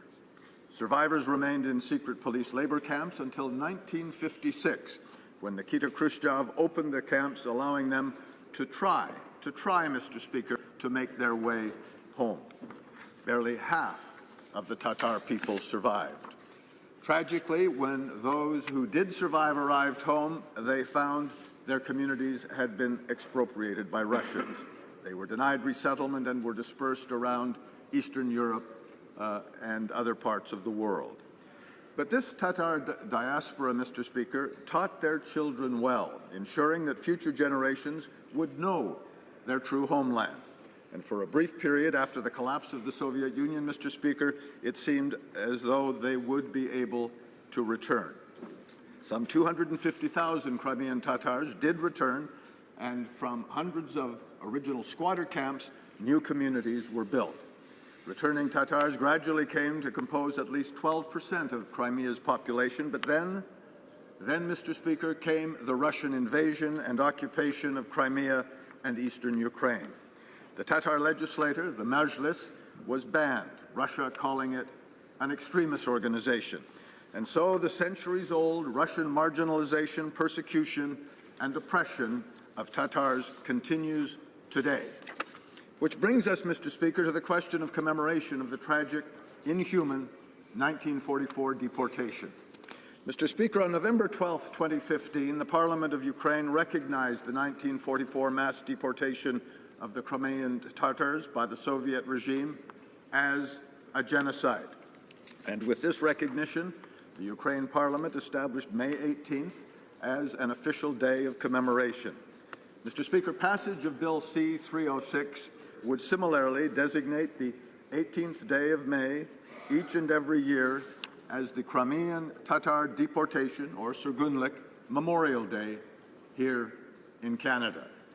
The bill has been endorsed by a number of highly respected organizations. The League of Ukrainian Canadians, for example, says that the timing for passage of Bill C-306 couldn't be more appropriate. And the League points out that while the Russian government is conducting purges today of Crimean Tatars and Ukrainian patriots in occupied Crimea, this bill will send a strong message to Crimean Tatars living under occupation that the world, that Canada has not forgotten them. The Majlis of the Crimean Tatar people, writing to the sponsor of this bill, the member for, as I said in my introduction, the member for Edmonton-Griesbach, says that this is yet another way for Canada to determine its solidarity with Ukraine and its people, and that when passed, this bill will create a precedent in the Western world and hopefully be taken up by other countries. And the League of Ukrainian Canadian Women, in a letter of endorsement for Bill C-306, says that in recognizing the deportation of Crimean Tatars as an act of genocide, the Parliament of Canada will show its continuing leadership in defense of human rights and the protection of Indigenous people. Mr. Speaker, the letter continues. The present-day regime of Vladimir Putin aims to punish Crimean Tatars and other Ukrainian compatriots for their principled position and non-recognition of the occupation. And the League of Ukrainian Canadian Women's letter concludes saying, "We call on all members of Parliament from both sides of the aisle to take a principled position and support the bill in the name of recognizing wrongdoings of the past to prevent their repetition in the future." Mr. Speaker, that says it all, and I would urge all members of this House to support this worthy bill, Bill C-306. Thank you, Mr. Speaker. Resuming debate, the honourable member for Etobicoke Centre. Speaker, Crimea's seductive beauty has enchanted visitors over the centuries. It's also the ancestral home of the Crimean Tatars. As blessed as Crimea is in natural beauty, tragic has been the history of its indigenous peoples, the Crimean Tatars. The Crimean Tatars evolved from an amalgam of tribes who lived in Crimea since time immemorial. The indigenous people of the peninsula came to be known as Tats, a term to describe converts to Islam, not of pure Turkic descent. The Tats were the dominant demographic grouping of the peninsula, and along with the neighboring Nogai steppe Tatars, they evolved into the ethnicity of the Crimean Tatars. A Crimean Tatar polity emerged on the maps of Europe as a formal state in 1449, the Crimean Tatar Khanate. Why these ethnographical and historical facts are of such importance is that President Putin's justification for the most recent military invasion and annexation of Crimea is his false narrative that Crimea is historically Russian. The correct historical narrative is that once again, Crimean Tatars are suffering ethnically targeted, arbitrary arrests, torture, and disappearances as a consequence of Kremlin imperialism. The current repression of Crimean Tatars has been documented by numerous international human rights organizations, such as the Crimean Human Rights Group and the Human Rights Information Center in their joint report, Peninsula of Fear. How did Putin's Kremlin arrive at this false narrative that Crimea is historically Russian land with Crimean Tatars an inconvenient reality, a reality to be dealt with in policies that echo Tsarist and Soviet policy?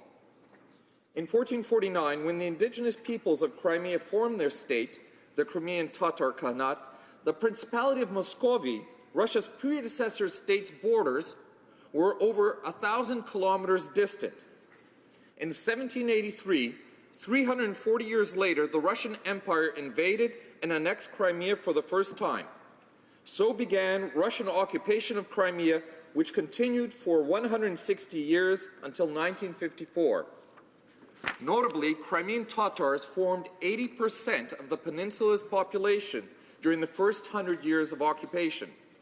Russia's 160-year occupation was a period of multiple ethnic cleansings, culminating with the Karakun, the Black Day of 1944. Following the annexation of Crimea, among other atrocities, Catherine the Great deported all of the Christian Crimean Tatars to die in the frozen steppes.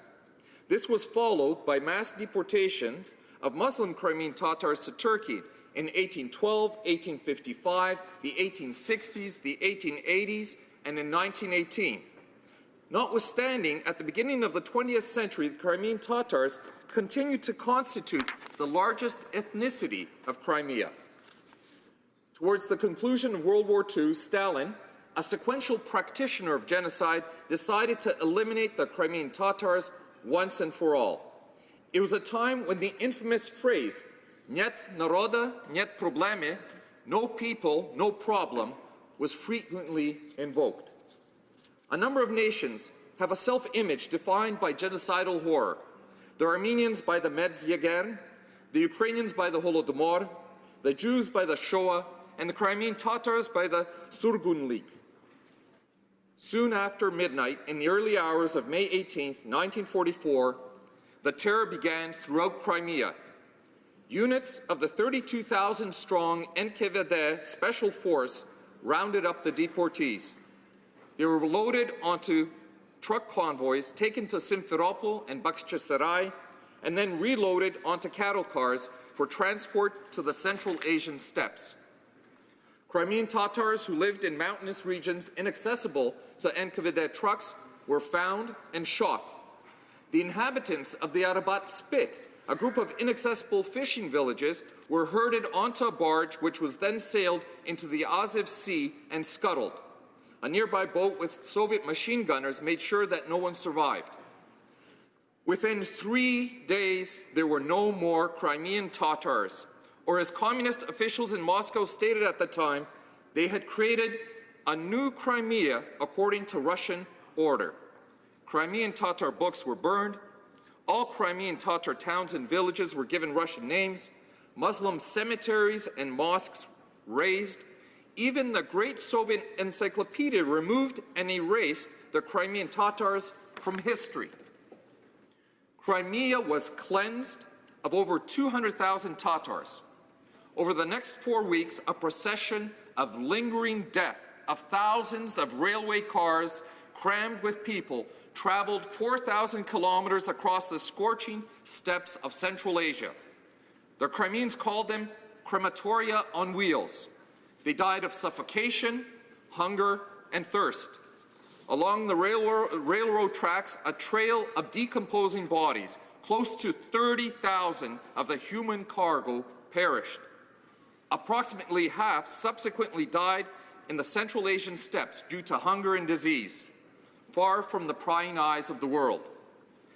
As he had with the genocidal famine of Ukrainian peasants in 1932-33, Stalin created the physical preconditions for the elimination of a people. Mr. Speaker, I now turn my attention to determining whether the Surgun link constitutes genocide. Raphael Lemkin, a Polish Jew born in Eastern Europe in the epicenter of the 20th century's bloodlands, coined the word genocide based on its study of and exposure to the horrors of the Armenian genocide, the Holodomor, and the Holocaust. He dedicated his life's work to seeing the passage of the United Nations Convention on the Prevention and Punishment of Genocide on January 12, 1951. Not only did Lemkin coin the term, he defined it, and the definition became Article 2 of the Convention. The Convention intent is clear from its title, structure, and articles. It is not meant to make legal findings of genocide, it is meant to prevent and punish. It should be underscored that Lemkin was part of the American team that prepared the Nuremberg trials, where the term genocide, although not a legal term, was included as a condemnation and indictment against the Nazi leadership. Determinations of genocide can be made by tribunals, parliaments, and governments based upon Lemkin's definition. Courts, on the other hand, can make legal findings of personal guilt of the crime of genocide. The Surgun link matched Lemkin's definition. It could not be clearer. Article reads as follows. Any of the following acts committed with intent to destroy in whole or in part a national, ethnical, racial, or religious group, such as A, killing members of the group. One needs only to record the scuttling of the boat with the villagers of the Rabat Spit on board, or the hunting down of Crimean Tatar shepherds in the mountains. B, causing serious bodily or mental harm to members of the group. One needs only to note the mass confiscation of property and deportation. C, deliberately inflicting on the group conditions of life calculated to bring about its physical destruction in whole or in part. Let's break Clause C into its component parts. Was Stalin's action deliberate? It was in fact a special operation that was premeditated, meticulously planned, and executed by specially assembled forces of his NKVD. Were the conditions calculated to bring about the physical destruction in whole or in part of the Crimean Tatars? One needs only to recite the recollections of Russian eyewitnesses and the horrific statistics of death, both in raw numbers and percentages. 90,000 died, almost 50% of the population. According to Lemkin's definition, a determination of genocide needs only one of the article's determinants of genocide to be met.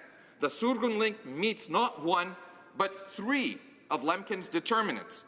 In fact, it was not only a plan for the destruction of the Crimean Tatars as a people, it was meant to erase that they had ever existed in Crimea. Genocide as well as historical ethnocide, which brings us to the present day. Putin's military invasion and annexation of Crimea on the basis of false claims of ethnic Russian grievances and false historic land claims has broken the fundamental international principle of sanctity of borders. We've not seen such actions in Europe since 1930s. Today, in occupied Crimea, the oppressed and targeted Crimean Tatars, the victims of a Stalinist genocide, see large Stalin portraits officially on parade during Kremlin holidays. Putin has embarked on a policy of imperial expansion into neighboring countries and the rehabilitation of the cult of Stalin. Seductively beautiful Crimea has truly become a peninsula of fear for the indigenous people of this blessed land. Mr. Speaker, I firmly support a government's policy of engagement. However, we must be vigilant to ensure that diplomacy not slip into policies of appeasement. Engagement requires speaking truth to malevolent power and not fearing to speak the truth about the Kremlin's current international crimes and crimes against humanity. We must not deny the Kremlin's past crimes against humanity. Speaking the truth of the past strengthens us in confronting current evil, which brings us to the legislation before us. Genocide was committed against the Crimean Tatars. We must not deny it. Slava Krimskim Tataram, Slava Ukraini. Resuming debate. The honourable member for Edmonton Griesbach has 5 minutes to... Mr. Speaker, I'm pleased to continue the debate on my Bill 306, the Crimean Tatar Deportation Memorial Day Act. I appreciate my colleagues' contributions to this debate, and I'm grateful to hear statements of support from all corners of this House. I'd like to address a request from the member for Windsor-Tecumseh. I ask the House for unanimous consent to table this document. It's the State Defense Committee Decree number 5859 SS, dated May 11, 1944, at the Moscow Kremlin. This decree sent the Crimean Tatars into exile. There can be no more damning evidence than this evil nature of this document. 7 days after Joseph Stalin signed this order, the indigenous people of Crimea were rounded up and deported en masse to Central Asia. At the stroke of his pen, Stalin dispatched more than 200,000 people to what historian Robert Conquest called the human dumping grounds. In the 1960s, Conquest was among the first Western historians to study the deportations, with the full story still deeply hidden behind the Iron Curtain. He began portraying these events as genocide. Within the Soviet Union itself, a few brave dissidents drew similar conclusions. Petro Grigorenko, a former Red Army general turned activist, told a gathering of exiled Crimean Tatars, "What was done to you in 1944 has a name. It was genocide." For saying that, General Grigorenko spent 5 years in a psychiatric hospital and then was exiled. As historians delve deeper into the broad question of ethnic cleansing and genocide, the deportations of 1944 were often considered a prime example. Norman Neymark, a Stanford University historian, agreed, calling the 1944 deportations an attempted cultural genocide. Brian Glynn Williams, a professor of Islamic history at the University of Massachusetts, Dartmouth, also calls it genocide. He's author of the most comprehensive academic history of the Crimean Tatars. Mr. Speaker, this brings me to the arguments made by some government members, among them the member for Winnipeg North. In particular, during the first hour, he argued Canada should let an international body make our decisions for us. Shame. And he said that members of this House shouldn't exercise their own judgment when we consider events of the past. This isn't Canada's historical position.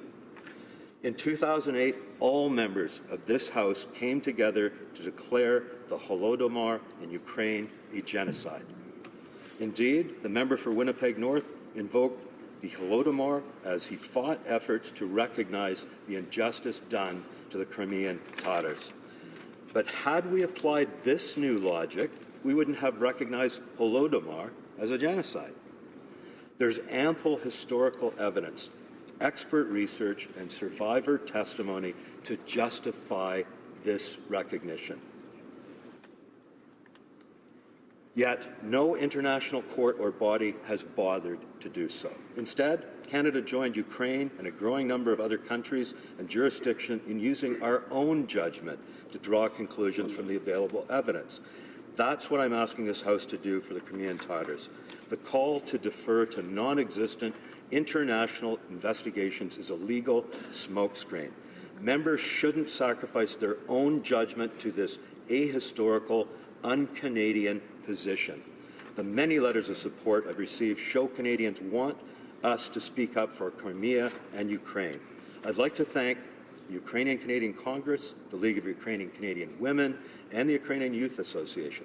Since we last met, they've added their voices to the many groups and people supporting this bill. Canadians cherish the close friendship between Canada and Ukraine. They understand the fate of the Crimean Tatars is closely linked to the fate of all of Ukraine. And they know that Canada has a critical role to play in support of Ukrainians and Crimean Tatars as they fight for the freedom and sovereignty of their country. Colleagues, in this spirit, I ask for your support for my bill at second reading. Thank you.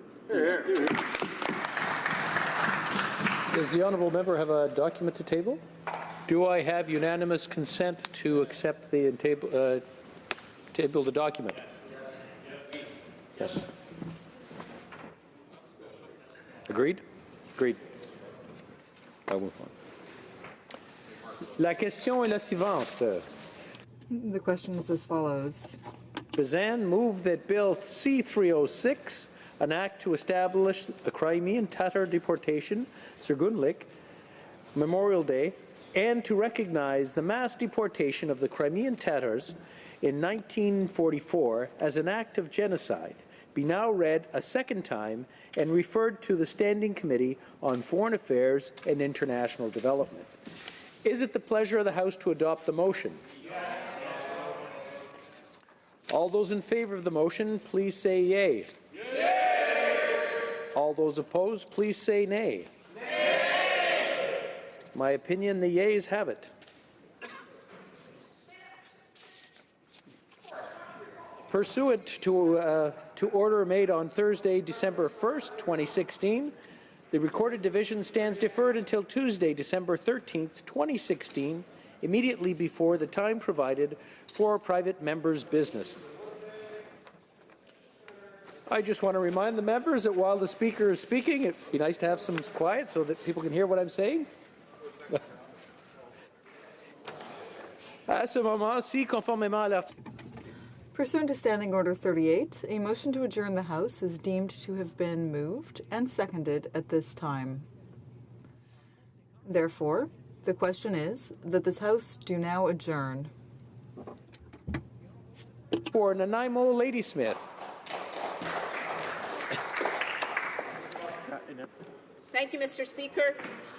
I am here today to stand up for the coast and ask the government about its oil spill response plans. I represent a region, along with my New Democrat British Columbia colleagues, we represent the waters that the 2013 Tanker Safety Review identified as being one of the 4 areas in Canada with the highest probability of a large oil spill, and one of the 2 areas in Canada with the highest potential impact of an oil spill. And so it matters to us. It matters to our constituents and to our economy. We've just last week had an alarming increase in oil tanker traffic approved by this government to go through our waters. And these are bitumen oil tankers that will be moving through the Salish Sea. This is against the wishes of coastal First Nations, against the wishes of local governments, and almost everybody on the coast who participated in the undermined regulatory reviews. That's all downside, no upside for our coast. And the increase in risk is tremendous. And so I want to talk about that risk and what the government's plans are to accommodate it. 7-fold increase in tanker traffic, which is laden with bitumen, means inevitably an increase in risk. And the impact of bitumen is something that we are still learning about. It is an unrefined product. It is viscous. It is sticky. It needs a diluent in order for it to be able to flow through pipelines. And the diluent and the volatility of this diluted bitumen was identified in the Kalamazoo spill in the U.S. several years ago as being extremely volatile and having a big human impact. The diluents, only 2 days after the spill had happened, the diluents containing benzene, toluene, and micropolyaromatic hydrocarbons began gassing off in the area, causing symptoms such as nausea, dizziness, and headaches among the local population. Oil spill expert Ricky Ott spoke in my area. She was on the ground on the Exxon Valdez spill back in the 80s, and she reported that micropolyaromatic hydrocarbons are major health hazards, causing cancer, asthma, hormone and reproductive problems by jamming immune system and DNA functions. The risk is alarming to first responders in particular, who might be first at the scene in the event of an accident. And the impact on the physical environment is also something that we found had not been properly studied by the government. Vancouver, Tsleil-Waututh First Nation, and Sayout First Nation commissioned a study in 2015 saying collecting and removing oil from the sea surface is a challenging, time-sensitive, and often ineffective process. Really, even in the calmest conditions, very hard to control. A 2013 study by Environment Canada said that spilled bitumen exposed to sediment in marine settings sinks, and chemical dispersants tested on dilbit were not effective. In fact, they made the oil sink beneath the surface of the water, which made it even harder, of course, to recover. And so I want to know this government's study and its consideration of dilbit and how to clean it up in the marine environment, and how it was able to approve the Kinder Morgan tanker traffic expansion without being able to assure Canadians and this House that it actually has a plan in place to recover bitumen from the ocean when it inevitably spills. Parliamentary Secretary to the Minister of Transport.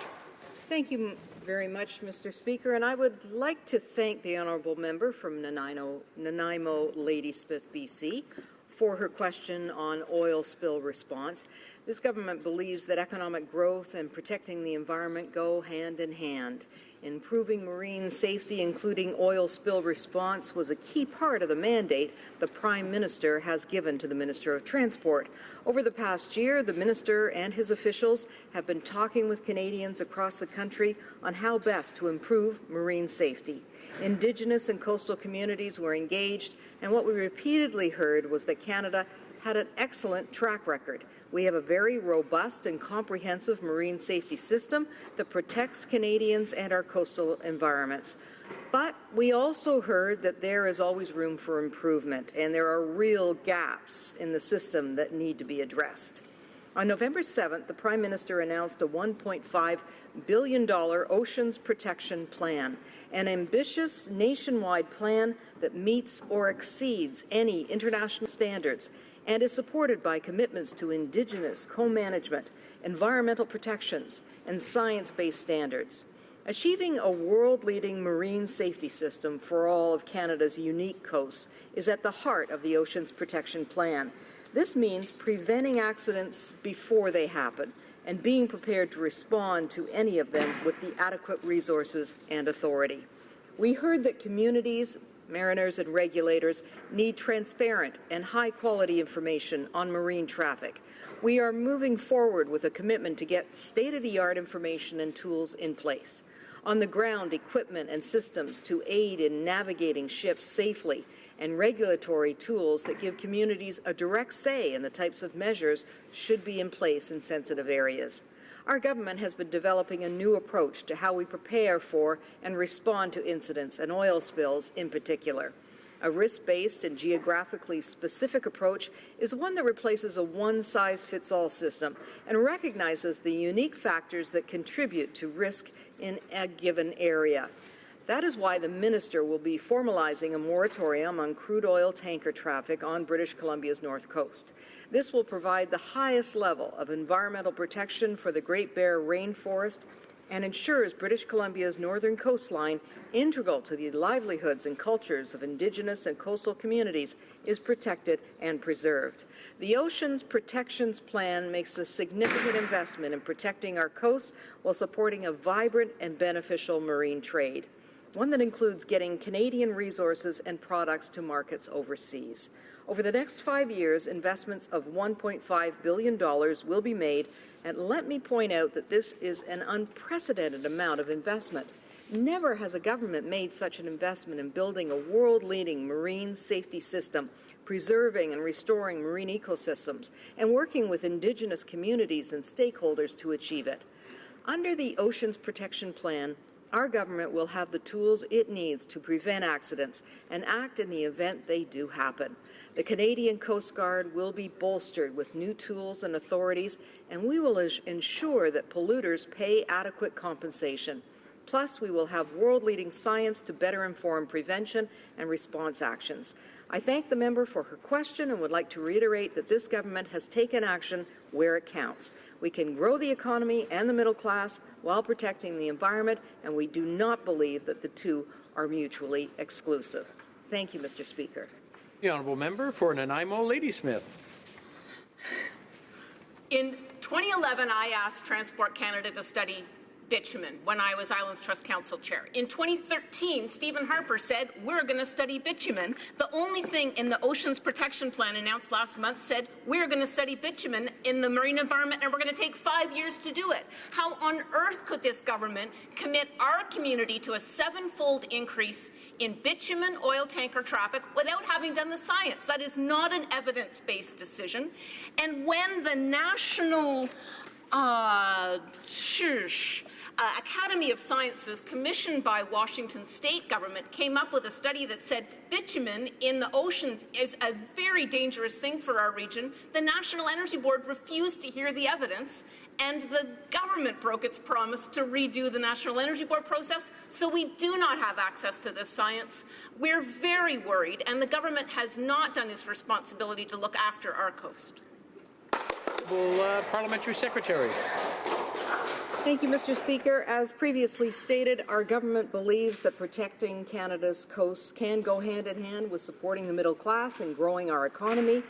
Unprecedented investments are being made by this government in building a world-leading marine safety system, preserving and restoring marine ecosystems, while partnering and advancing co-management with Indigenous and coastal communities. We will change the way we prevent and respond to marine incidents for the better. We will address the long-standing issue of abandoned and wrecked vessels and ensure the polluter pays. That is a commitment we have made to Canadians from coast to coast to coast. The safety of the public and the protection of our environment are a priority, and we believe that as a trading nation, Canada can get resources and products to market safely. We have taken action, and the Oceans Protection Plan will preserve our unique coastlines for generations to come. Thank you very much, Mr. Speaker. The honourable member for Carlton Trail, Eagle Creek. Thank you, Mr. Speaker. I welcome the opportunity to once again be able to ask my question regarding the Vancouver Airport Authority and why it is not allowing Canadian catering companies to operate out of that airport. The minister deferred his response at the time, committing to get back to me at a later date, which I do respect. But that was more than a month and a half ago, and I am still waiting. I still haven't gotten a response from the minister, either by correspondence or informally in this chamber. So I look forward to the response tonight.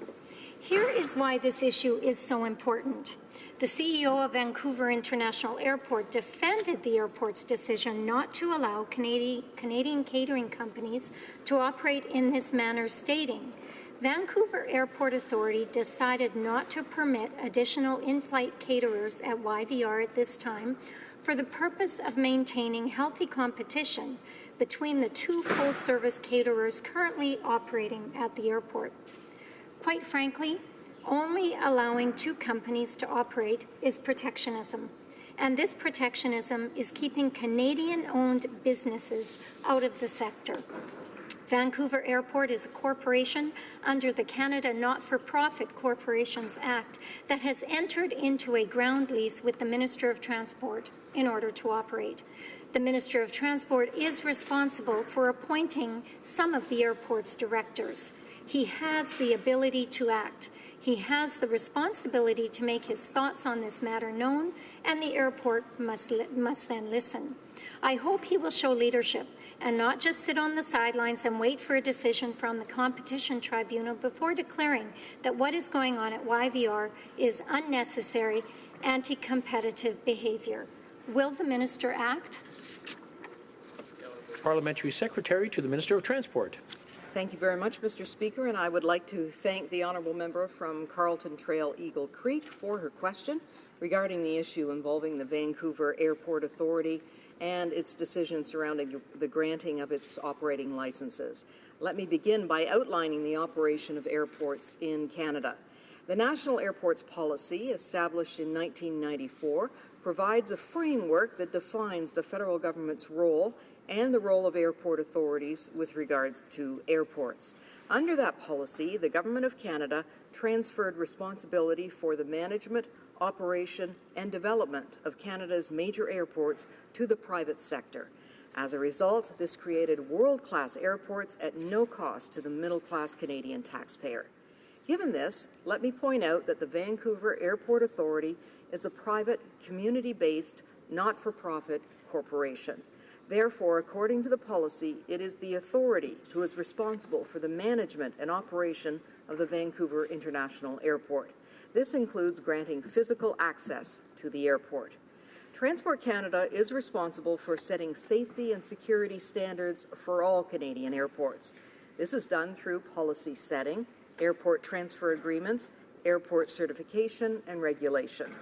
Secondly, let me further elaborate that the relationship between the Government of Canada and each individual airport authority is governed by a long-term ground lease agreement. And under the terms of the ground leases, airport authorities are fully responsible for the operation, management, and development of their respective airports. Furthermore, the ground leases allow airport authorities to enter into subleases with third-party tenants without any involvement from the Government of Canada. In summary, Transport Canada, in its role as landlord and regulator, is not involved in the day-to-day decision-making regarding the management and the operations of airports. That responsibility lies in the hands of the airport authorities. Given its role and the responsibilities of the airport authorities as established by the National Airports Policy and ground leases, this government would not be a party to any dispute between airport authorities and their subtenants. This matter involving the Vancouver Airport Authority and its decisions related to the management of the Vancouver International Airport has been referred to the Competition Tribunal. Because it is currently being adjudicated, I trust the member opposite can appreciate that it would be inappropriate for me to comment publicly on the matter. Having said that, I recognize the important role that airports play in their communities and as facilitators of global connectivity and economic growth. However, we need to let the tribunal do its job and allow the parties related to this case make their representations before the tribunal. Thank you very much, Mr. Speaker. The honourable member for Carlton Trail Eagle Creek. Well, thank you very much, Mr. Speaker. This is not about the Competition Tribunal making a decision. This is about Canadian-owned companies not being allowed to operate at a major Canadian airport.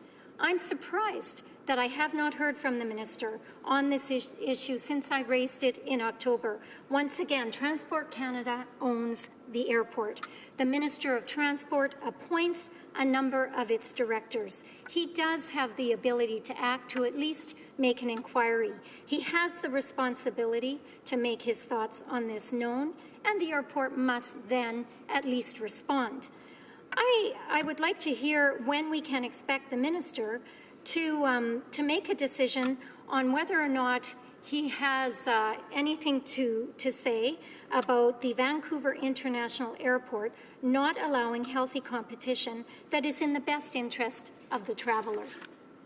The Honourable Parliamentary Secretary. Thank you, Mr. Speaker. And as I mentioned earlier, under the 1994 National Airports Policy, the Government of Canada transferred responsibility for the management, operation, and development of Canada's major airports to private, not-for-profit, non-share capital airport authorities. As such, airport authorities manage their own subleases, both their financial terms and any lease or rental increases. Transport Canada, as landlord and regulator, is not involved in the airport's day-to-day operations and decision-making, and it would not be a party to any dispute between them and their subtenant. Given that this matter has been referred to the Competition Tribunal and is currently being adjudicated, it would be inappropriate to make further public comment. Thank you very much, Mr. Speaker. The Honourable Member for Calgary Confederation. Well, thank you, Mr. Speaker. I appreciate you sticking around for this late show here tonight. It's my first late show, and I appreciate the pages and everyone in this room for sticking around when they just want to get home to see the Christmas lights that are being put on outside here. But anyway, the reason why I'm here, Mr. Speaker, is back on October 18th of this year, I asked a question in question period regarding the fentanyl crisis, and I just was not happy with the response from the Parliamentary Secretary to the Minister of Health, the Minister from Brampton West. She didn't answer my question, basically, Mr. Speaker, and hence this is why we are here today. Now, as you know, Mr. Speaker, the fentanyl crisis is getting worse in this country. It's certainly a major national emergency in my mind. It's an epidemic. Just in BC alone, Mr. Speaker, almost 1,000 people have died this year overdosing on fentanyl. And my province of Alberta, the numbers are not as bad as that, but certainly it is a crisis all over the country. And we hear about it daily, about the deaths that are occurring because of this drug.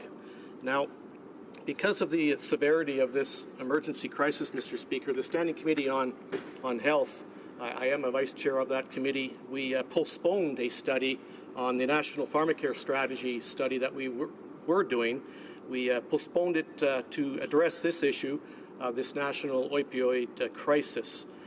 We brought in many experts. We brought in many doctors and nurses, ER staff. We brought in first responders, the EMS, the police. We also brought in officials from the fire departments around the country. We've talked to pharmacists. We've talked to social workers, and we even brought in recovering fentanyl and opioid addicts into our witness chairs to discuss with us the severity of this issue.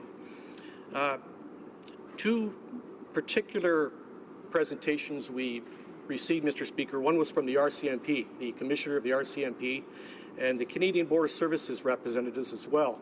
And they indicated to us that 98% of illicit fentanyl are coming from China to this country here. And so, Mr. Speaker, what I did was I had attempted in this meeting to have the Chinese ambassador appear before the committee to explain what his government is doing to help Canada tackle this deadly drug epidemic. And I put the motion down, Mr. Speaker, and the Liberal government over here would not have it, would not have a representative from the Chinese government to come here to address this issue. The Liberals, they're ignoring the obvious. China is the primary source of illicit fentanyl here in Canada, and the Liberals would rather deal with the deadly street drugs after they're in the hands of Canadians instead of targeting the source, which is China. So why is, Mr. Speaker, pleasing the Chinese government more important to the Liberals than saving the lives of Canadians? And that was the question I had asked, and I would like to get a response to that. So thank you. The Honourable Parliamentary Secretary to the Government House Leader. Yes, thank you, Mr. Speaker. Thank you for the opportunity to address the question from the member from Calgary Confederation on the issue of fentanyl in Canada.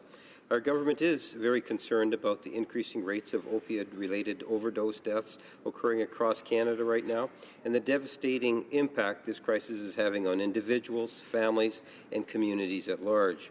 It is clear that the problem that problematic opioid use, including fentanyl, is a complex issue that requires a multifaceted and dynamic approach, an approach that is comprehensive, collaborative, compassionate, and above all, evidence-based. That is why in June our government announced an opioid action plan that focuses on better informing Canadians about the risks of opioids, supporting better prescribing practices, reducing easy access to unnecessary opioids, supporting better treatment options for patients, and improving the evidence base upon which our policy decisions will be made. On November 19th, at a national opioid summit co-hosted by the Minister of Health and the Honourable Dr. Eric Hoskins, Ontario Minister of Health and Long-Term Care, 42 partner organizations committed to concrete actions through the signing of a joint statement of action to address the opioid crisis, and indeed, this government is taking action. Following the opioid summit, I engaged with my colleagues at the Public Safety and Foreign Affairs to address the issue of fentanyl from China. The RCMP now have an agreement with China to cut the flow of opioids out of China. Our government will also look at options for expanding the tools available to our border authorities to further address the fentanyl issue. Our government also recognizes that measures must be taken to address the availability and serious harms associated with street drugs.